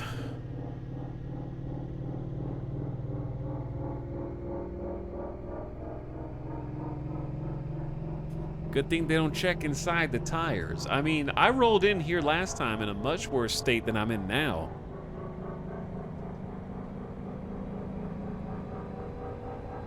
All right, where are we delivering this to? PR05.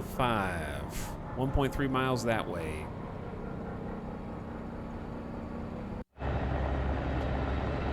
Swinging that truck out. We got to watch out for that. The tail is swinging, dude. This game seems neat. Yeah, it's definitely got a strong first impression. Once you get past the instability of the crashes, I'd say. Because watch this swing.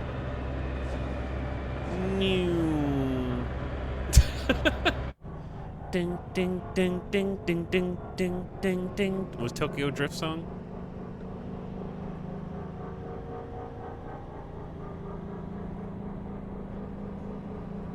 Yeah, we're gonna need to slow down coming in here. Anyway, what's up, Mary Skipper Mod Squad? How you doing? Yeah, it's easy to jackknife this thing, but I think it gives you a little leeway there. Why is there something in my drop zone? Is this actually Derail Valley? I guess we can just go around it. I feel like my drop zone should be empty, though.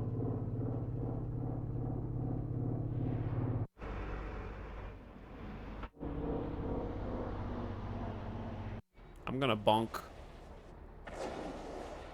If we're not careful. Getting around this is tough.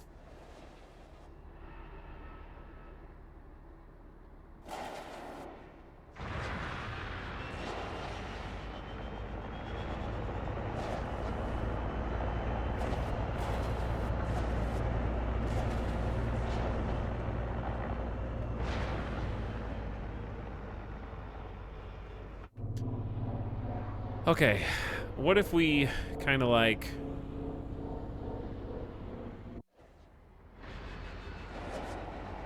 start a little further this way? It's bugged, it's supposed to be empty. I would assume it's supposed to be empty. But I'm gonna try just squeaking in on the side of it if we can just line this up right. Because if I just straighten this out,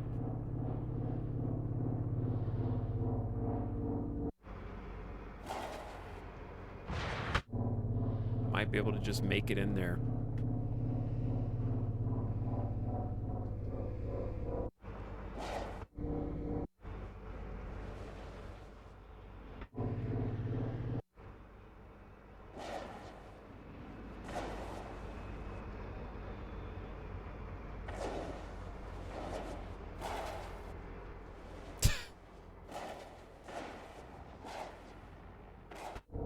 Third person cam is kind of cheating, but honestly it's difficult to tell how big your vehicle is because these like thrusters are flared out on the bottom.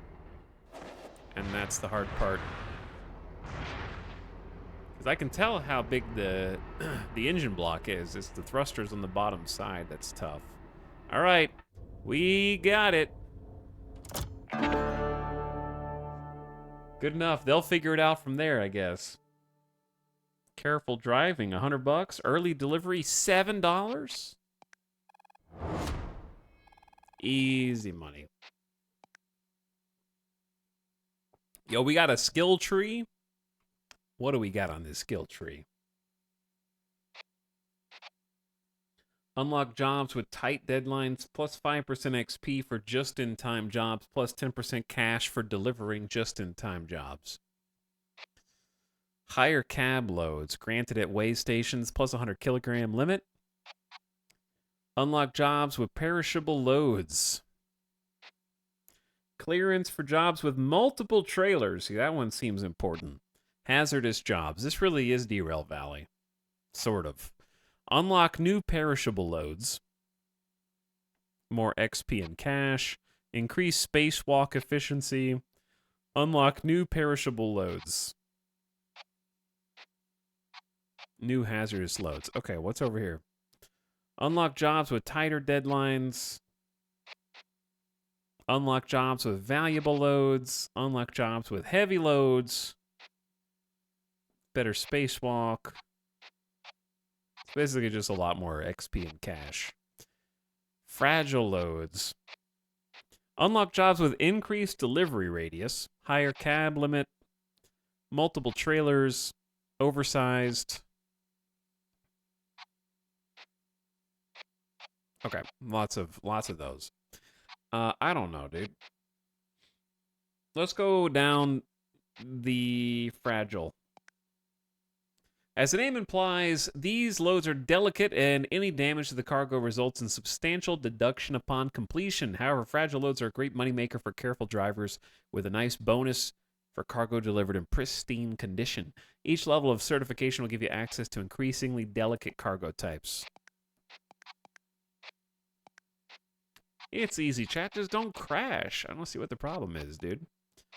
All right, here's the map, if you wanted to see that. So, we got some highways leading to different stations. Complete the tutorial. Complete the demo. Now you know the basics. It's time to hit the open road. Take on procedural freight contracts to unlock certifications, explore new sectors, and complete the demo. Convoy. I'm not sure what convoy entails.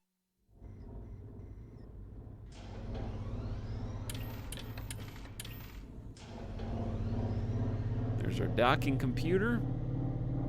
Rank up 3 times. All right, so we got H9 Pharmaceuticals. Jefferson Place.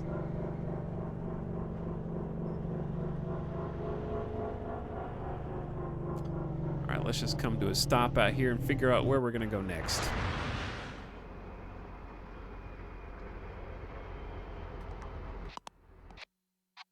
So at Purity, what do we got? It says shopping and jobs, I'm assuming, whereas Atlas Prime has all of these features as well. What's your Space CB radio call sign? I forgot. I didn't respond in this timeline, so they didn't give me one. Yeah, it's negative 112. Dude, okay, another thing they'll have to fix before the full release is displaying temperatures of these systems in Celsius, even though I set the temperature to Fahrenheit. So, small tweak that can be done before the full game comes out, but I don't know what negative 112 C or 14 C is in Fahrenheit, dude. But yeah, it's like aggressively... Like, listen, Chad, if you're going to ride an American space truck, you're going to use freedom units, okay? The game already defaults to using miles and miles per hour, like any good American space truck and vessel would. And it also defaults to pounds. But for some reason, the rest of it's in Celsius, I think is how you pronounce that. Or Celsius, or, you know, something to that effect. Bless their heart. It's negative 170 F outside, 68 inside, apparently. I don't know how we're keeping it so nice and toasty. Fuel's looking a little low. Now, how do I even dock with these places? Like, can I dock with Jefferson Place up here? Where's the dock? Job board 0.7 miles. Cosmos Cash and Carry is locked.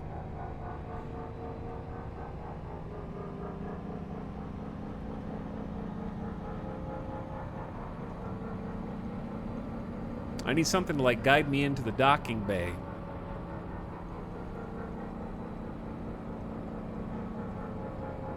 I'm just gonna follow the waypoint.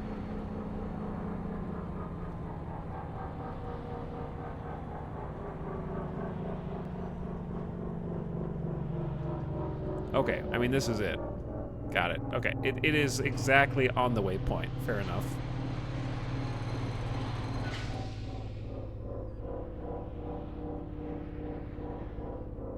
The radiation from the fusion engine keeps the cabin nice and warm, brother. Oh, hell yeah.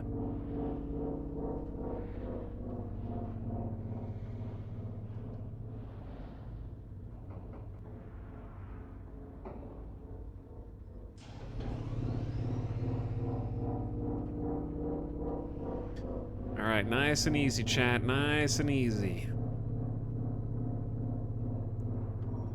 Bring her in.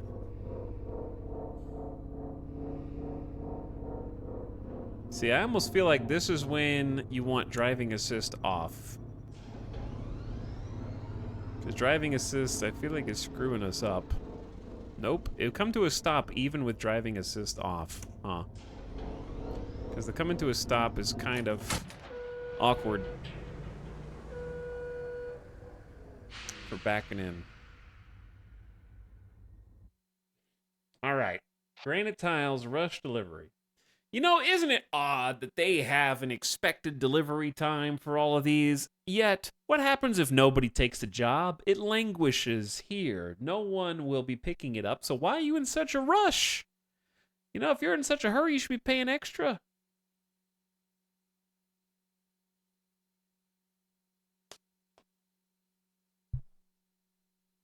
Because if I don't take it, nobody will. We got granite tiles, standard containers. So none of these are fragile. I can sort by distance, payout, or expiry. So 1K is the max payout. Taking a $300 pay just seems like, why? Is it just closer?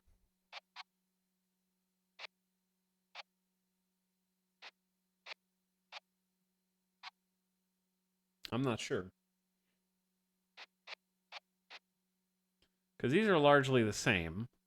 I don't see any fragile ones. We can only take one contract at a time right now. I don't know how to spend money. Where do I spend money?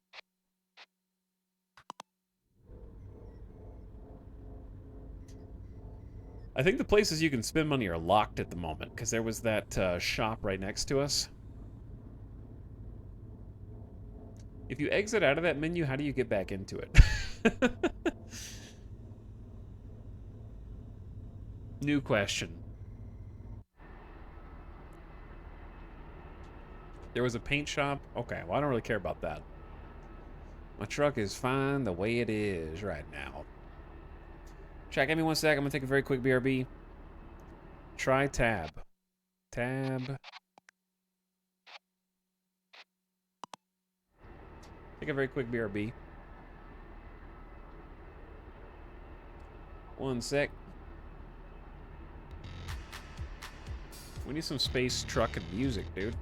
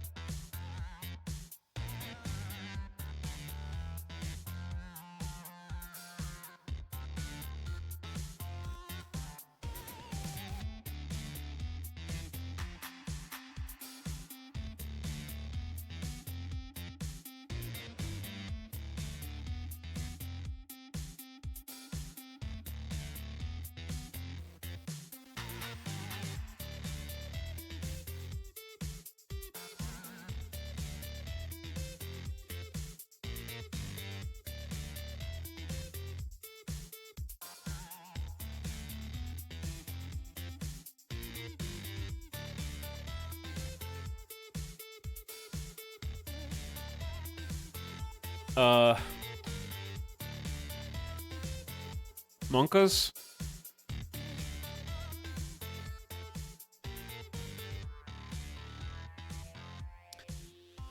I'm becoming a popsicle, apparently.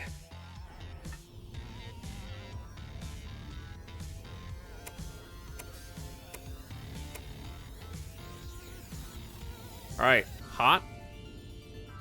Chat temperature still going down. I've got blower max, heater hot. What do?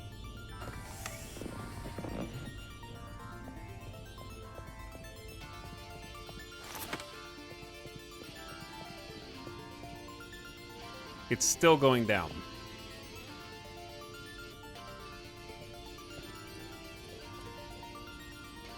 Climate regulator is having a malfunction. Okay. Why is there not like an alert that's like, whoop, whoop, there is now a malfunction? It's just like, you're freezing to death slowly. There needs to be like some kind of warning system, bro. You can't just wait until I start dying. It looks like your cab circuit breaker has been tripped. This is likely the result of an EMP or the incorrect removal of a UCC while the system's still active. Great that you tell me this after I do the thing I'm not supposed to do. Trip systems will stay offline until they are manually reset at the circuit breaker. Oh my god. Why am I floating into the...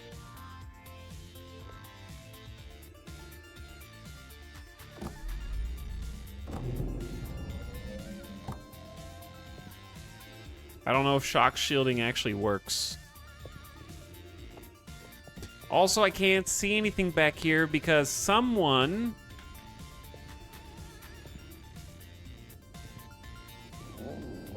may have turned off all the lights in order to save power or something.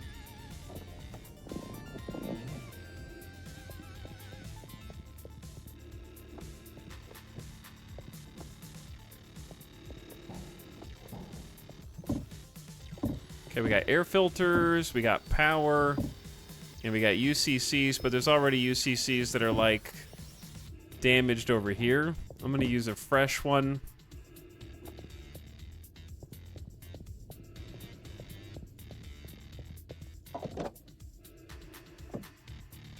Okay. Now, flip the breaker. I'm allergic to fixing the climate control on my space truck. Temperature's rapidly rising. You should also be able to zoom in when you're in this menu. All right, we're at a safe temp. I see oxygen's at yellow. Air's at 57%. Okay, that needs to go back up.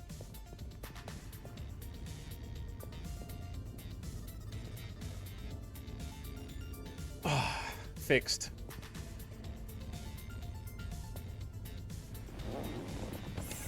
Now it's a little too toasty in here.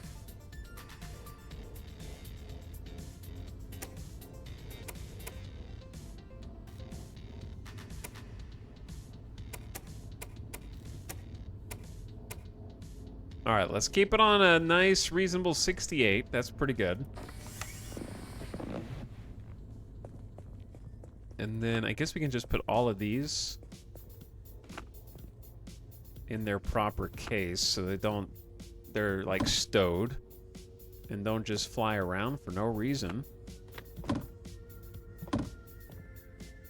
Now, shock shielding is damaged.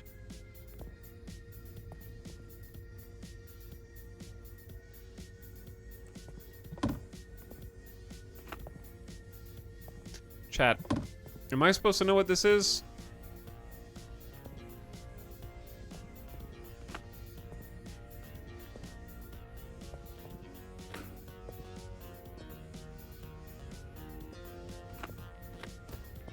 Because I don't know what that is. Alright, we have core power, maglock power, air filters,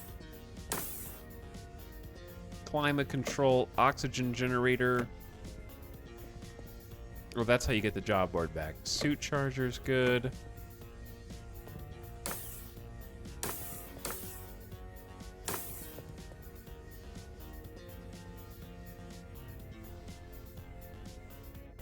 Living in the space American dream. What's up, Kevin McScrooge? I'm taking a new job right now. These jobs expire in 4 minutes. I guess I'll take one. Let's go from purity to onyx. Why not? I accept your liability waiver. Whatever that is. I don't know how to read.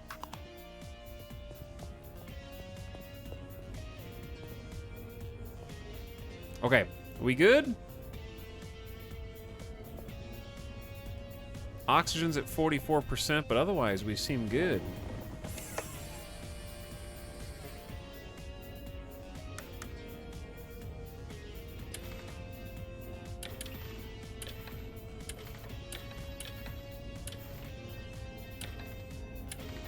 Okay. Let's hit the road then.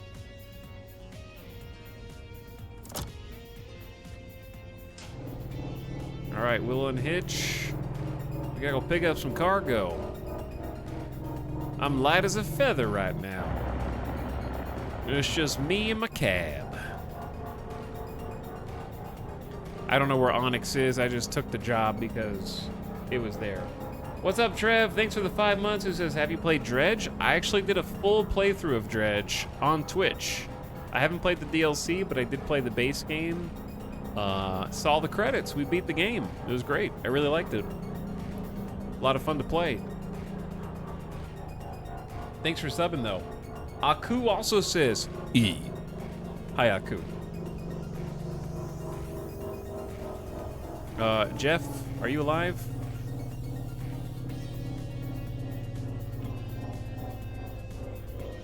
Jeff is kind of MIA. I don't know what happened to him. Jeff may have died.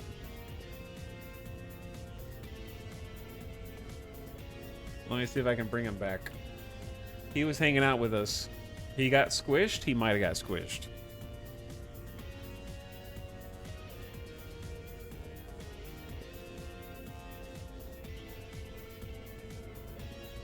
Okay, because the last thing that Jeff said was about EJ. So I'm going to queue some people up right now. So prepare to hear from Jeff for a bit.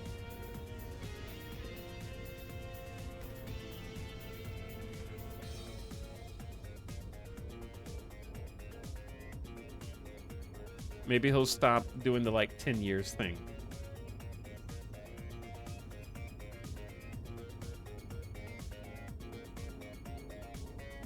All right. Well, Jeff's thinking. Actually, Oh, dear. Desert Bus is a game where you drive a bus for hours in a straight line.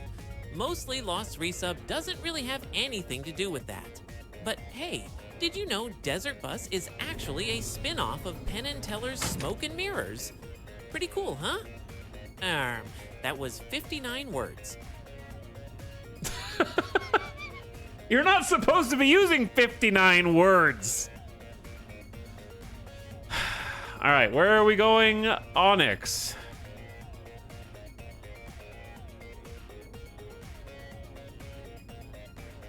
I don't know where Onyx is. Actually, Will Be 3 Tray 4 Foods resub has nothing to do with your previous question. But did you know that resubscribing on Twitch with Prime is a great way to support your favorite streamers? That was 31 words. Why are you counting your... He does a different, like, gimmick every time I start him back up. The last time he kept saying, Twitch has only been around for 10 years, so you couldn't have possibly subscribed for 2 months, because that's not possible. And now he's doing, like, he's counting his own word thing. And I don't even know if it's the correct count. He's taking on a weird life of his own.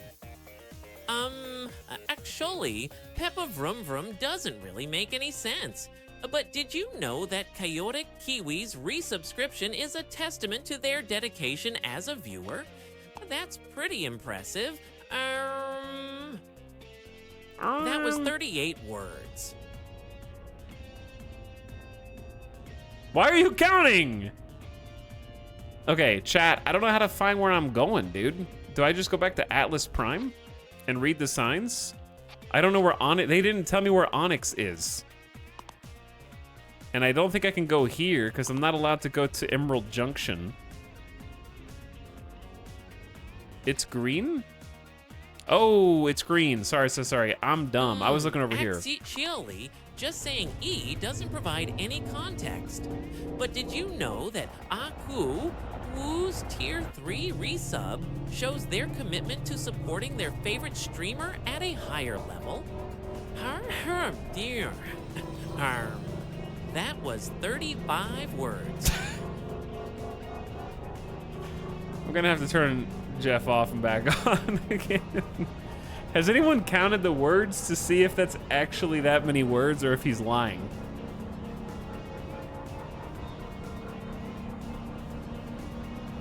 Side note, what happens if you... Actually, Headless Device subscription duration is commendable, but without any specific context or question, there isn't much more I can say about it. That was 26 words. Thanks, bro.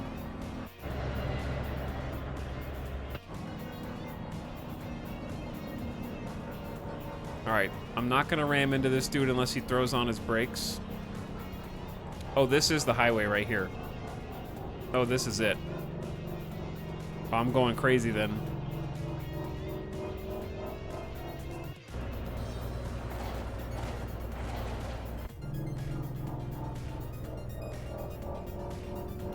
Chat, why are they going so slow, though? Do we get space turn signals? I don't think so. I assume there's 2 lanes and I can pass them, but I have to be careful.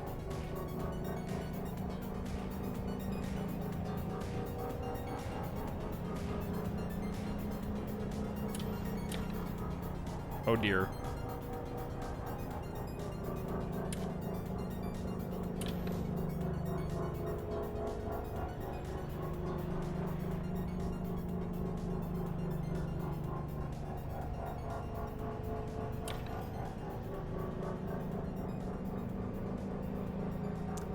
Alright. Atlas Prime's dead ahead, right? Oh wait, no, that's Atlas Prime? Oh. Throw on the brakes, chat. We're going a little wild. Hopefully there's no oncoming traffic here. They need more signs here because I'm not following this at all, but it's okay.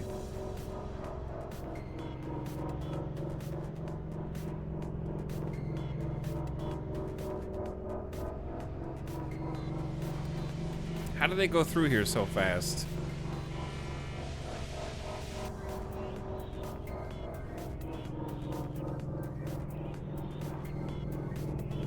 It takes me longer to charge this up than it does them.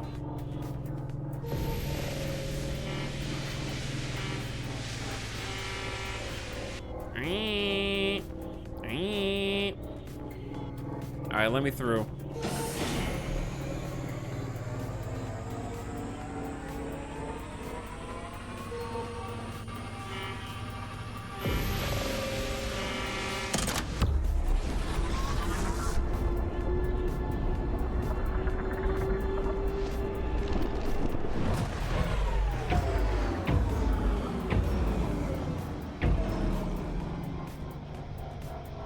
Alright, let's get right on time and Trev in there and see what Jeff has to say. But Thanksgiving will be trade for food. Chaotic Kiwi, Aku, Trev, Headless 7 for 56 months. Actually, I personally haven't played Dredge, but it's a popular archetype in card games like Magic: The Gathering. It focuses on utilizing graveyard mechanics.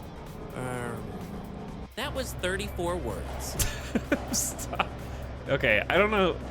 What road am I supposed to be on here? Why did he mention Magic: The Gathering?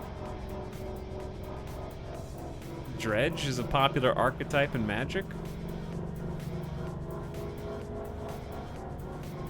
Chat, what happens if I run out of fuel? I just noticed I'm almost running on E, dude. Actually, oh yeah, we truck in Kekona sounds like an enthusiastic comment, but it doesn't provide much information. Nonetheless, Right in Time's 40-month resub is quite impressive. That was 40 words exactly. Stop. No one told you to count. You're low on fuel. Remember to stop by gas stations and fuel pumps to avoid being stranded and forfeiting jobs. Fuel canisters can also keep you out of trouble. Use these to top up the fuel tank underneath the truck to keep it running a little longer. Oh my god. Okay. All right. I think I should be able to do that. This dude right here though, cutting me off inside a little mini coupe.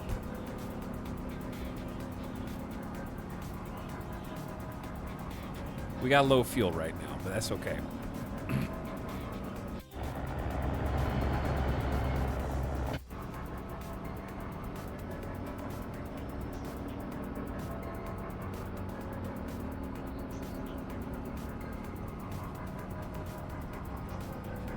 Onyx is 3.9 miles that way.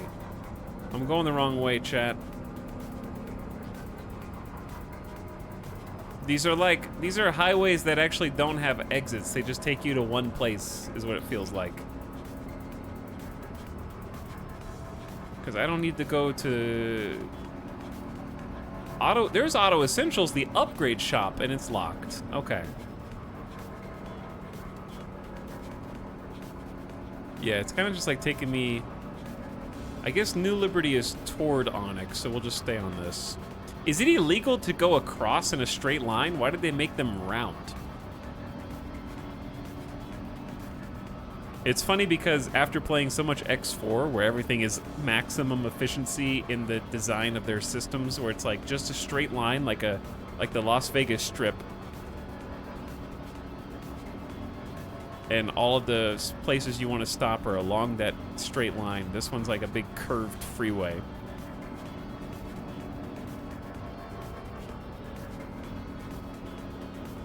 And I'm running out of juice fast. Speed limit 85. Oh my god, who set this, dude? I feel like I'm already going like a potato right now. Things are already getting a little too slow.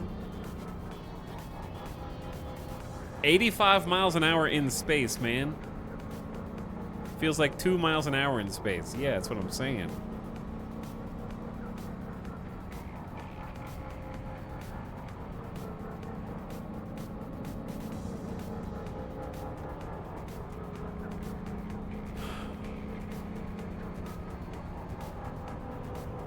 All right, that's us. That's where we're going. I'm getting dangerous. We can only go like 2 miles before I run out of juice. We're gonna have to stop and kind of pull over after we go through this. I think I have some fuel canisters in the back. What? Dude, how did I hit anything, man? How do you know if you have a leak? There's nothing even there.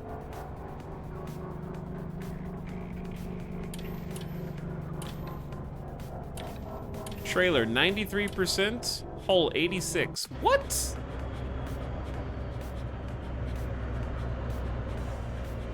One piece of space debris, dude.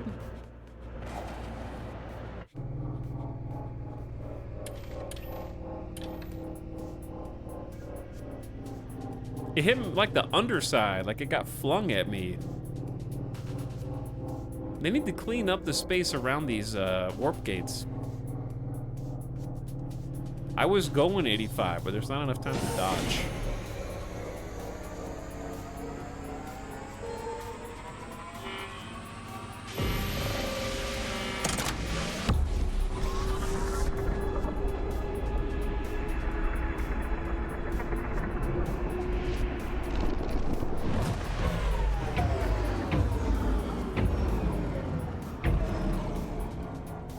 All right, Onyx Station, 0.9 away. I actually don't have enough juice to get to my drop zone.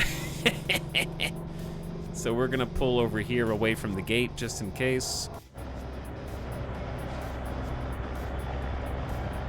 Thing is swinging back there. We need some thrusters on that guy.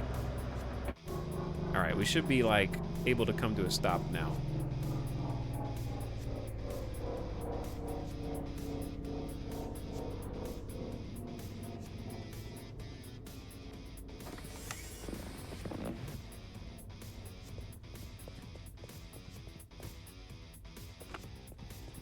All right, fuel canister, come with me.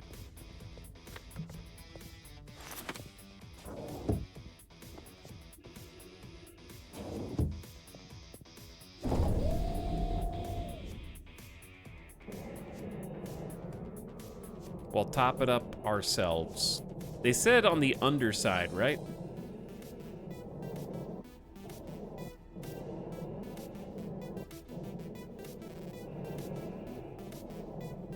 Somewhere down here. Oh, here we go.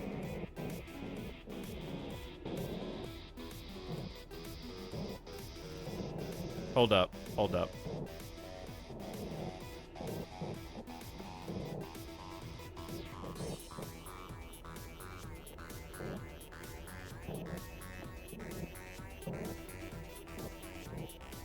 This is a delicate operation.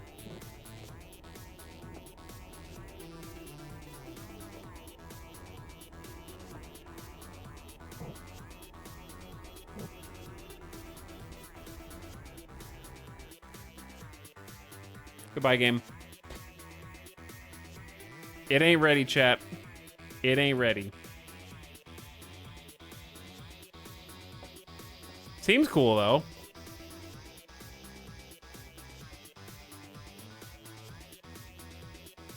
I like the idea of having to remove the cap and having it just float off into space. And watch out for it. But yeah, demo's kind of unplayable right now. I mean, it's playable. I did get the demo. It was a demonstration, but only of the first 15 minutes.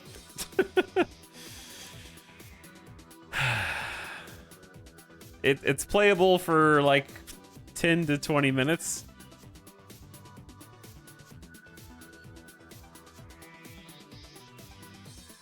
I think it's got a lot of cool ideas. I'm gonna look at the Steam page. You can look with me, because I want to see like kind of the scope of it. Yeah, I think the demo ends after you hit level 3 anyway, but it's rough with all the crashes. To the point where I don't understand how they even play test the game like that. It crashes so much, I don't know how they can be testing the game. Like, that wasn't like a couple, that was like 3 or 4 crashes. And an otherwise really neat idea for a game. I think they need to tune how the hull damage works. Basically make it where you can take more hull damage, but when you take maximum hull damage, something more egregious happens. It felt like you could go to 0% hull damage and then nothing bad happened. I don't know. I think it's going to differ dramatically once it's done. But Raw Fury is cool. They do a lot of cool games like that. Similar to No Man's Sky and Derail Valley, Steam knows. Like, I think that I like the idea that it is harsh, but there needs to be some penalty to that. All right, hop into the driver's seat of your rocket-powered big rig. Yeah, Americana, cruise the highways. I think that their skill tree only unlocking new types of jobs is potentially problematic, and that there really needs to be more content through the skill tree pertaining to the character and the truck in terms of a progression system, and not just an infinite number of different, like, tweaked jobs. Like, this one is delicate, but this one is more delicate, but this one is more delicate. So I want to see the skill tree reworked before the final release, because more jobs just to unlock more jobs, just to unlock more jobs, needs, like, something skill or ability progression in there more than just, like, the best things that you can do are add an extra cab, which is cool. But yeah, and there's a whole auto shop with a truck upgrade system that I don't know about because it wasn't available to me. So you might be able to upgrade the truck in some cool ways. Visual upgrades are a must in my opinion. If they have a paint shop, I'm assuming that there are some upgrades that, well, let's see. Cruise the highways, take on a variety of jobs, such as fuel-hungry long hauls and hazardous drop-offs to earn cash and unlock new content. I think there needs to be some kind of cruise control that you unlock eventually, because I think you kind of like hold spacebar. I think if the camera didn't zoom in every time you accelerated, it would be less dramatic. Because right now I'm like pressing spacebar to try to fine-tune the speed, and the camera kind of zooms every time. Would be something that would be hopefully easy to fix. While on the open road, use the fully voiced interactive CB radios to get the latest gossip from fellow truckers, request docking permissions, or send out an SOS. I think that's a really great idea. Sending out an SOS with the CB. Swing by auto shops to upgrade and improve your truck systems, giving you access to exciting and potentially dangerous new areas. With new trade routes open, take the opportunity to earn a little extra on the side, buying and selling small goods or contraband at trading posts and stations. That's great. But I'm noticing that the only things that change on these trucks are the exhaust and the color scheme. and the hood ornament. So I want to see more truck upgrade. I want to see like different types of thrusters, different types of headlight configurations, some things that are functional, some things that are aesthetic. Otherwise, like, okay, let's put it like this. If there's only light cosmetic changes and more missions that you upgrade, this game runs the risk of being a one-trick pony. It's a really good trick, though, but that's the risk. So, again, this game has no release date. And this is just a demo, so it's, given how much it's crashing, it's entirely possible that this is just the only truck model that they have fully functional so far, plus whatever AI trucks are out there and cabs. But it'd be kind of the same as playing Derail Valley with only one engine type, if that makes sense. Like multiple engine types that have different handling and different capabilities. That's what I want. I want to start with like a truck that can haul this much, but instead of saying you have a skill point that lets you haul an additional trailer, I want to upgrade my truck to be able to visually and physically support more weight and more cabs. I mean, more trailers. You know what I'm saying? Where you're developing the truck and it unlocks in that development the capability to haul more things and different things.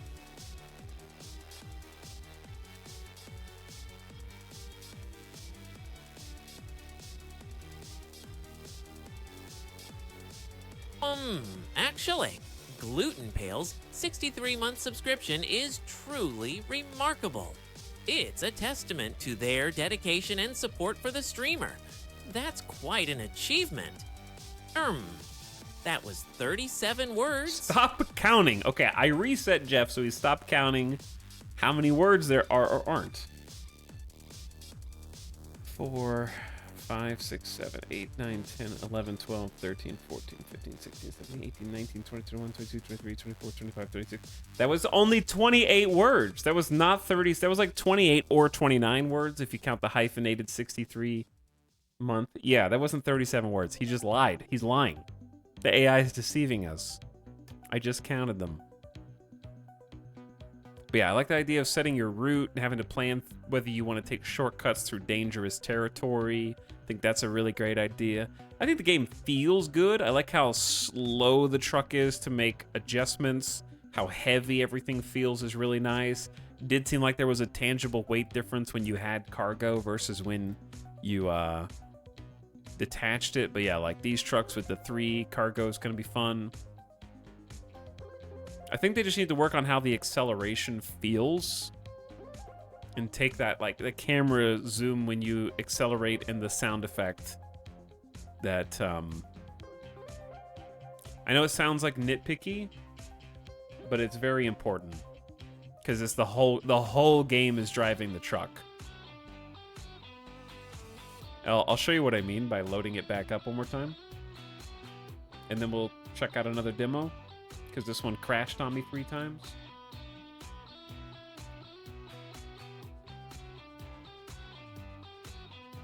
Very cool, though. Also, thanks Gluten Pail for 63 months. That's a lot of months, dude. That's a lot of months. And Headless7, thanks again, dude. All right, I got to turn the volume down so we don't have to listen to them yap again.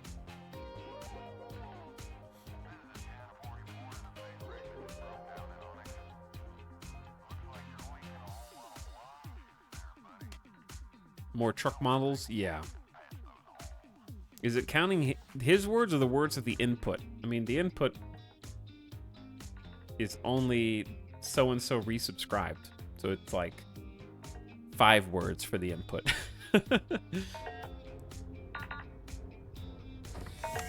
Oh. To show you what I'm talking about, I guess I have to go do this again.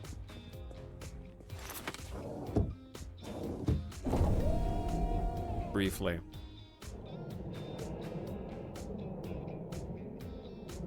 But whoever developed this had to have played X4, honestly, because the floating around in space is almost 1-to-1 X4 EVA.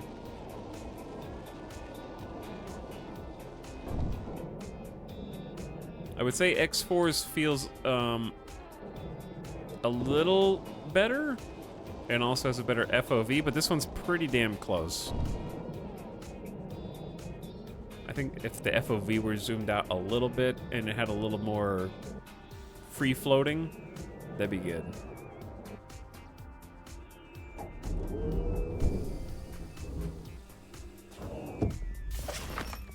Okay, anyway, so the kind of things I'm talking about are these. All patched up? Oh, shh. All right, wait for him to finish. Well, just a quick heads up, but that gate's been real Chat, what's the next demo we should try? lucky for you. The repair drones are Where do we go from here, dude? reckon by the time you reach it, they'll have it up and running again.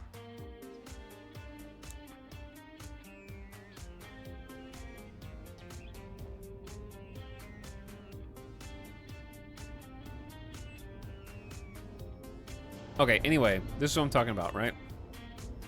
Music, chill for a sec. Accelerate.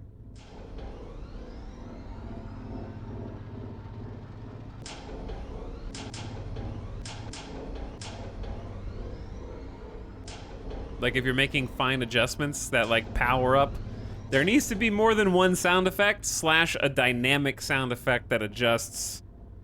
It's like if you accelerate even a little bit, it cues that whole sound effect. Or reverse. Right? Like that, you gotta have better sound engineering for the feel of driving your space truck in the space truck game. So that's something I want to see developed more before the game releases. If it comes out like that, it'll be a shame. And then secondly, that zoom, like if I accelerate here, do you see how like if I space, the cockpit kind of pulsates? And then if I shift, it kind of like I'm sitting forward in my seat. I find it a little disorienting, like a little motion sick. I'm not... It's more disorienting than anything. Yeah, it doesn't really feel like accelerating. So I think combining some good thrust noises, taking away the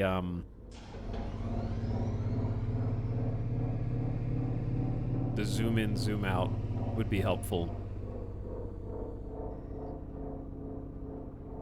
Okay, yeah, those are two of the things, and just kind of adjusting the feel of that. But anyway, game crashed 3 times, so I quit. It was a lot of fun though. I'm looking forward to the full release eventually. Those are just a couple observations after having played it.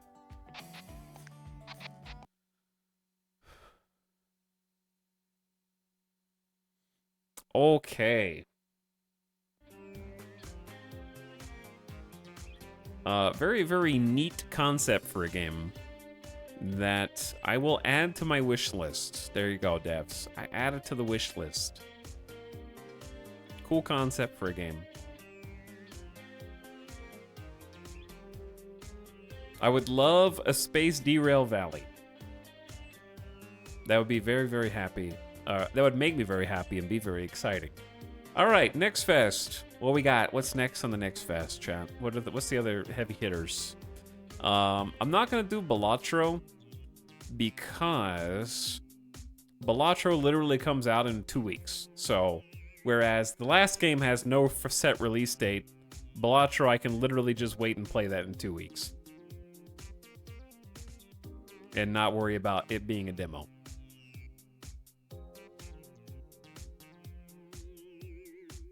I guess we can just look together. Has anybody played this? Wait, TerraTech. There's already a TerraTech game, isn't there? Is this like a build? Yeah, I played TerraTech.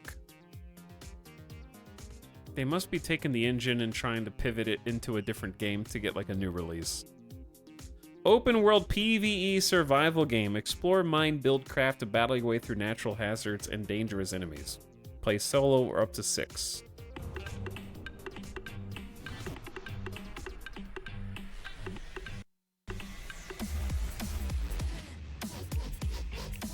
we're muting that now. I gave you... I'm just going to play my own music now.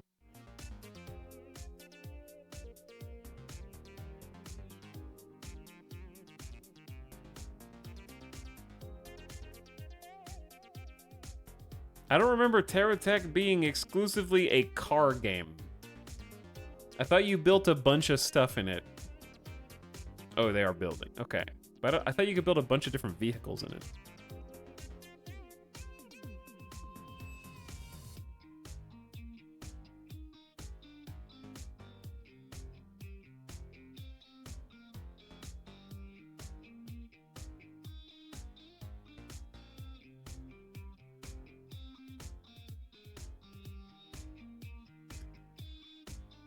Let's see. Yeah, TerraTech. Same dev. Payload Studios, 2018.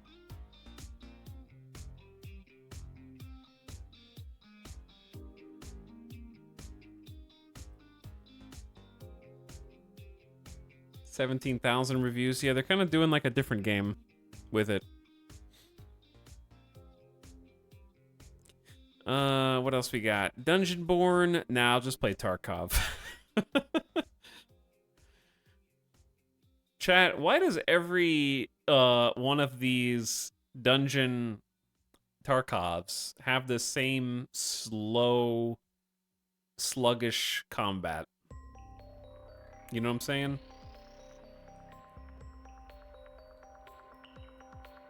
Like the same chunky, but not in the good way.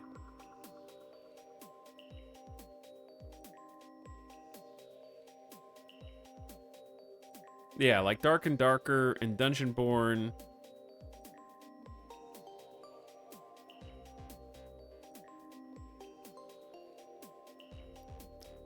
I mean, like, these don't look bad, but these are like the glamour shots. It's when you're hitting the same thing. It's the Elder Scrolls combat is what I mean. The Elder Scrolls melee.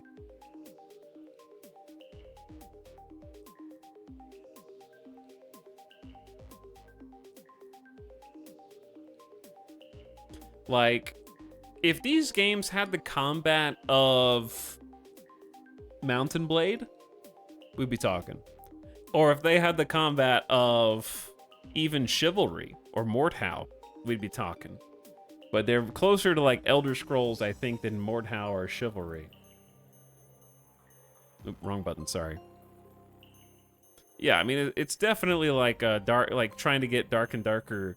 Basically, people saw Dark and Darker and were like, we can do that, but minus the legal issues and get it on Steam. Which, to be fair, is a smart thing if they can pull it off. You know, like,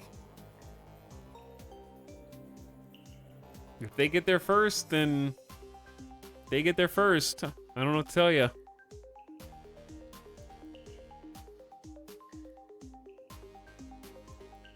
What is Dread Dawn?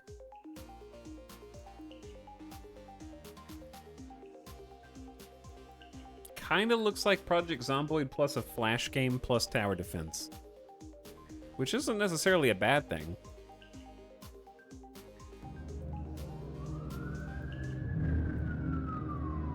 People falling from the roof?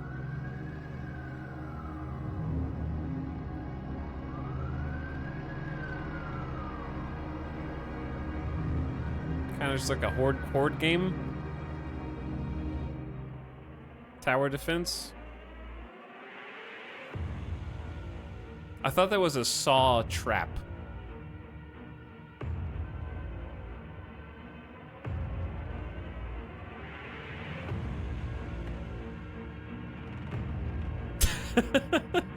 The little RC car.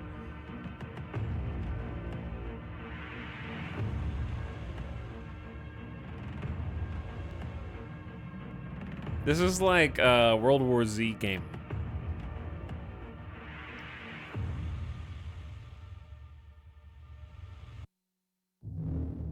This is a long trailer, dude. I underestimated. I thought we were at the end of the trailer.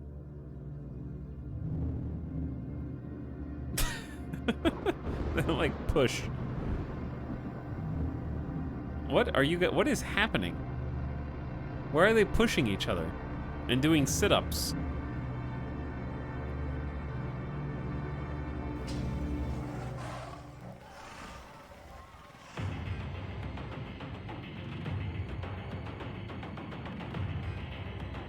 What? I don't... There's a helicopter?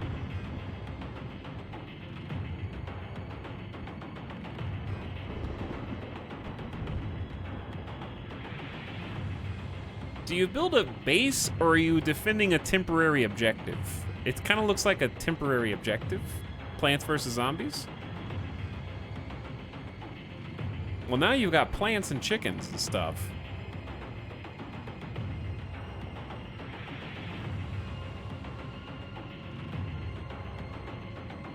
That's actually just zombie tower defense.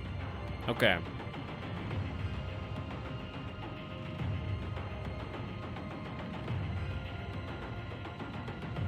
The cameraman is losing it, dude.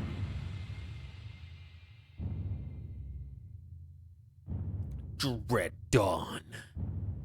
Dread Dawn. Okay.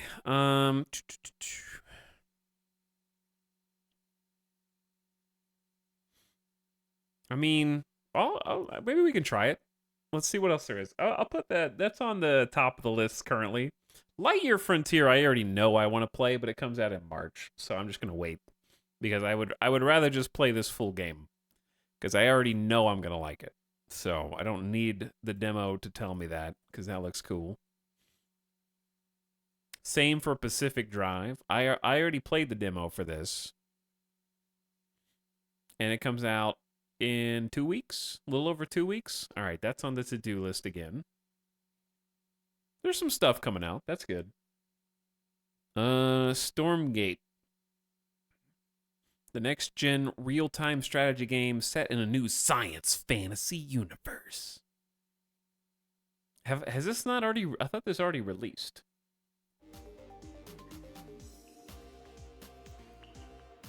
Did this not already release? It's open beta. Oh, same thing.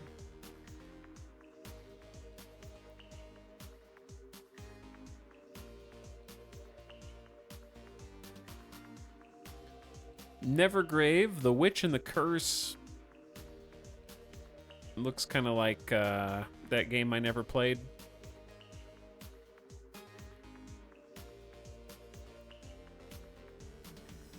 The one with the little guy. Words are hard. Soul Mask. Hollow Knight. Yeah, thank you. Escaping a deadly sacrificial ritual, you find an ancient mystical mask. Something, something. Something, something, survival sandbox. More! More survival sandbox. This is the year of the early access survival sandbox. Oh my god, because Soul Mask isn't even the only one. There's another one. There's maybe 2 more that I could think of. This is the year of the survival sandbox.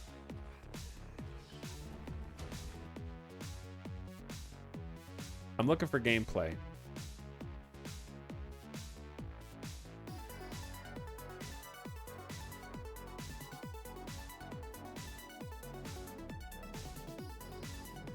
This music weirdly fits, but like not in the way it's supposed to. I think.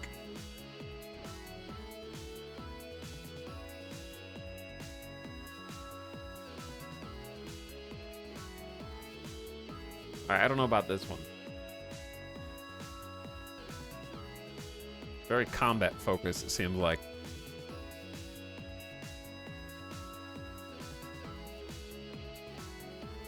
Their faces look like Rust characters to me. Wow, the music fits weirdly.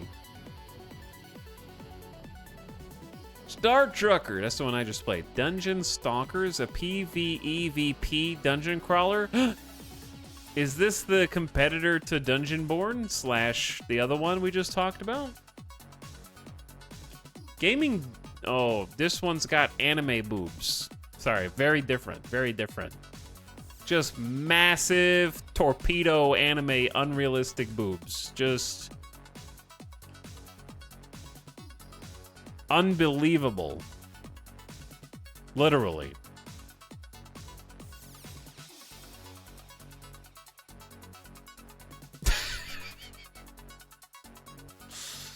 I forgot that I can't just click on every single game on Steam.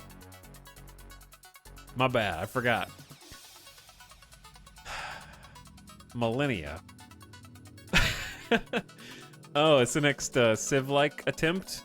No one's been successful so far, in my opinion. Will this be the time that changes? Probably not, but I applaud the effort anyway.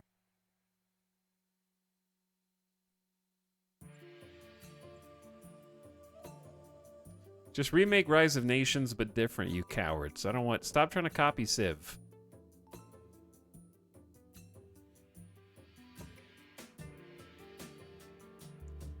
Second question. Why are we filming in front of a green screen, but not using the green screen?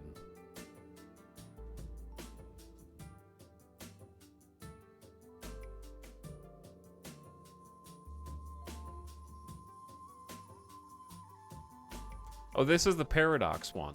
It was a bold choice to zoom all the way in to the point of pixelating the graphics for this trailer. If I were them, I would have simply played at like 4K, recorded that, and then zoomed in. Instead of playing on low graphic settings. Okay. Anyway, I have my doubts.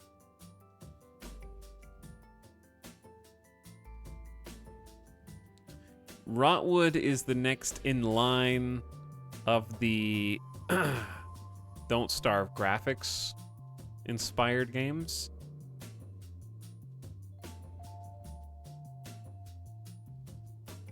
Dungeon crawler PvE plus exploration. Oh, it's Clay. Okay, well, I was right. I didn't know how right I was.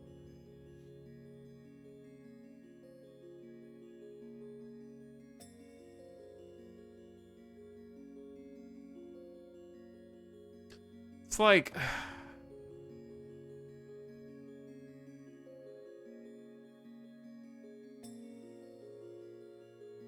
I don't know how to feel about this. I don't really know what it is other than a dungeon thing. It looks fine. Yeah, it doesn't look bad. It's just I kind of want to see them do something different. It doesn't look like Castle Crashers. I don't think I've ever seen such a Clay-looking game before. Yeah, it is a Clay-like. Okay, Balatro is already on my wish list. Indica. Psychological third-person story-driven, set in alternative Russia in the late 19th century? Wait, no. Chad, do I know Roman numerals? What century is this?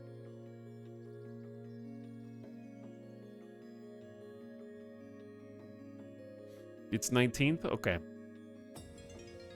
Why would they use that? Because it makes it look more legit. Indica tells the story of a young nun who sets off on a journey of self-discovery with the most unusual companion, the devil himself.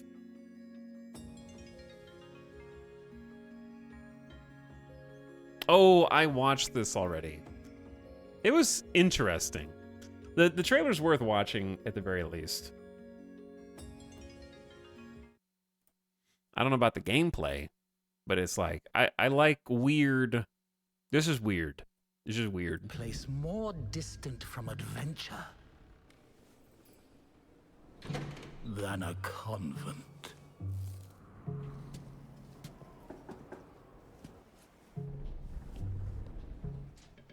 Heavy use of the fisheye train TikToker lens. If it were up to her, would have preferred to stay within its walls. No, I made that joke first, sorry. However, You have to find another one.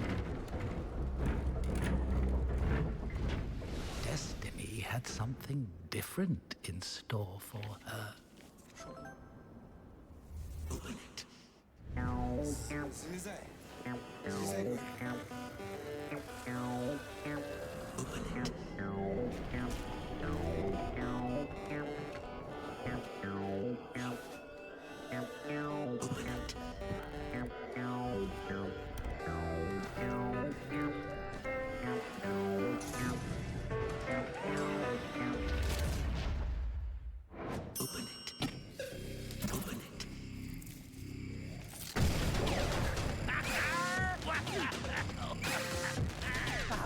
What happened?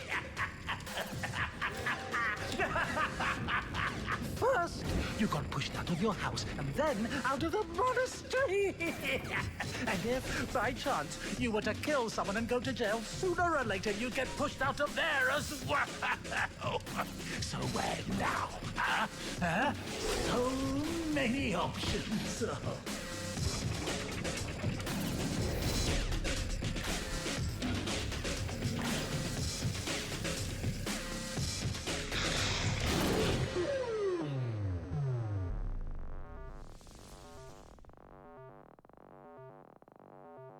I told you it was weird. Is this a new remothered like? Chat, you might be onto something. This is the only other game they've made, though. VR only. Interesting.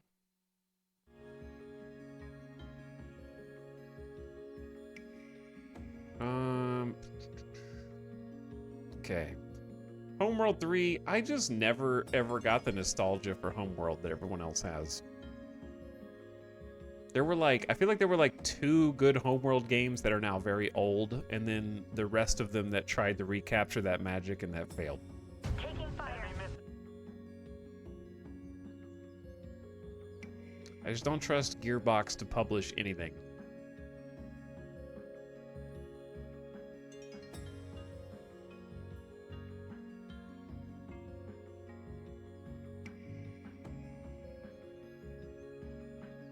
Okay.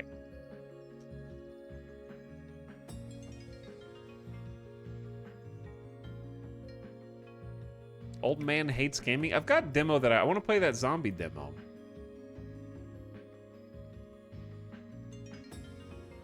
I want to play the zombie demo. I don't want to play Homeworld faux multiplayer where you have to like, because it's a multiplayer demo and then you have to play like off versus the AI or something.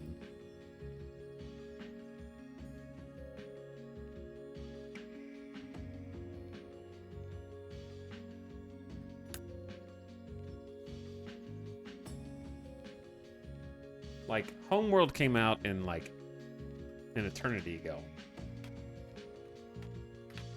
Homeworld 1 was 1999. Homeworld 2 was 2003. They're just not doing Homeworld 3, and, like, the Homeworld spin-off games were just bad, in my opinion.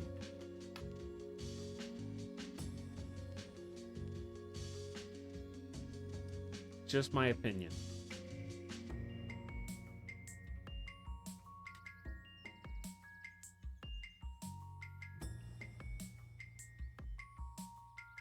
This guy hates Homeworld.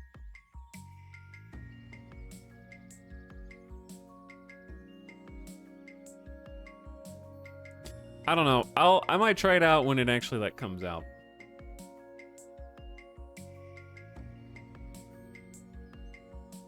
Realm of Ink.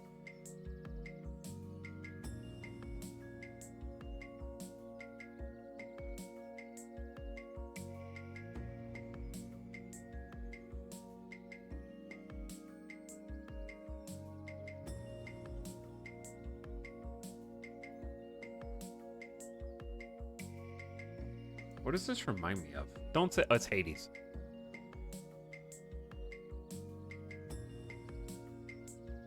It's like a Hades clone.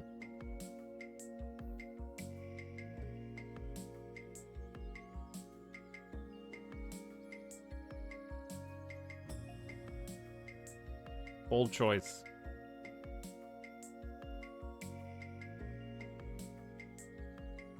Tribes. Hi-Res do be trying. They're trying. They don't know what to try. Smite 2? I don't know. Tribes 3. Okay, so, like, Paladins must not have done as well as they wanted because they're... Hi-Res is, like, terrified of trying a new game.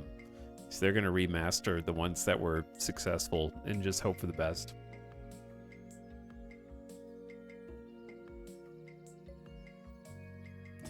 Developed by Prophecy Games.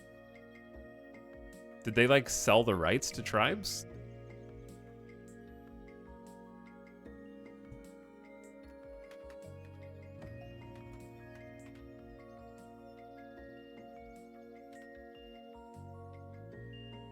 I mean, it says Hi-Res Studios' upcoming Tribes 3 Rivals. It's a subsidiary of Hi-Res. There you go.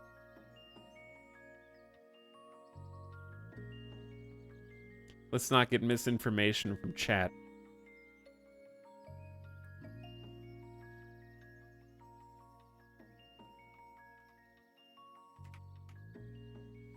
Yeah, Prophecy Games is a subsidiary of Hi-Res.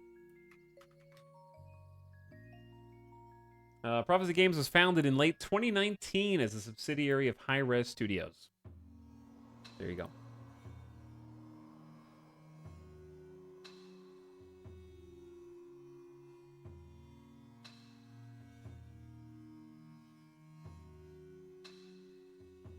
Okay, anyway. I thought Tribes was fun back in the day. Synergy. City builder. With cards. Got a neat art style.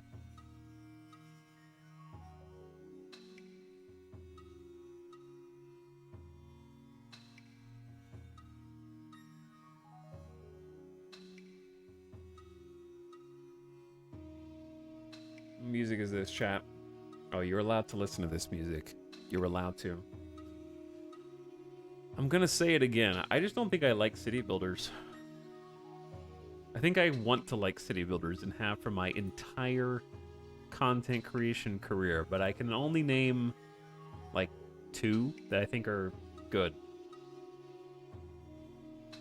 Or that I don't have reservations about.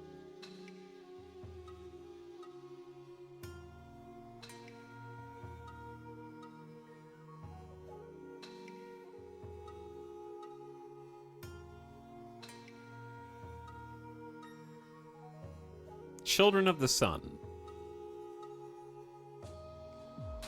Same, to be honest. Yeah, I would say, like, if I had to, if you need to know whether or not you actually like city builders, can you name more than 2 or 3 city builders that you think every gamer should play, that are just like must plays because of how good they are? Like, even now in 2024, if they've never played these games, they should for sure play these. I could name, I don't think you should play Banished in 2024.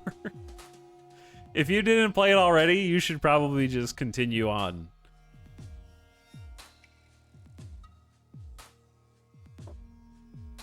SimCity 2000. Valheim is not a city builder, you silly goose. Does Frostpunk count? Frostpunk is a city builder. For sure, yeah. But I thought it was okay at best. Against the Storm is highly overrated. But chat, that's 1. Even if I give in to the majority who say it's good, that's only 1. There Are Billions should not be played in 2024.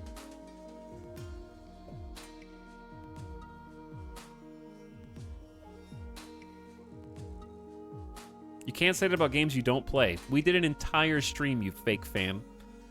And I really, really disliked it.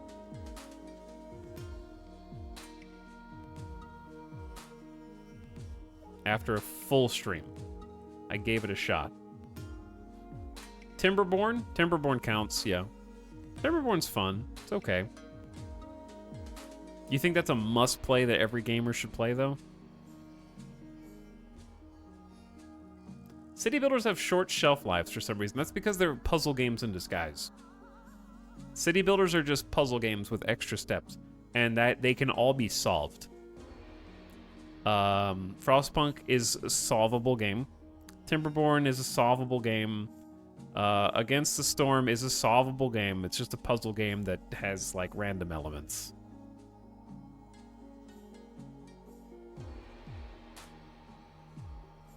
So they're just like fun for a little while.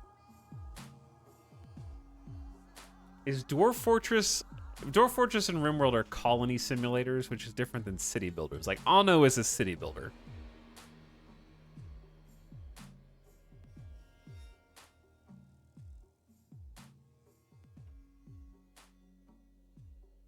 Kenshi does not count as a city builder, no. Chat is stretching the definition of genres here.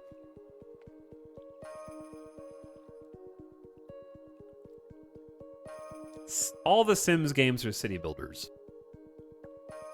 I like how no one said City Skylines. It's like the most obvious choice. And every popular opinion has soured and turned on it. I said City Skylines. Okay. Sorry. Ballistic Bro said City Skylines. It's too obvious. I mean, I'm just saying, like, city builders as a genre struggles compared to, like, every single other genre in terms of timelessness other than, like, real-time strategy games. If you really think about it.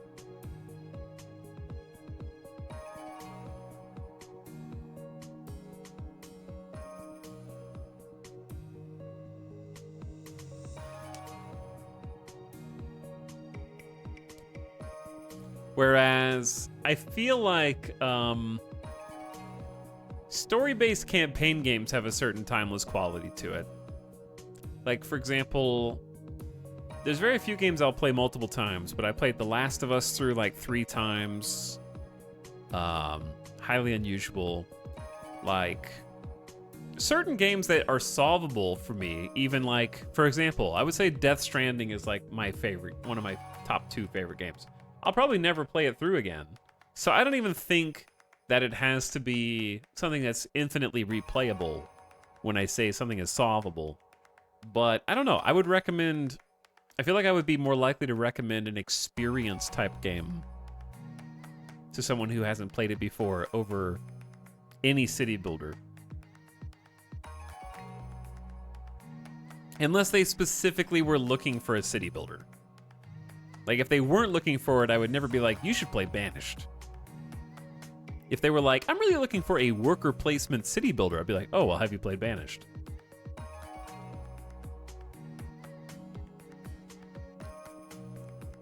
Fallout 4 is a city builder.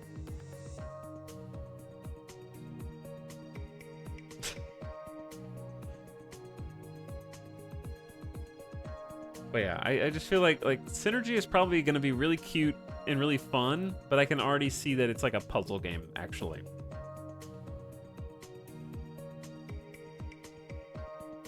If that makes sense.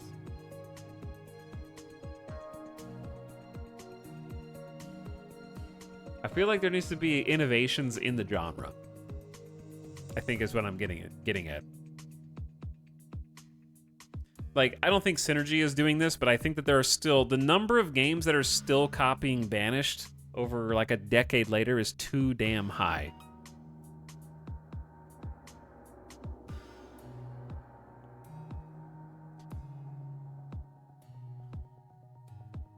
Have you tried Songs of Six? Yeah, it's a cool game. But as someone in chat said, it's more of an ant simulator than a city builder. It's more of like watching ants run around. I already clicked on this game, but I forgot.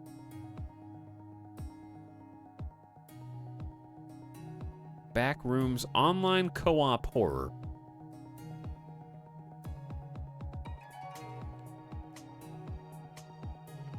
Sprint, run, sprint, camera. Okay, got it. Sorry, there's so many games I have to just kind of like... Is this like a Mario Party anime boob game? Okay. Orc War Chief, strategy city builder. We're off to a rough start here.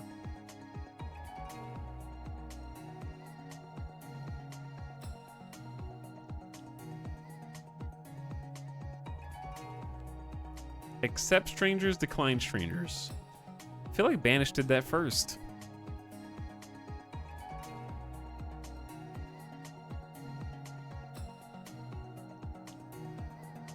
Come on, Scene, do you have to let him rant on how bad city builders are and then show him this?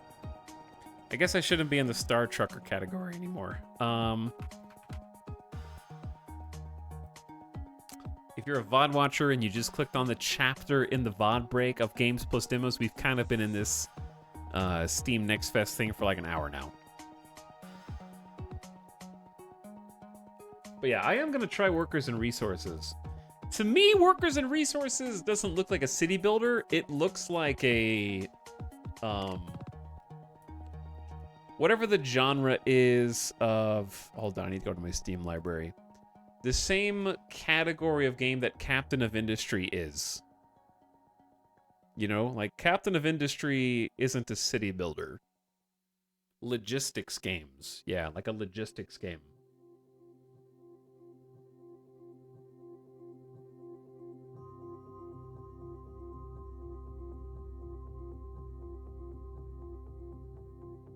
Breachway. Explore the galaxy in this deck-building sci-fi roguelike, where ship upgrades and crew management are key to survival. Okay, so we've got... I think I've seen a trailer for this before. It's like third 3D graphic FTL, but with cards.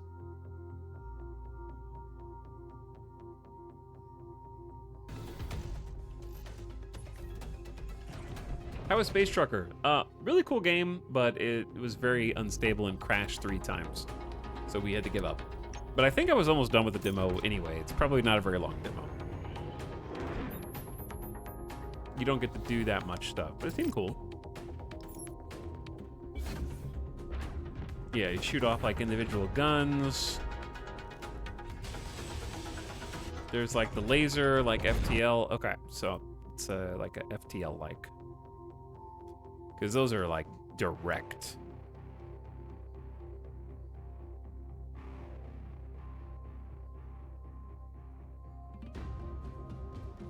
Abiotic Factor.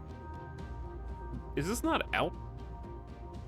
Online co-op. I swear that people have been playing this already, have they not?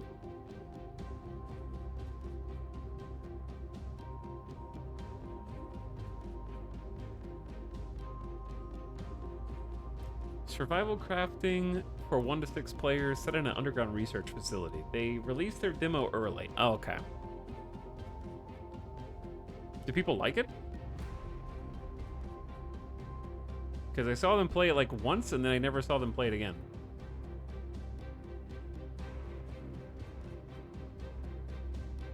But it seems like it's more like a co-op thing. Derminion didn't like it.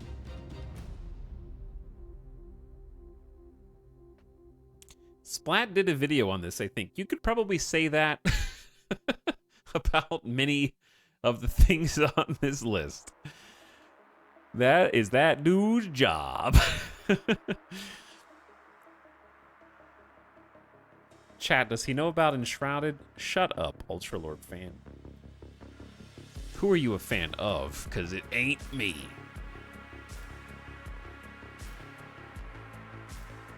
Have you heard of Pulsar Lost Colony? Yep.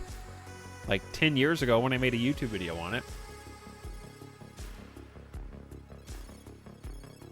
First person rooster head game. Hotline Miami. Incursion Red River. All right, show me the latest tech in first. What music is this, chat? I don't know what music. It's the Mummy Demastered. They have a banger soundtrack, but I'm not really sure because it's a game based on a movie if you can play the soundtrack or not. Like, I don't really know the logistics of that. Is the Mummy Demastered soundtrack DMCA? I don't know. It's possible. It's actually a really good soundtrack. I mean, we could always do a little test and you can just see if the VOD gets muted.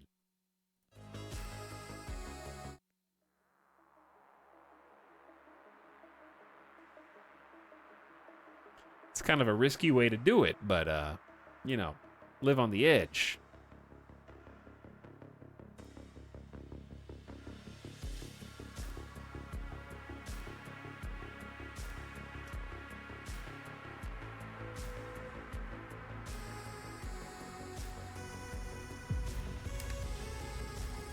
Well,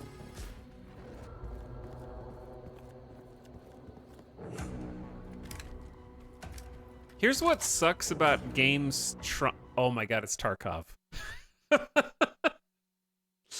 Here's what sucks about Tarkov inspiring a host of other Milsim-esque games to come out after it. The problem is that Tarkov's been in development for like 7 or 8 or 9 years, right? Like 7 to 9 years of development time. And I'm if another Tarkov like game goes into early access now, like Tarkov went into the first access in like 2017. So even if this game is destined to be the next awesome milsim game, but it's PvE this time, like can I go into a time capsule and become I'm going to be like 42 when the next Tarkov is as good as the current Tarkov. Do you see what I'm saying? Like if games are just now starting to copy other super popular games, their dev cycle is going to be like I'm going to be ancient by the time they're actually in a playable state. Like I'm just now getting addicted to Tarkov again. Okay? Like when I stop streaming, I'm going to go check on my hideout in Tarkov and go mess with it and like upgrade it and stuff. You know what I mean? And it's like 2017 to now, and now it's in the best place it's like ever been since then, other than cheaters, which have just been eternal. You got me hooked on Tarkov, you fiend. It's fun though, right? The Dark, how you doing in Tarkov? But even if this is like the next big thing, they've even got the like side.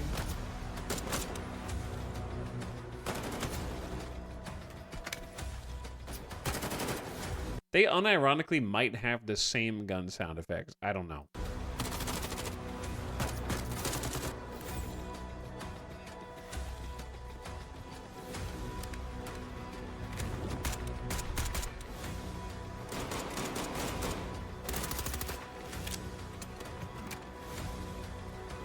It kind of does look like Far Cry. I can see that.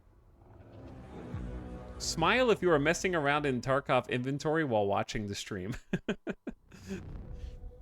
I mean, it looks cool, but I'm telling you, it's going to be unplayable for like 5 years. So hopefully they get enough money to keep developing this when I can go check back on it when it is like got more gameplay. Like, I can't understate how much content Tarkov has in it in terms of maps, level design, quests, tertiary things to do that would take so long to catch up. I played it for 2 runs, not bad, but yeah, it needs work. I'm downloading it now, so we'll see. Hey, good luck. Level 12, I need more box space. Hey, level 12 is pretty good though, The Dark. That's pretty sweet. Thanks for the reminder. Chat's loading in now. Yo, I got my money-making scheme down pat. I literally can't go broke in Tarkov. Because I just make passive income with my, it's not really passive. But, crafting. Crafting making the big bucks, dude. Gatekeeper. 9-bit armies. Isn't there been a 9-bit army? It's buggy though for sure. Incursion? Yeah, I mean, any game like that that's not even out yet is gonna be. That's why I had the whole spiel a second ago. Just like, God, wake me up in 7 years when the next Tarkov-like game replaces current Tarkov. That's why it's here to stay. It was the first one on the scene, and it's still being developed. And you just can't catch up. Dude, okay, trying to make a Tarkov game now is like trying to play EVE Online now. Or any of these other games that are competing with something else that's already huge. It's like, yeah, you can start playing EVE Online now, but you'll never catch up to the people who are still playing EVE Online and have been since it came out.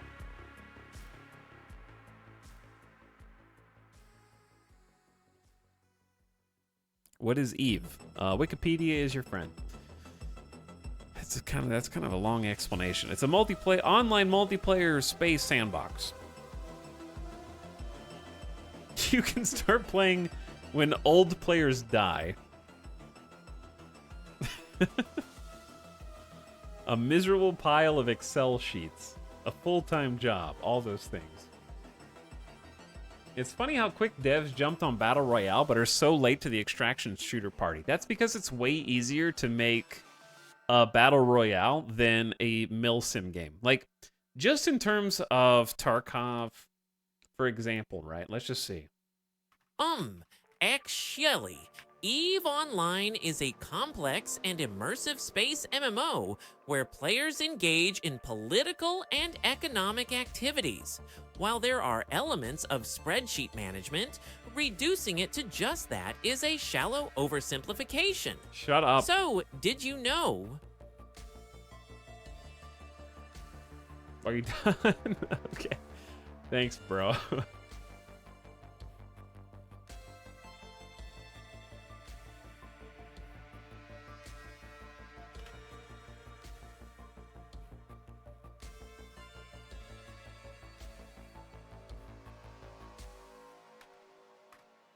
Okay, I was trying to find like a count.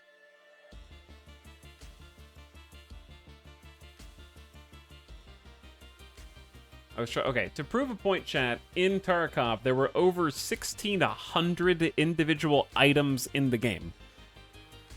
And that was in 2020. So, I'm assuming that there is more now.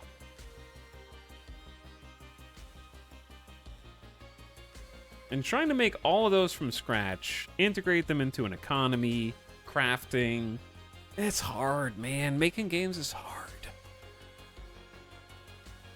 That's why the games that we still play, for the most part, are the ones that we've been playing for like 10 years.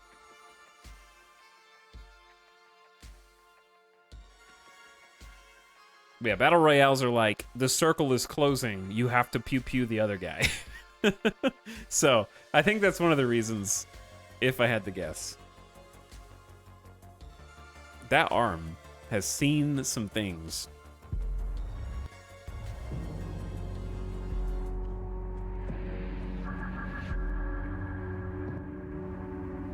Immersive survival game where you're trapped in a world engulfed by a green, toxic substance. You're Enshrouded. stranded without any memory of how you got there. And a device implanted in your hand ticks down the seconds until your life is over. Okay. I'm on board so far. In order to survive, you need to inject yourself with serum. All right. And that's where the game's unique brewing system comes into play. By mixing and matching different types of substances, you can unlock dozens of powers and hidden abilities that will help you survive. To extract the liquid, you'll need to These gather plants animations and hunt look down like mutated animals Ark that lurk or in the Conan. shadows. Something looks vaguely Conan about it. You also find mysterious notes and blueprints left behind by someone that has been there before. Use those to craft devices, Or Green weapons, Hell. and deadly traps. Uncover the truth about the dark mysteries of this world and prepare for the final encounter, alone or in a co-op mode.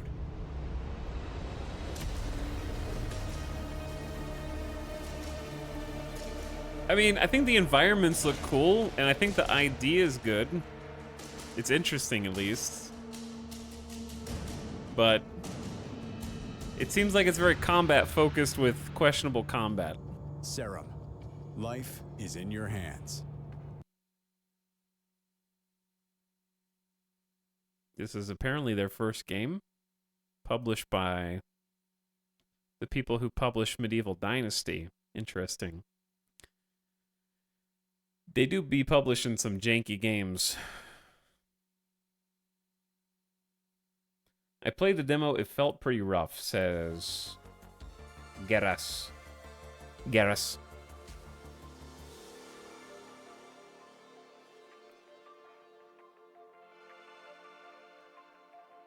Are games washed? I look through these demo weekends and nothing looks slightly fun. Somebody else said, who said gaming is cooked? Snorble said that. Video games are dead. Rip video games. No, I just think like there's a we could talk at length about it, but I think the short version is there was an era that we've already been through, the Kickstarter era, in the early 2010s, where there were 1,000, it seemed like, different games with endless potential. And we gave the benefit of the doubt to every single one of them. I certainly did as a content creator. It was just like, oh, look, a new 5-minute demo. Who knows what this game will be in 5 years? It was abandoned. Yeah, the Steam Greenlight days and the Kickstarter days. And I think after living through that, I'm definitely like heart hardened now. And I'm more like calloused because of all that. Like if I have to see another Cube World, and the fact that Cube World is still trying to scam people even today and people are falling for it.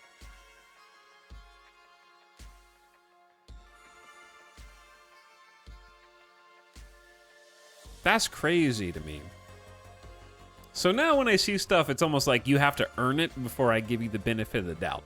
2, I think we've experienced a lot more things, and we've gotten older and our tastes have changed. And I feel like sometimes we're still making the same games as we were making 10 years ago. In a lot of cases.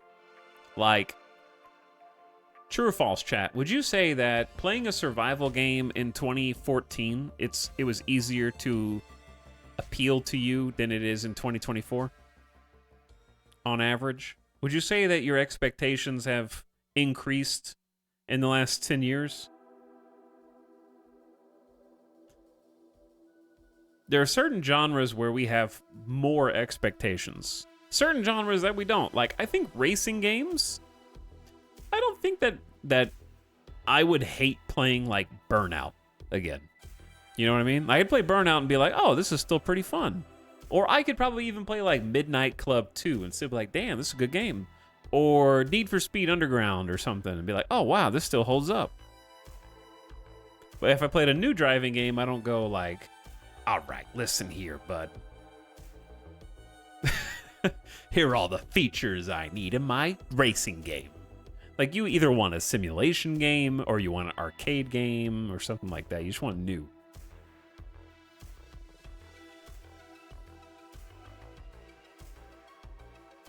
And then the games that are more campaign-focused and experience-focused, your expectations are just you want something new. Like, let's just see, right? What were the best games of 2014? According to Google. Google, the first game it says is Middle-earth: Shadow of Mordor. Fantastic game. Dragon Age: Inquisition. Bayonetta 2. Titanfall. Alien Isolation. Some of those games are just... It's like, some of them for their time. Like, I don't know if I'd want to play Middle-earth: Shadow of Mordor again right now, but it was... I love the game. Reaper of Souls came out for Diablo 3 that year. But those types of games are more like experience games. Maybe not Diablo, but, you know. You don't really play Child of Light twice. Or Transistor. Or Alien Isolation. But your expectations for games that are open-ended and sandboxy have increased because the genre itself was in its infancy 10 to 15 years ago. Whereas games like Far Cry was on its 4th iteration in 2020 or 2014. Games like, you know, the Legend of Grimrock 2 came out in 2014. But yeah, like when you play Call of Duty Advanced Warfare, you already knew what Call of Duty was. It wasn't in its infancy, right? That was the year Hearthstone came out in 2014. God, that's crazy. Hearthstone was definitely a trendsetter. But the games that are more open-ended were in their infancy. Like survival games were in their baby infancy. Like Minecraft was still pretty fresh in the zeitgeist, like 5 years old at that point. I know Minecraft isn't the first survival game, but it's definitely one of the ones that sort of put things on the map.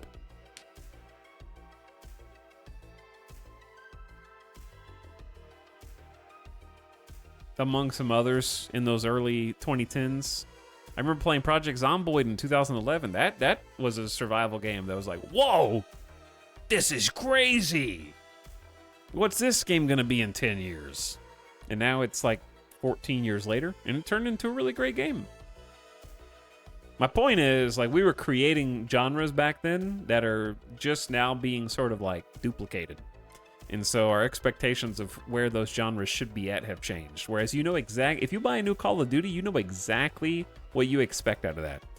But we still expect new things out of the genres that are less well defined, like city builders, survival games, colony simulators, and there's very few archetypes that you could say, this is it. This is the one.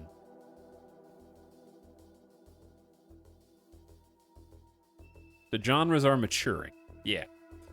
So, like, if I find the next strategy card game card battler and they have, you know, some familiar mechanics, this could be an awesome game. But like roguelike deck building games have also had that sort of you know, Slay the Spire came out and everyone went, oh shit. Similarly, I can't believe, like, do you remember how novel Slay the Spire felt?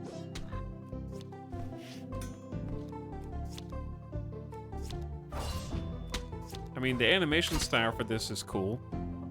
It looks cute, yeah, but I'm seeing do a strike, get armor.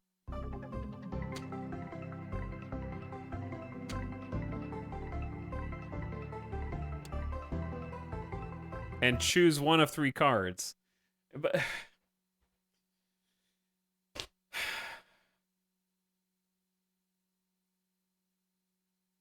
you can't just change the coat of paint and then sell it again.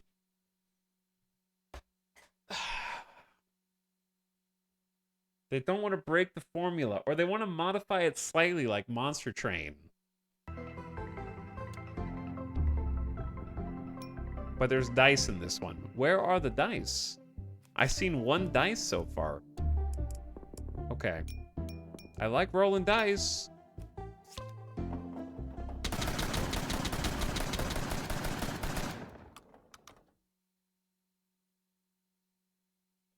But you can't call a game Dice Mancer and only show dice twice in the whole trailer.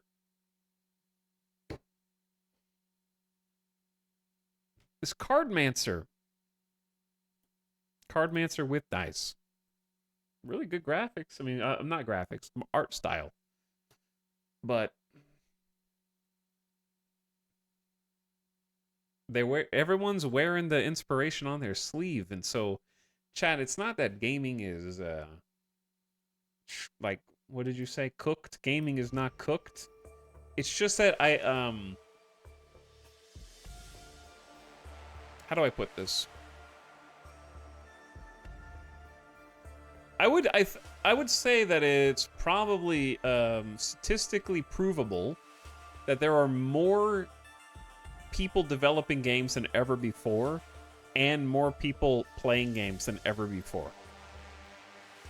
And as a result, in the olden days, the games that came out were the ones that you remember fondly anyways. The trendsetters that you have the most pleasant gaming nostalgia memories for were the ones that were being made by people who were inspired. And because there are more games now than ever before, there's also more people chasing the coattails of those games.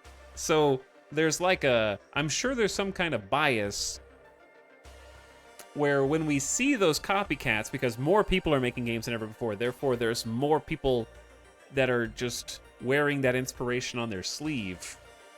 We see more of those, and therefore it feels like there are fewer of the games that we find inspirational and new and unique, even though that's not true. How do I explain? I feel like I'm explaining this poorly. It's kind of like, for example, the news, okay? Your parents think that there's more bad things happening in the world than ever before because they have news at their fingertips. There was always crazy shit happening all over the world throughout all of history, But now you can see what's happening in every single region of the entire world simultaneously. So it feels like there's more crazy bad shit happening. Even though crime rates are down, for example, in the US.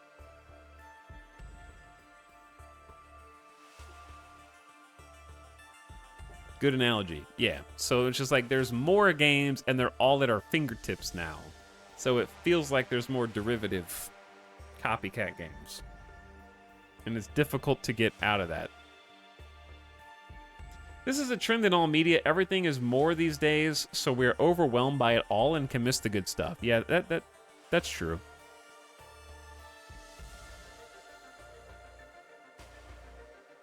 But that's just how our brain works, Snide. Right now, I'm curious about guards. All right, let's look at it.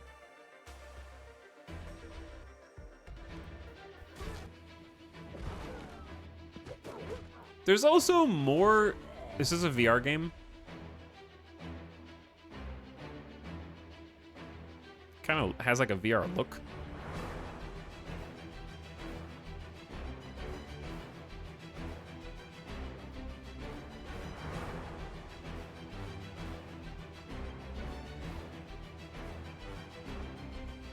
I don't think so, actually. The frame rate do be struggling here.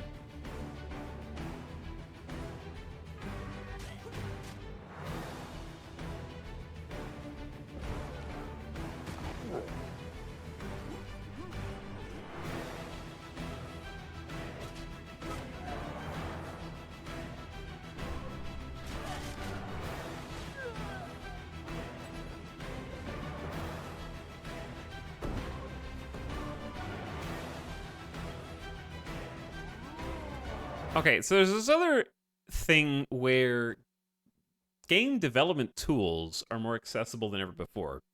So more people are able to try learning how to develop a game than any point prior. But the difference is, back, 10, 15 years ago, most of those people would have gotten funneled into making mods for an existing game.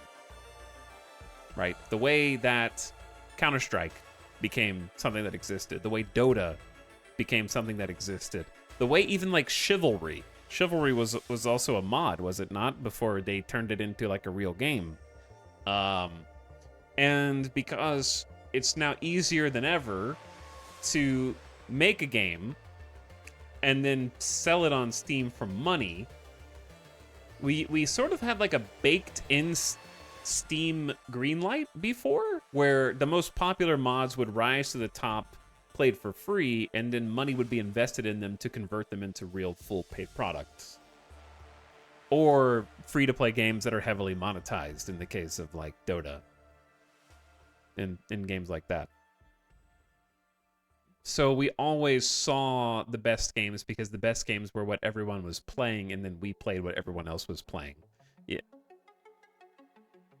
Battlefield 2 from Desert Combat. Yeah. They just kind of took that wholesale, which was a good choice in hindsight. But now that I think more and more people are making games, there's kind of this idea of why not try and sell it? If it works out, we make a bunch of money, which, people should not have to work for free. But it's more prohibitive because we can't buy every game that comes out. Right? Like, that's just not possible.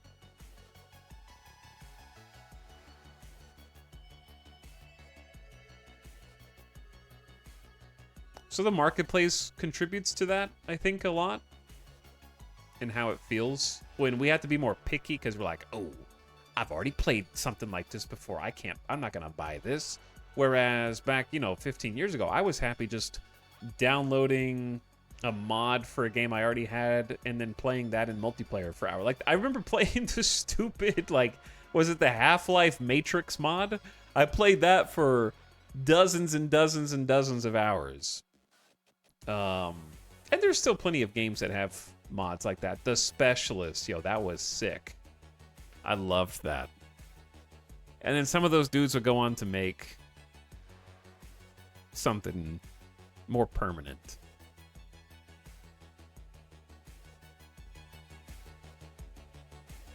Co-op resource management open world building.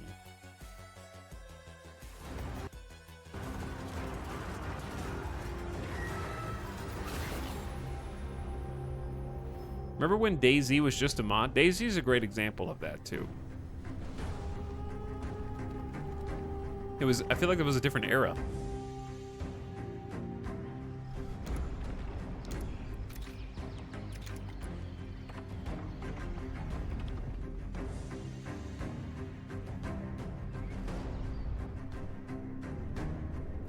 When was the last DayZ-esque success where like a mod for another thing, like PUBG, like PlayerUnknown's Battlegrounds, right, rose out of Arma mods? When was the last time something like that happened, where a mod became the thing, like the big hit thing? What was the last huge game-changing mod? Auto chess? That feels like it was ages ago.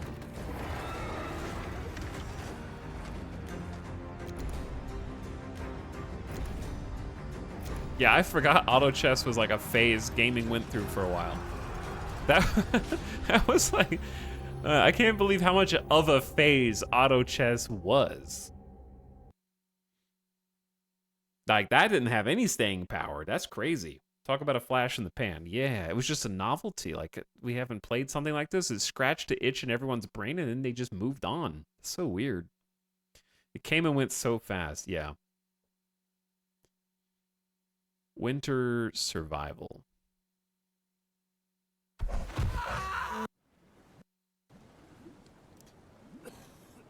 Everybody wants to make a survival game, but it's hard, dude. It's hard. Ah!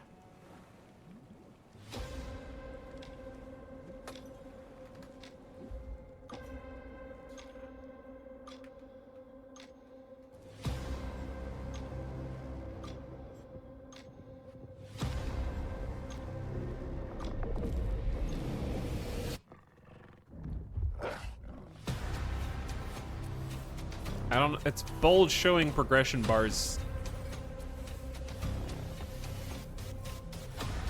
This one's inspired by the forest. 100%.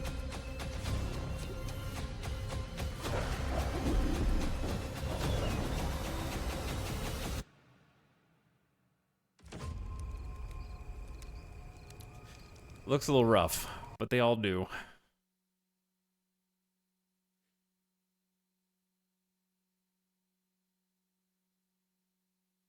TFT took over because Auto Chess died when Valve and the guy who made it didn't make a deal together. Yeah, that's what happens. Like, a genre peaks, and then everybody settles into whichever game ends up winning the little war. And I think Teamfight Tactics won that war because they were the last man standing. Omega Crafter. Oh my God, it's POW World 2. Maybe?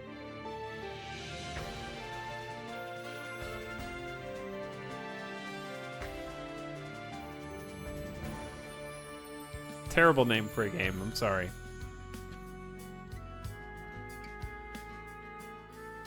Oh, it's a coding game. It's POW World for people who like programming. Which is probably going to turn out to be a mistake.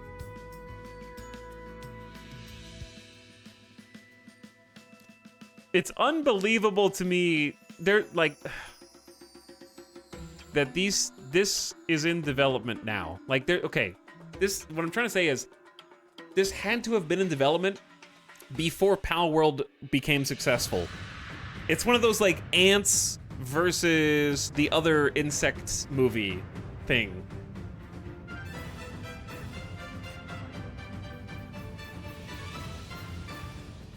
Bug's Life. Yeah, Ants versus Bug's Life. Deep Impact versus Armageddon.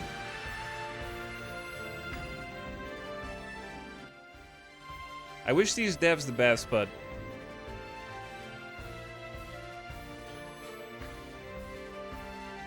it's Power World hands down. I'm sorry.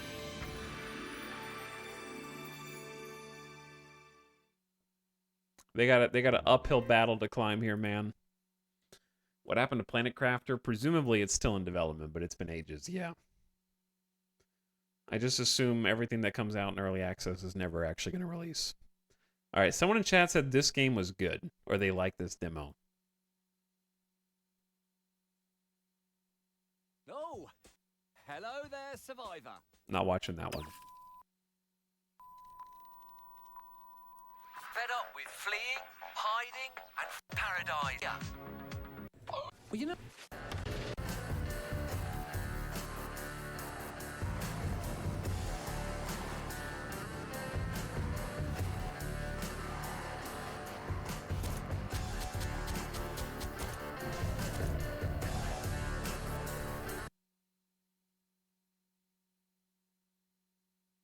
Chat says this one is good, but why does it look I haven't bad? seen you here. You'll get nowhere without a Zombot. So take the time to capture your future allies. However, be careful.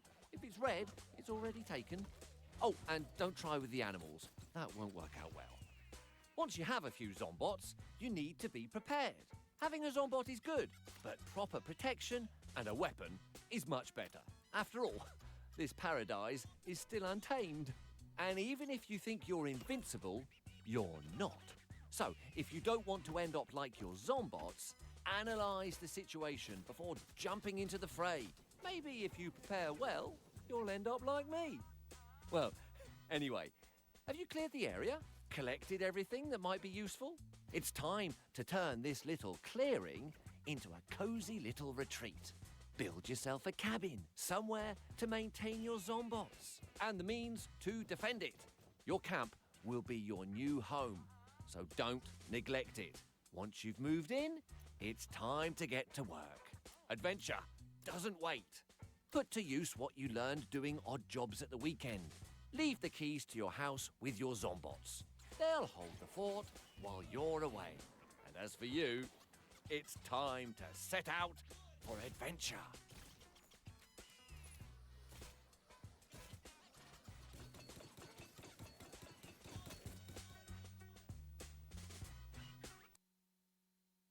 I looked it up, and this is literally How to Survive 3.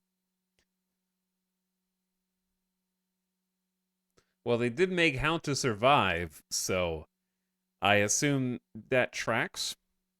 They just changed the name.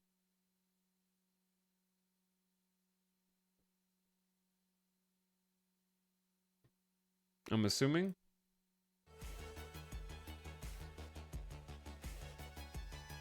Yeah, they literally made How to Survive, so. Chad, the more I look at this Steam Next Fest, the more I'm convinced that I and you and we live in a simulated world of Software Inc. Like, when I see the name Omega Crafter, that's like a randomly generated Software Inc. title. And we're just seeing the AI-generated trailers and screenshots of the games that Software Inc. has generated.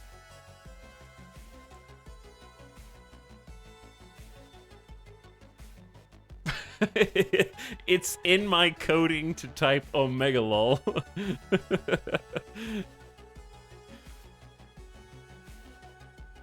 It's really surreal, man.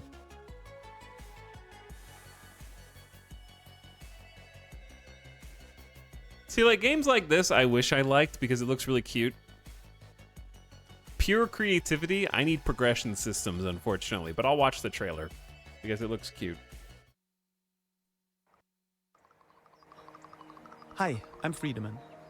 I've been making indie games for years, and I've been lucky enough to make games like Islanders and Superflight with some great friends of mine.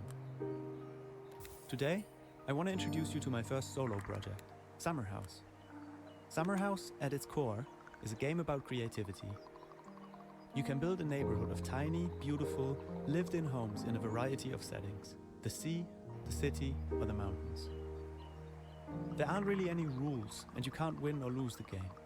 It's basically a tiny, interactive love letter to the feeling of a childhood summer holiday with long, lazy afternoons and no rules or responsibilities. You build little houses, find some hidden secrets, and that's it.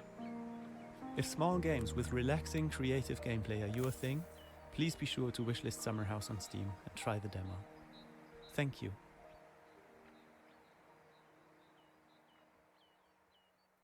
Cool for 15 minutes until my ADHD takes over. I mean, it looks really, they nailed the sound effects, they nailed the music vibe, and I think the visual aesthetic works really well.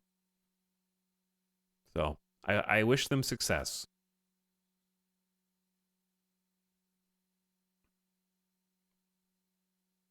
Shapes! Factory shapes! Demonsomnia. Co-op multiplayer body cam. Is this the body cam game, or is this a different the body cam game? Is this the one that went viral? I think this is the one that went viral. Is it not? Let's look.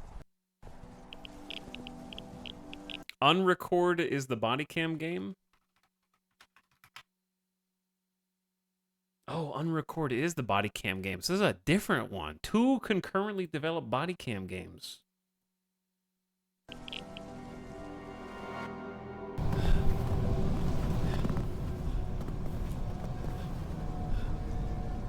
'69.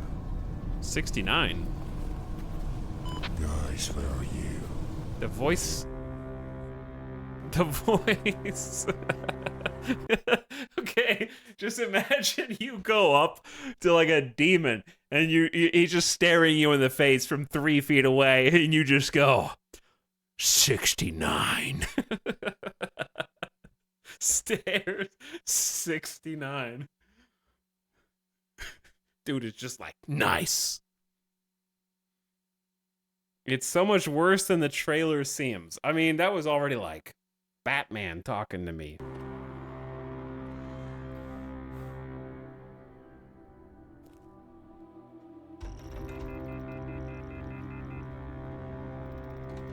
Give me a sign.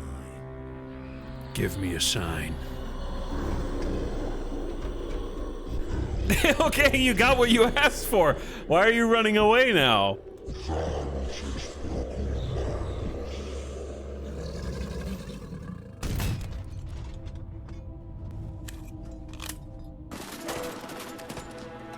Oh, Lord.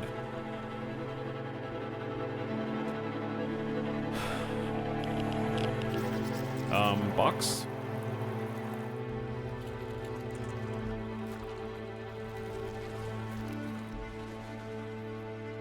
You're running backwards insanely fast.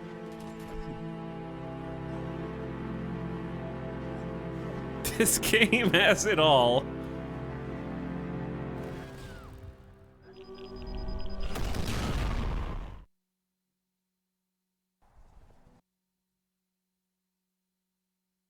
Please do not watch if you are underage or have a disease or medical condition, chat. I'm sorry, but if you have any disease or any medical condition, you are banned from watching this trailer or playing this game. Chat has a cold. Get out.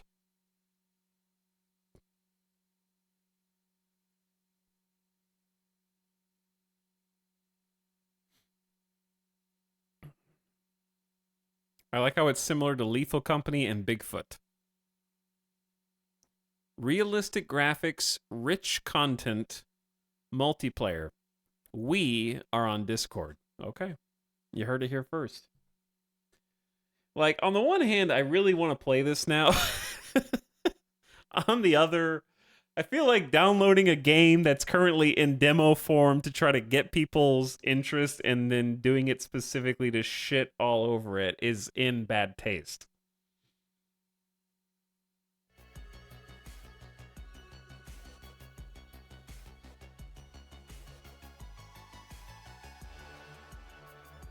Yeah, but who cares? Outcast. Open world, action adventure, third person shooter.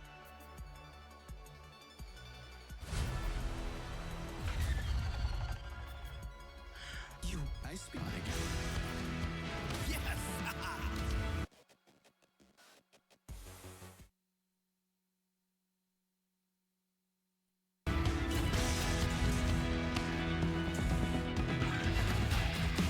I smell a nice upgrade coming up. Fancy weapon module. Cool. Cool. Wow, cool. Yes! That's what I'm talking about. It's done that same... It did that same camera motion twice. It did it here. Rotate around the head. And then when they upgrades it... Fancy weapon module. Cool. Yes! Shoot, shoot. That's what I'm talking about. Rotate around the head. This is the same one. Oh, it's the gun was upgraded. Special item.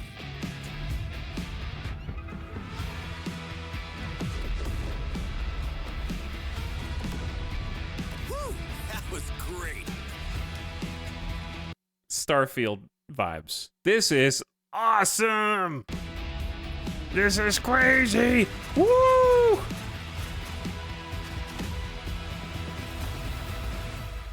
Mass Effect combat, but in like a co-op game. You leave these unidentified monsters to me.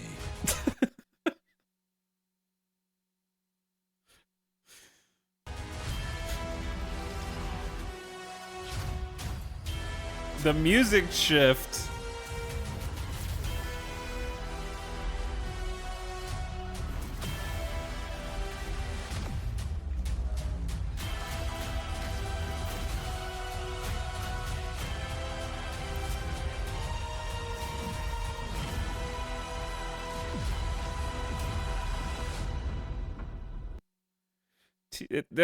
You know what? Now that I see THQ Nordic is publishing, it makes complete sense.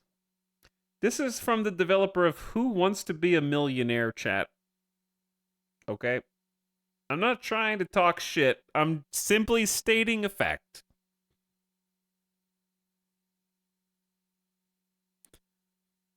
And also Gangs of Sherwood, which is also co-op multiplayer PvE with mixed reviews November. How this just came out. This is like a couple months old, dude. How do you already have a demo up for your new third-person PvE game?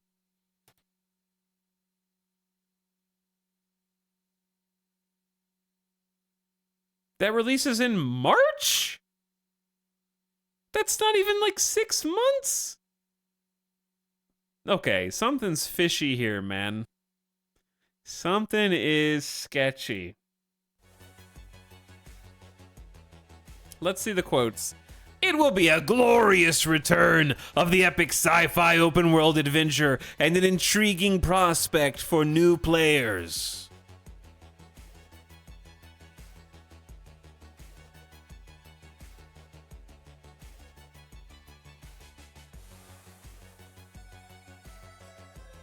Something's off here, man. Less than 6 months turnaround on your new game? After Gangs of Sherwood and Who Wants to Be a Millionaire?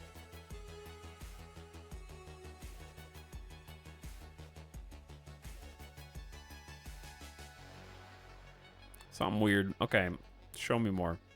Survive the fall. Action, survival, strategy. Okay. I'm starting to get all of these. I'm not sure which game's which anymore. I just saw this. The zombies one. Paradisi. Now we got this one. Donk.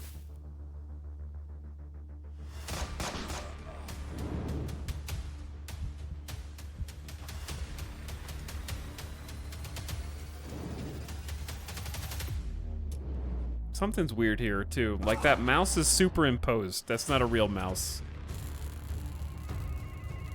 I think. I think it's a fake mouse. Is it? Something's weird about it, dude. Mobile game ad. Like, this isn't real gameplay.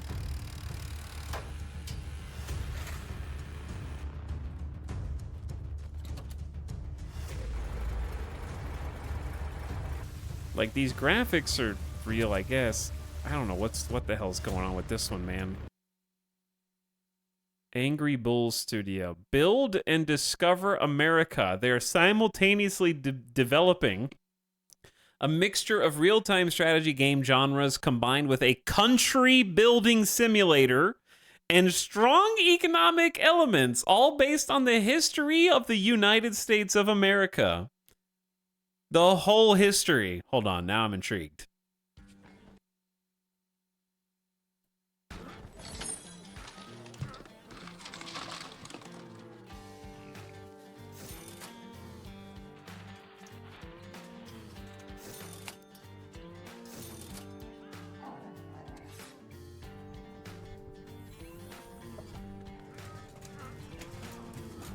Do you fight Native Americans in this game?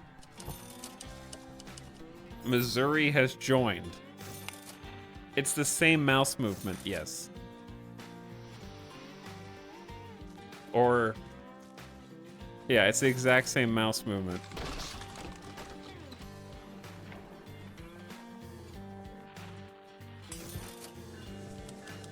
And it's using that, like, money sound from mobile games, like cha-ching. That was a tornado, I think. But it's got the thickness of, like, a god ray from Kinshi that's, like, burning everything inside of the circle, like a mirror in space is reflecting dangerous levels of radiation solar power down onto a specific spot. God is using a magnifying glass to burn the ants in the ant pile.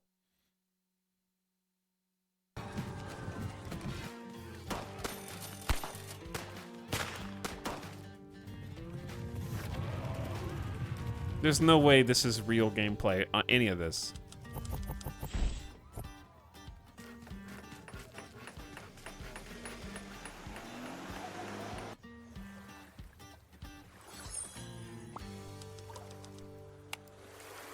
It even... Something weird is going on, man. It's so strange. It's like surreal. I don't know how to describe it other than surreal.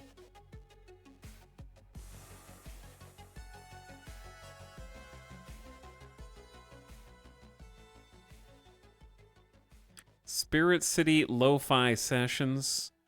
A gamified focus tool set to a soothing soundtrack. Discover and collect spirits. Customize your cozy virtual space. News Tower. Develop your newspaper and become a media mogul in this tycoon. Okay, hold on. I want to see more tycoon games, but I'm worried already.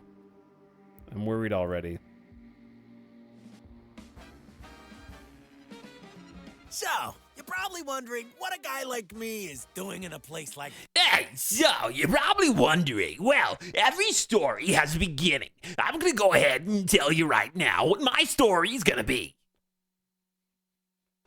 I make newspapers. I freaking love newspapers.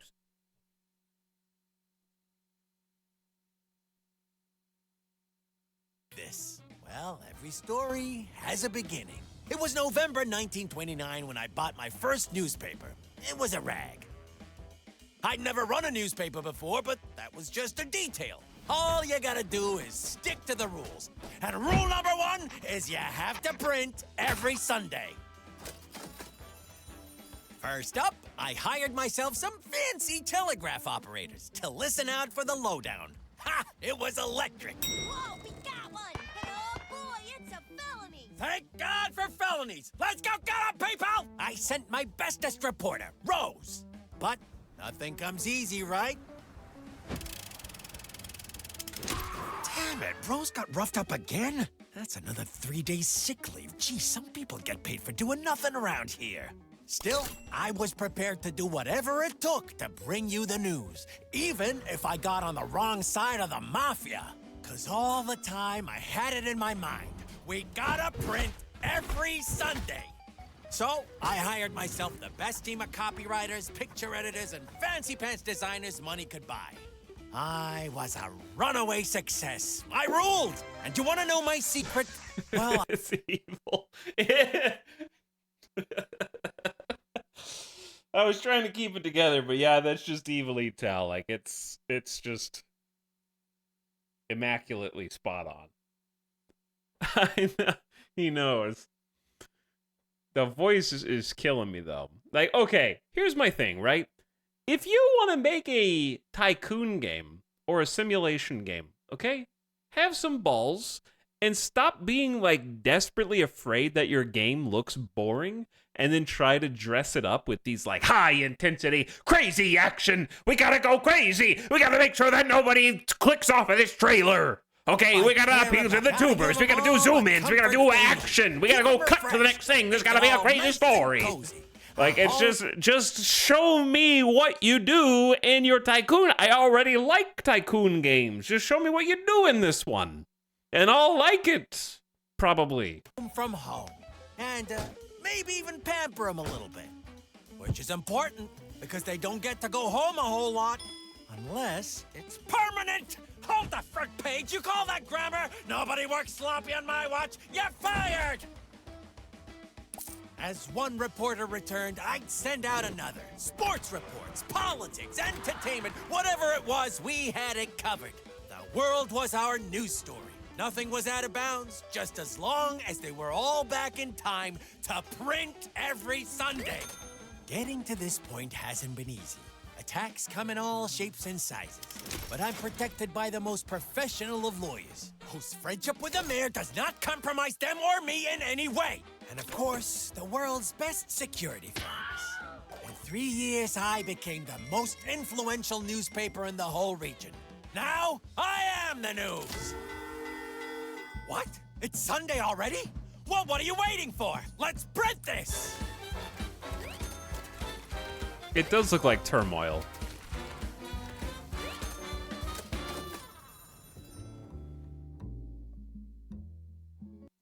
I can't tell.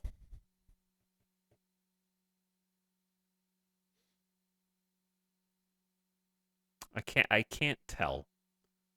Chat, they released a demo for this in 2021. It's now 2024. But apparently it comes out next week, though. So it's a demo before it releases in early access. Time to go to early access? Hell. I'll look at it when it comes out and see if it's worth streaming.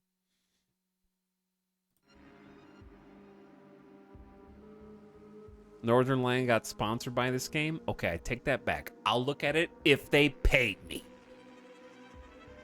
Boom. Boar Blasters.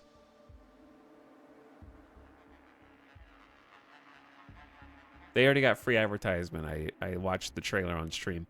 Echo Point Nova. This is disorienting. I thought this was VR for a second, but then I was like, that can't exist. It's like a arena shooter. Okay. Dystopica. Dystopica. No goals, just your imagination. This is the second imagination builder. It's weird how many of these demos have another one that's really, really... Don't look at that, chat. That's really similar but different.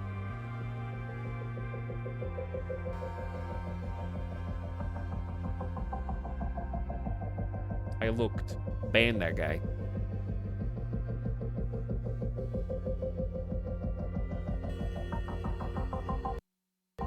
Sounds like there's two songs going at the same time.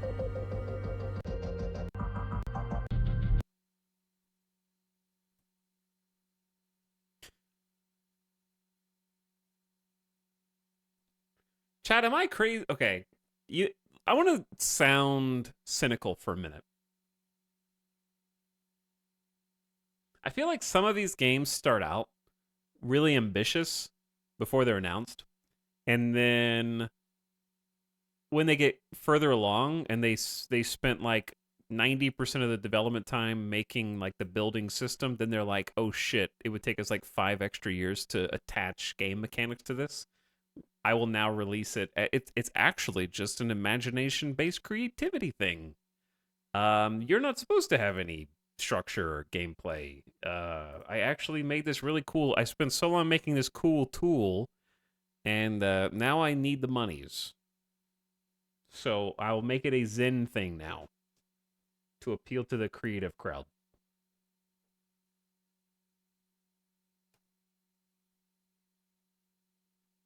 Like, the word cozy is on this page. Yeah, I knew it. That's the key word. Cozy is how you know.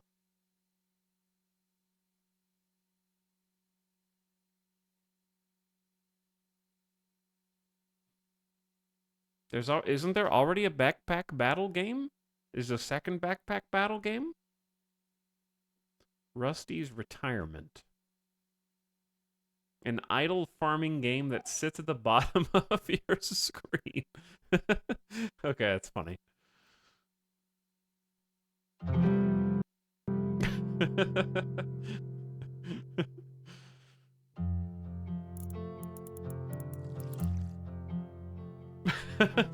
mean, I don't really need to know anything else. That's already gonna sell it for a lot of people. It's like this is the Bonzi Buddy of 2024. This is how we've evolved.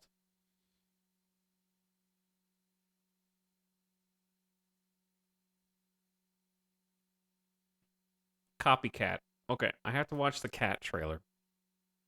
A wholesome narrative-driven game about rejection, belonging, and the true meaning of home. It follows the story of a newly adopted shelter cat who becomes the victim of an elaborate plan when a jealous stray copycat steals her place in the household. That is dastardly. We're family, Dawn. I promise nothing bad will ever happen to you. We belong together. What's that noise? I'm just a bit worried about you. Oh no, it's gonna have dark undertones. People are breaking into the house with a chair? Leave my mum alone. She doesn't have the energy to look after a pet.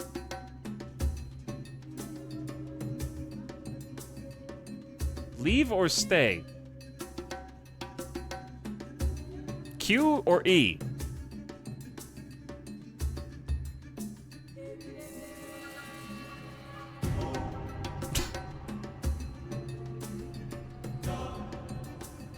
The road, Dawn? Watch the road!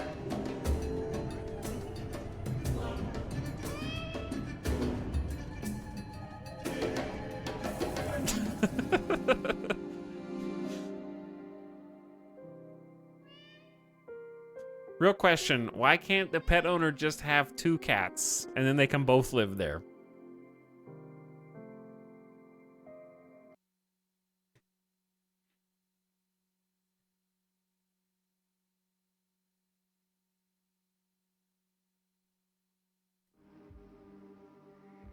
Not every cat lets there be a second cat. Work it out, dude. Work it out. Blood? Magical Delicacy. A wholesome pixel art platformer. Ultros. Psychedelic Metroidvania. Crow Country.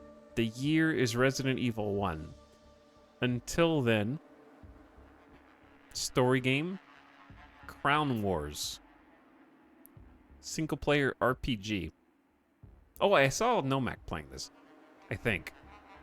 Or who did I see playing this? No, I saw Ambiguous Amphibian playing this. I think I saw Ambiguous Amphibian playing this. Someone was playing this. Mouthwashing. Surreal psychological horror.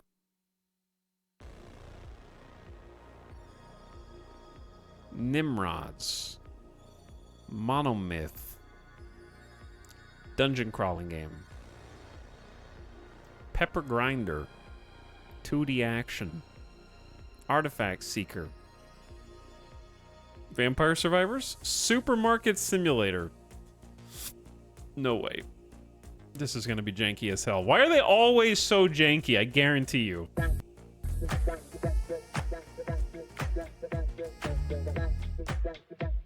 It's always, they always have the same stains. And the same way that you clean them.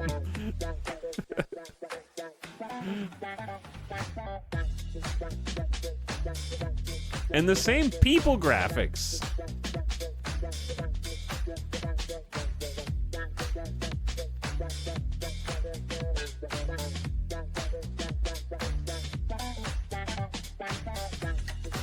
This is a convenience store that only has 2 types of sodas and 2 types of snacks.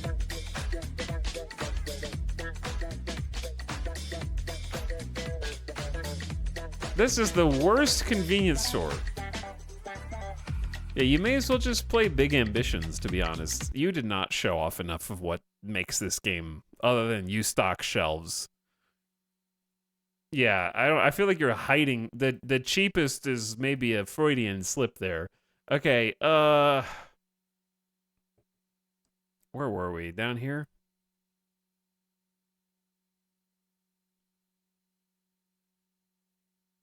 Internet Cafe Evolution.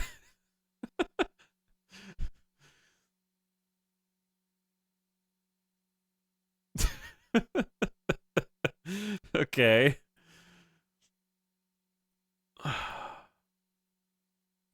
喂，你好。哎，你好，我们是进化。的可以。好的，赢家建造的游戏，你需要从零开始制定经营策略，无人网管，也会和你的人。Okay, hold on. 和奇奇怪怪的要求。当然。Where did that person go?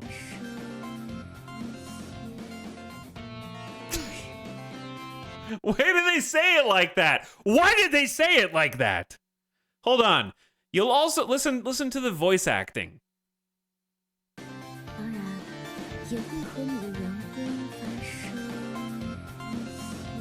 You'll also experience some stories with your ... employees.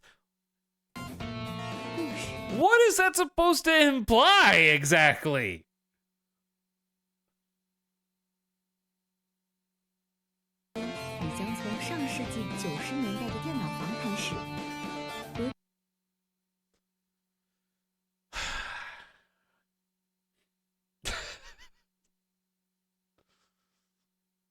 Weird, like advertising a weird, like boss power dynamic relationship aspect of the game that is secret from the rest. Okay.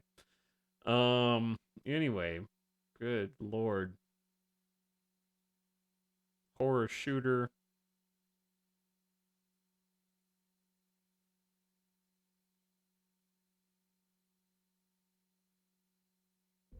Please don't be naked.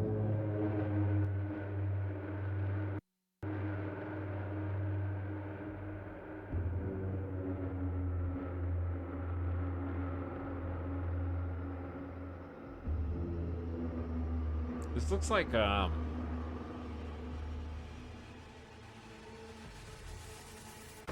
Criminal Origins. What is it called? Well, it looked good for a second and now it doesn't. Condemned.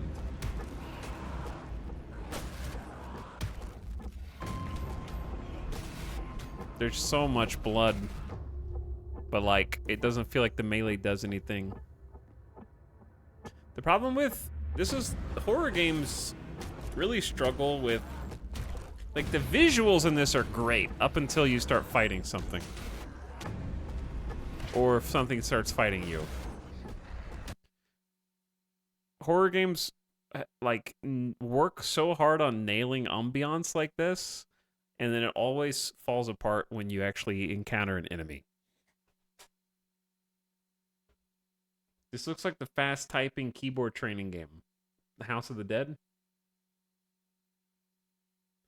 Oh boy, I sure do love the new body cam trend. Yeah, that's a commonality here, yeah. Kingsgrave, Metroidvania. Roguelike tower defense. Harold Halibut has been coming out for forever. And it does look great, but it's been forever. Raw metal. Stealth beat 'em up. I don't know how those two work. Someone really liked Hollow Knight. Again, this is the second one. The Sims 4. They're remaking The Sims 4. That's great. Awaken, Car, Godsworn, RTS, Action Roguelike.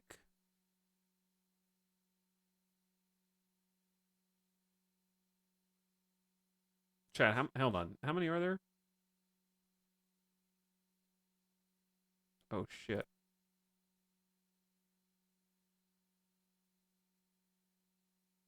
I thought, like, surely we were nearing the bottom of the list.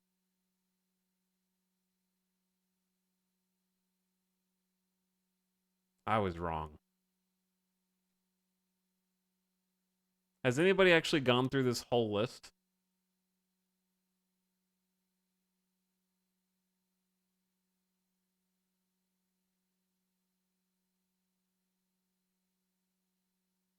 You'd be the first.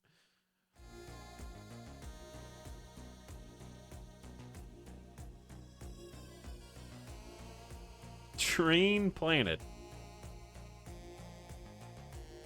I'm intrigued. There's probably like 200. I don't know. It looks like more.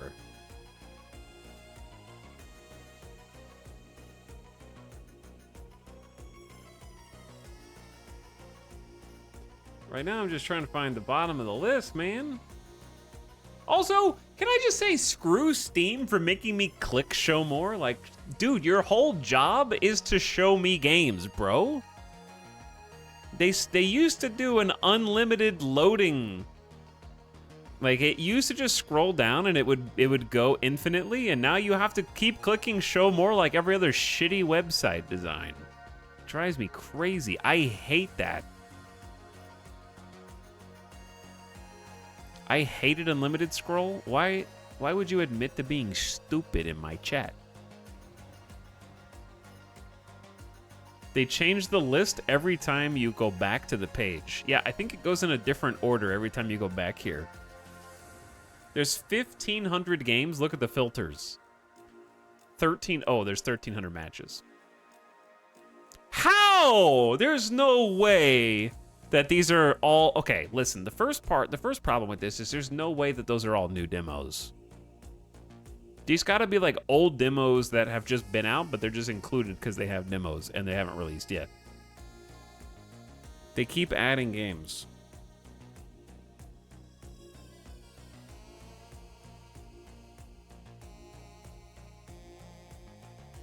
All right, well, we can sort by most wish-listed. That's why they all want to be wish-listed. They want to be on this list right here.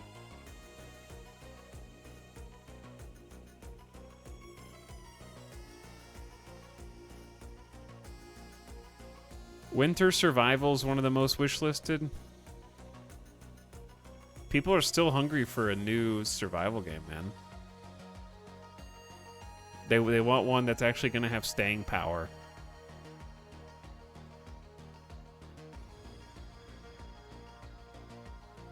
It seems like it was already sorting by this, and I didn't realize it, because we've already looked at a bunch of these.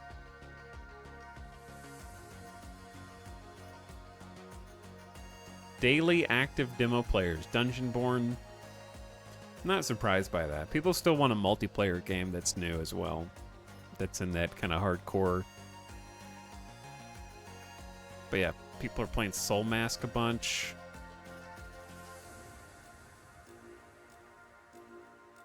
Like, I don't know. This is Splattercat's castle right here, dude. 1,300 games. What's his phrase? Like, he's gonna sort through so I don't have to. Good. I don't want to sort through this mess, man. That's 1,300 games is too many. Is Balatro on there? I mean, Balatro's not on the top list, but it's on the list. It's going up. There's more matches. Trending. Yeah, it's on. The list is different each time. Balatro's on trending. But, like, I don't want to click show more 50 times.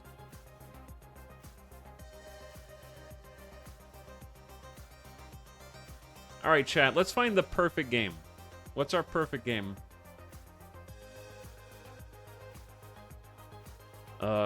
Subgenre. Let's do genre first. All right, my perfect game. What am I looking for here?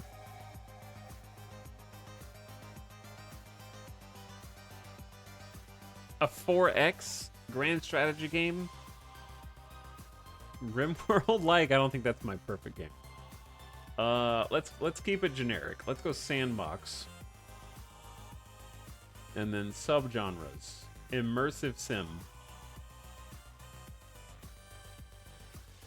Okay. Let's see what we got. This is it. This is all of them. Soul Mask. Apparently it's an immersive simulation. I don't know about that. Supermarket simulator. Okay. Final Factory. I've played demos of space games that I made YouTube videos on that look like that, but this one's more of like a factory. It's too big, bro.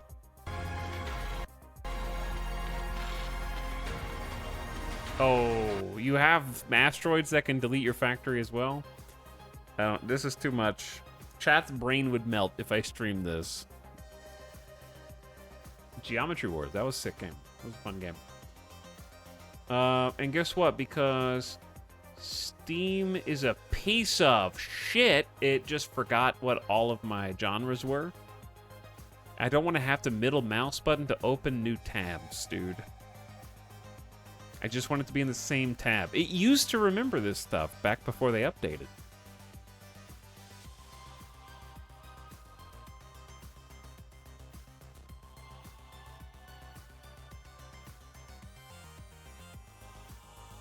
Used car simulator, because now I have to go like this. Why do I have to have multiple tabs? It's not a browser, man. Okay, let's watch this.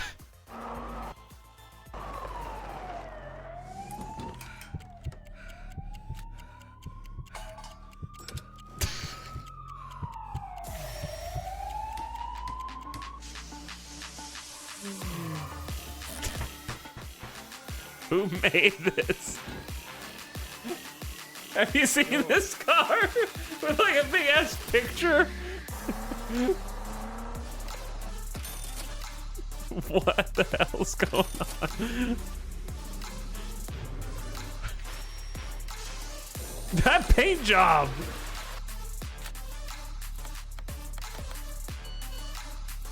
Hi, I want to buy car, please.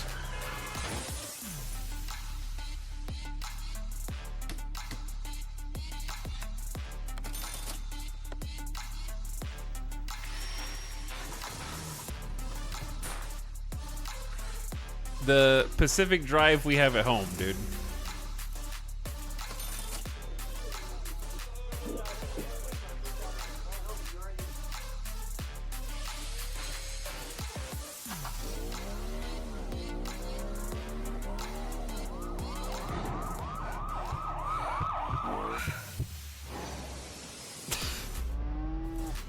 What is happening?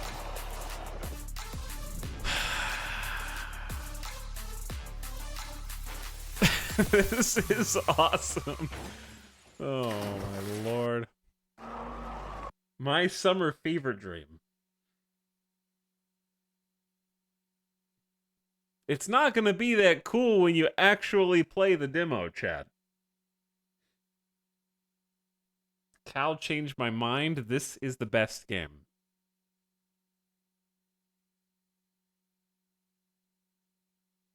Honestly, oh, I can't go back because, yeah, we were on a different tab.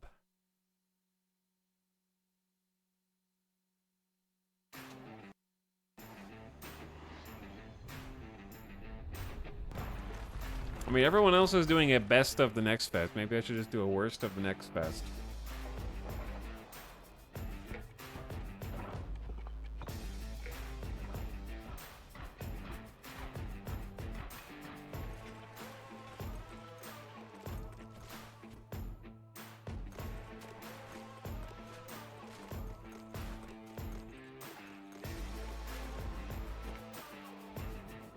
You're not showing me gameplay, though. We'll never know.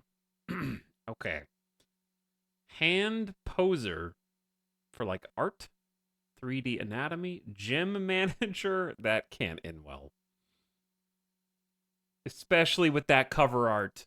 No way that's not AI generated. No way that's not AI generated cover art, dude. 100% is.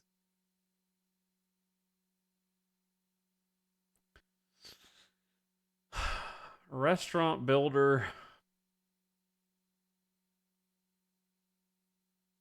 Fantasy Senate? Create a political party, win elections, respond to events, pass laws, govern, create your vision of utopia. With a fantasy twist. This is a tough game to make a trailer for.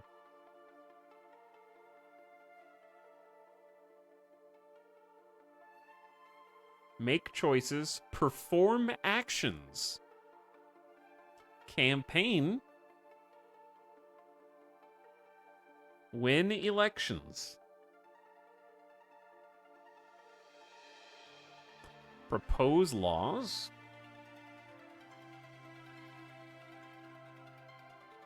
Vote. I love taking actions and voting. Complex nation sim.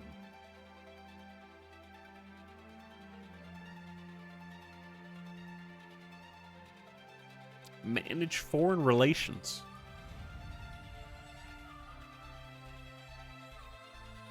Dominate the Senate.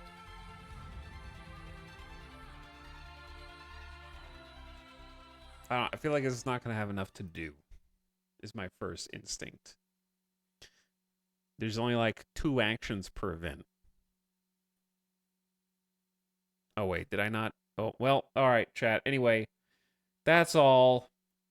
We only played 1 demo, and we did some board game earlier. I was going to play another demo, but the only other one that I actually wanted to play was the zombie one, and I was kind of like, it looks okay. We might do some more demos tomorrow, but yeah, I'm just gonna call it there. Yeah, I saw there's a Deep Rock game, like another one. I don't know, man. The Next Fest looking kind of like next. You know what I mean?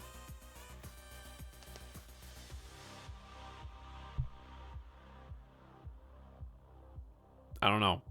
There are some things that I'm interested in playing, but they have a close release date. Gaming is dead. Read all about it. I think there's good games coming out, but they don't necessarily have demos, so they're not in there. Look up the game Nothing. I'm sure I've seen it. I'm sure it's the same as a stupid egg game. They're just like, that's the meme that's going around right now. Look up the egg game. It's the same thing.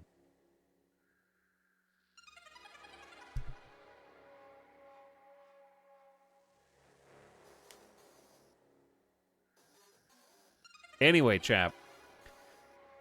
We'll try to find something to do tomorrow, dude. I don't know what it'll be yet, but that's a problem for future me. I'll see you guys again, probably around 3 p.m. Pacific. It's rough out there right now. We got to hold out. Actually, there might be a game coming out tomorrow that is new that I'm going to check out. If it's good. I'll make that decision tomorrow, though, because I have to see some reviews from other people that played it, because I think there actually is a game.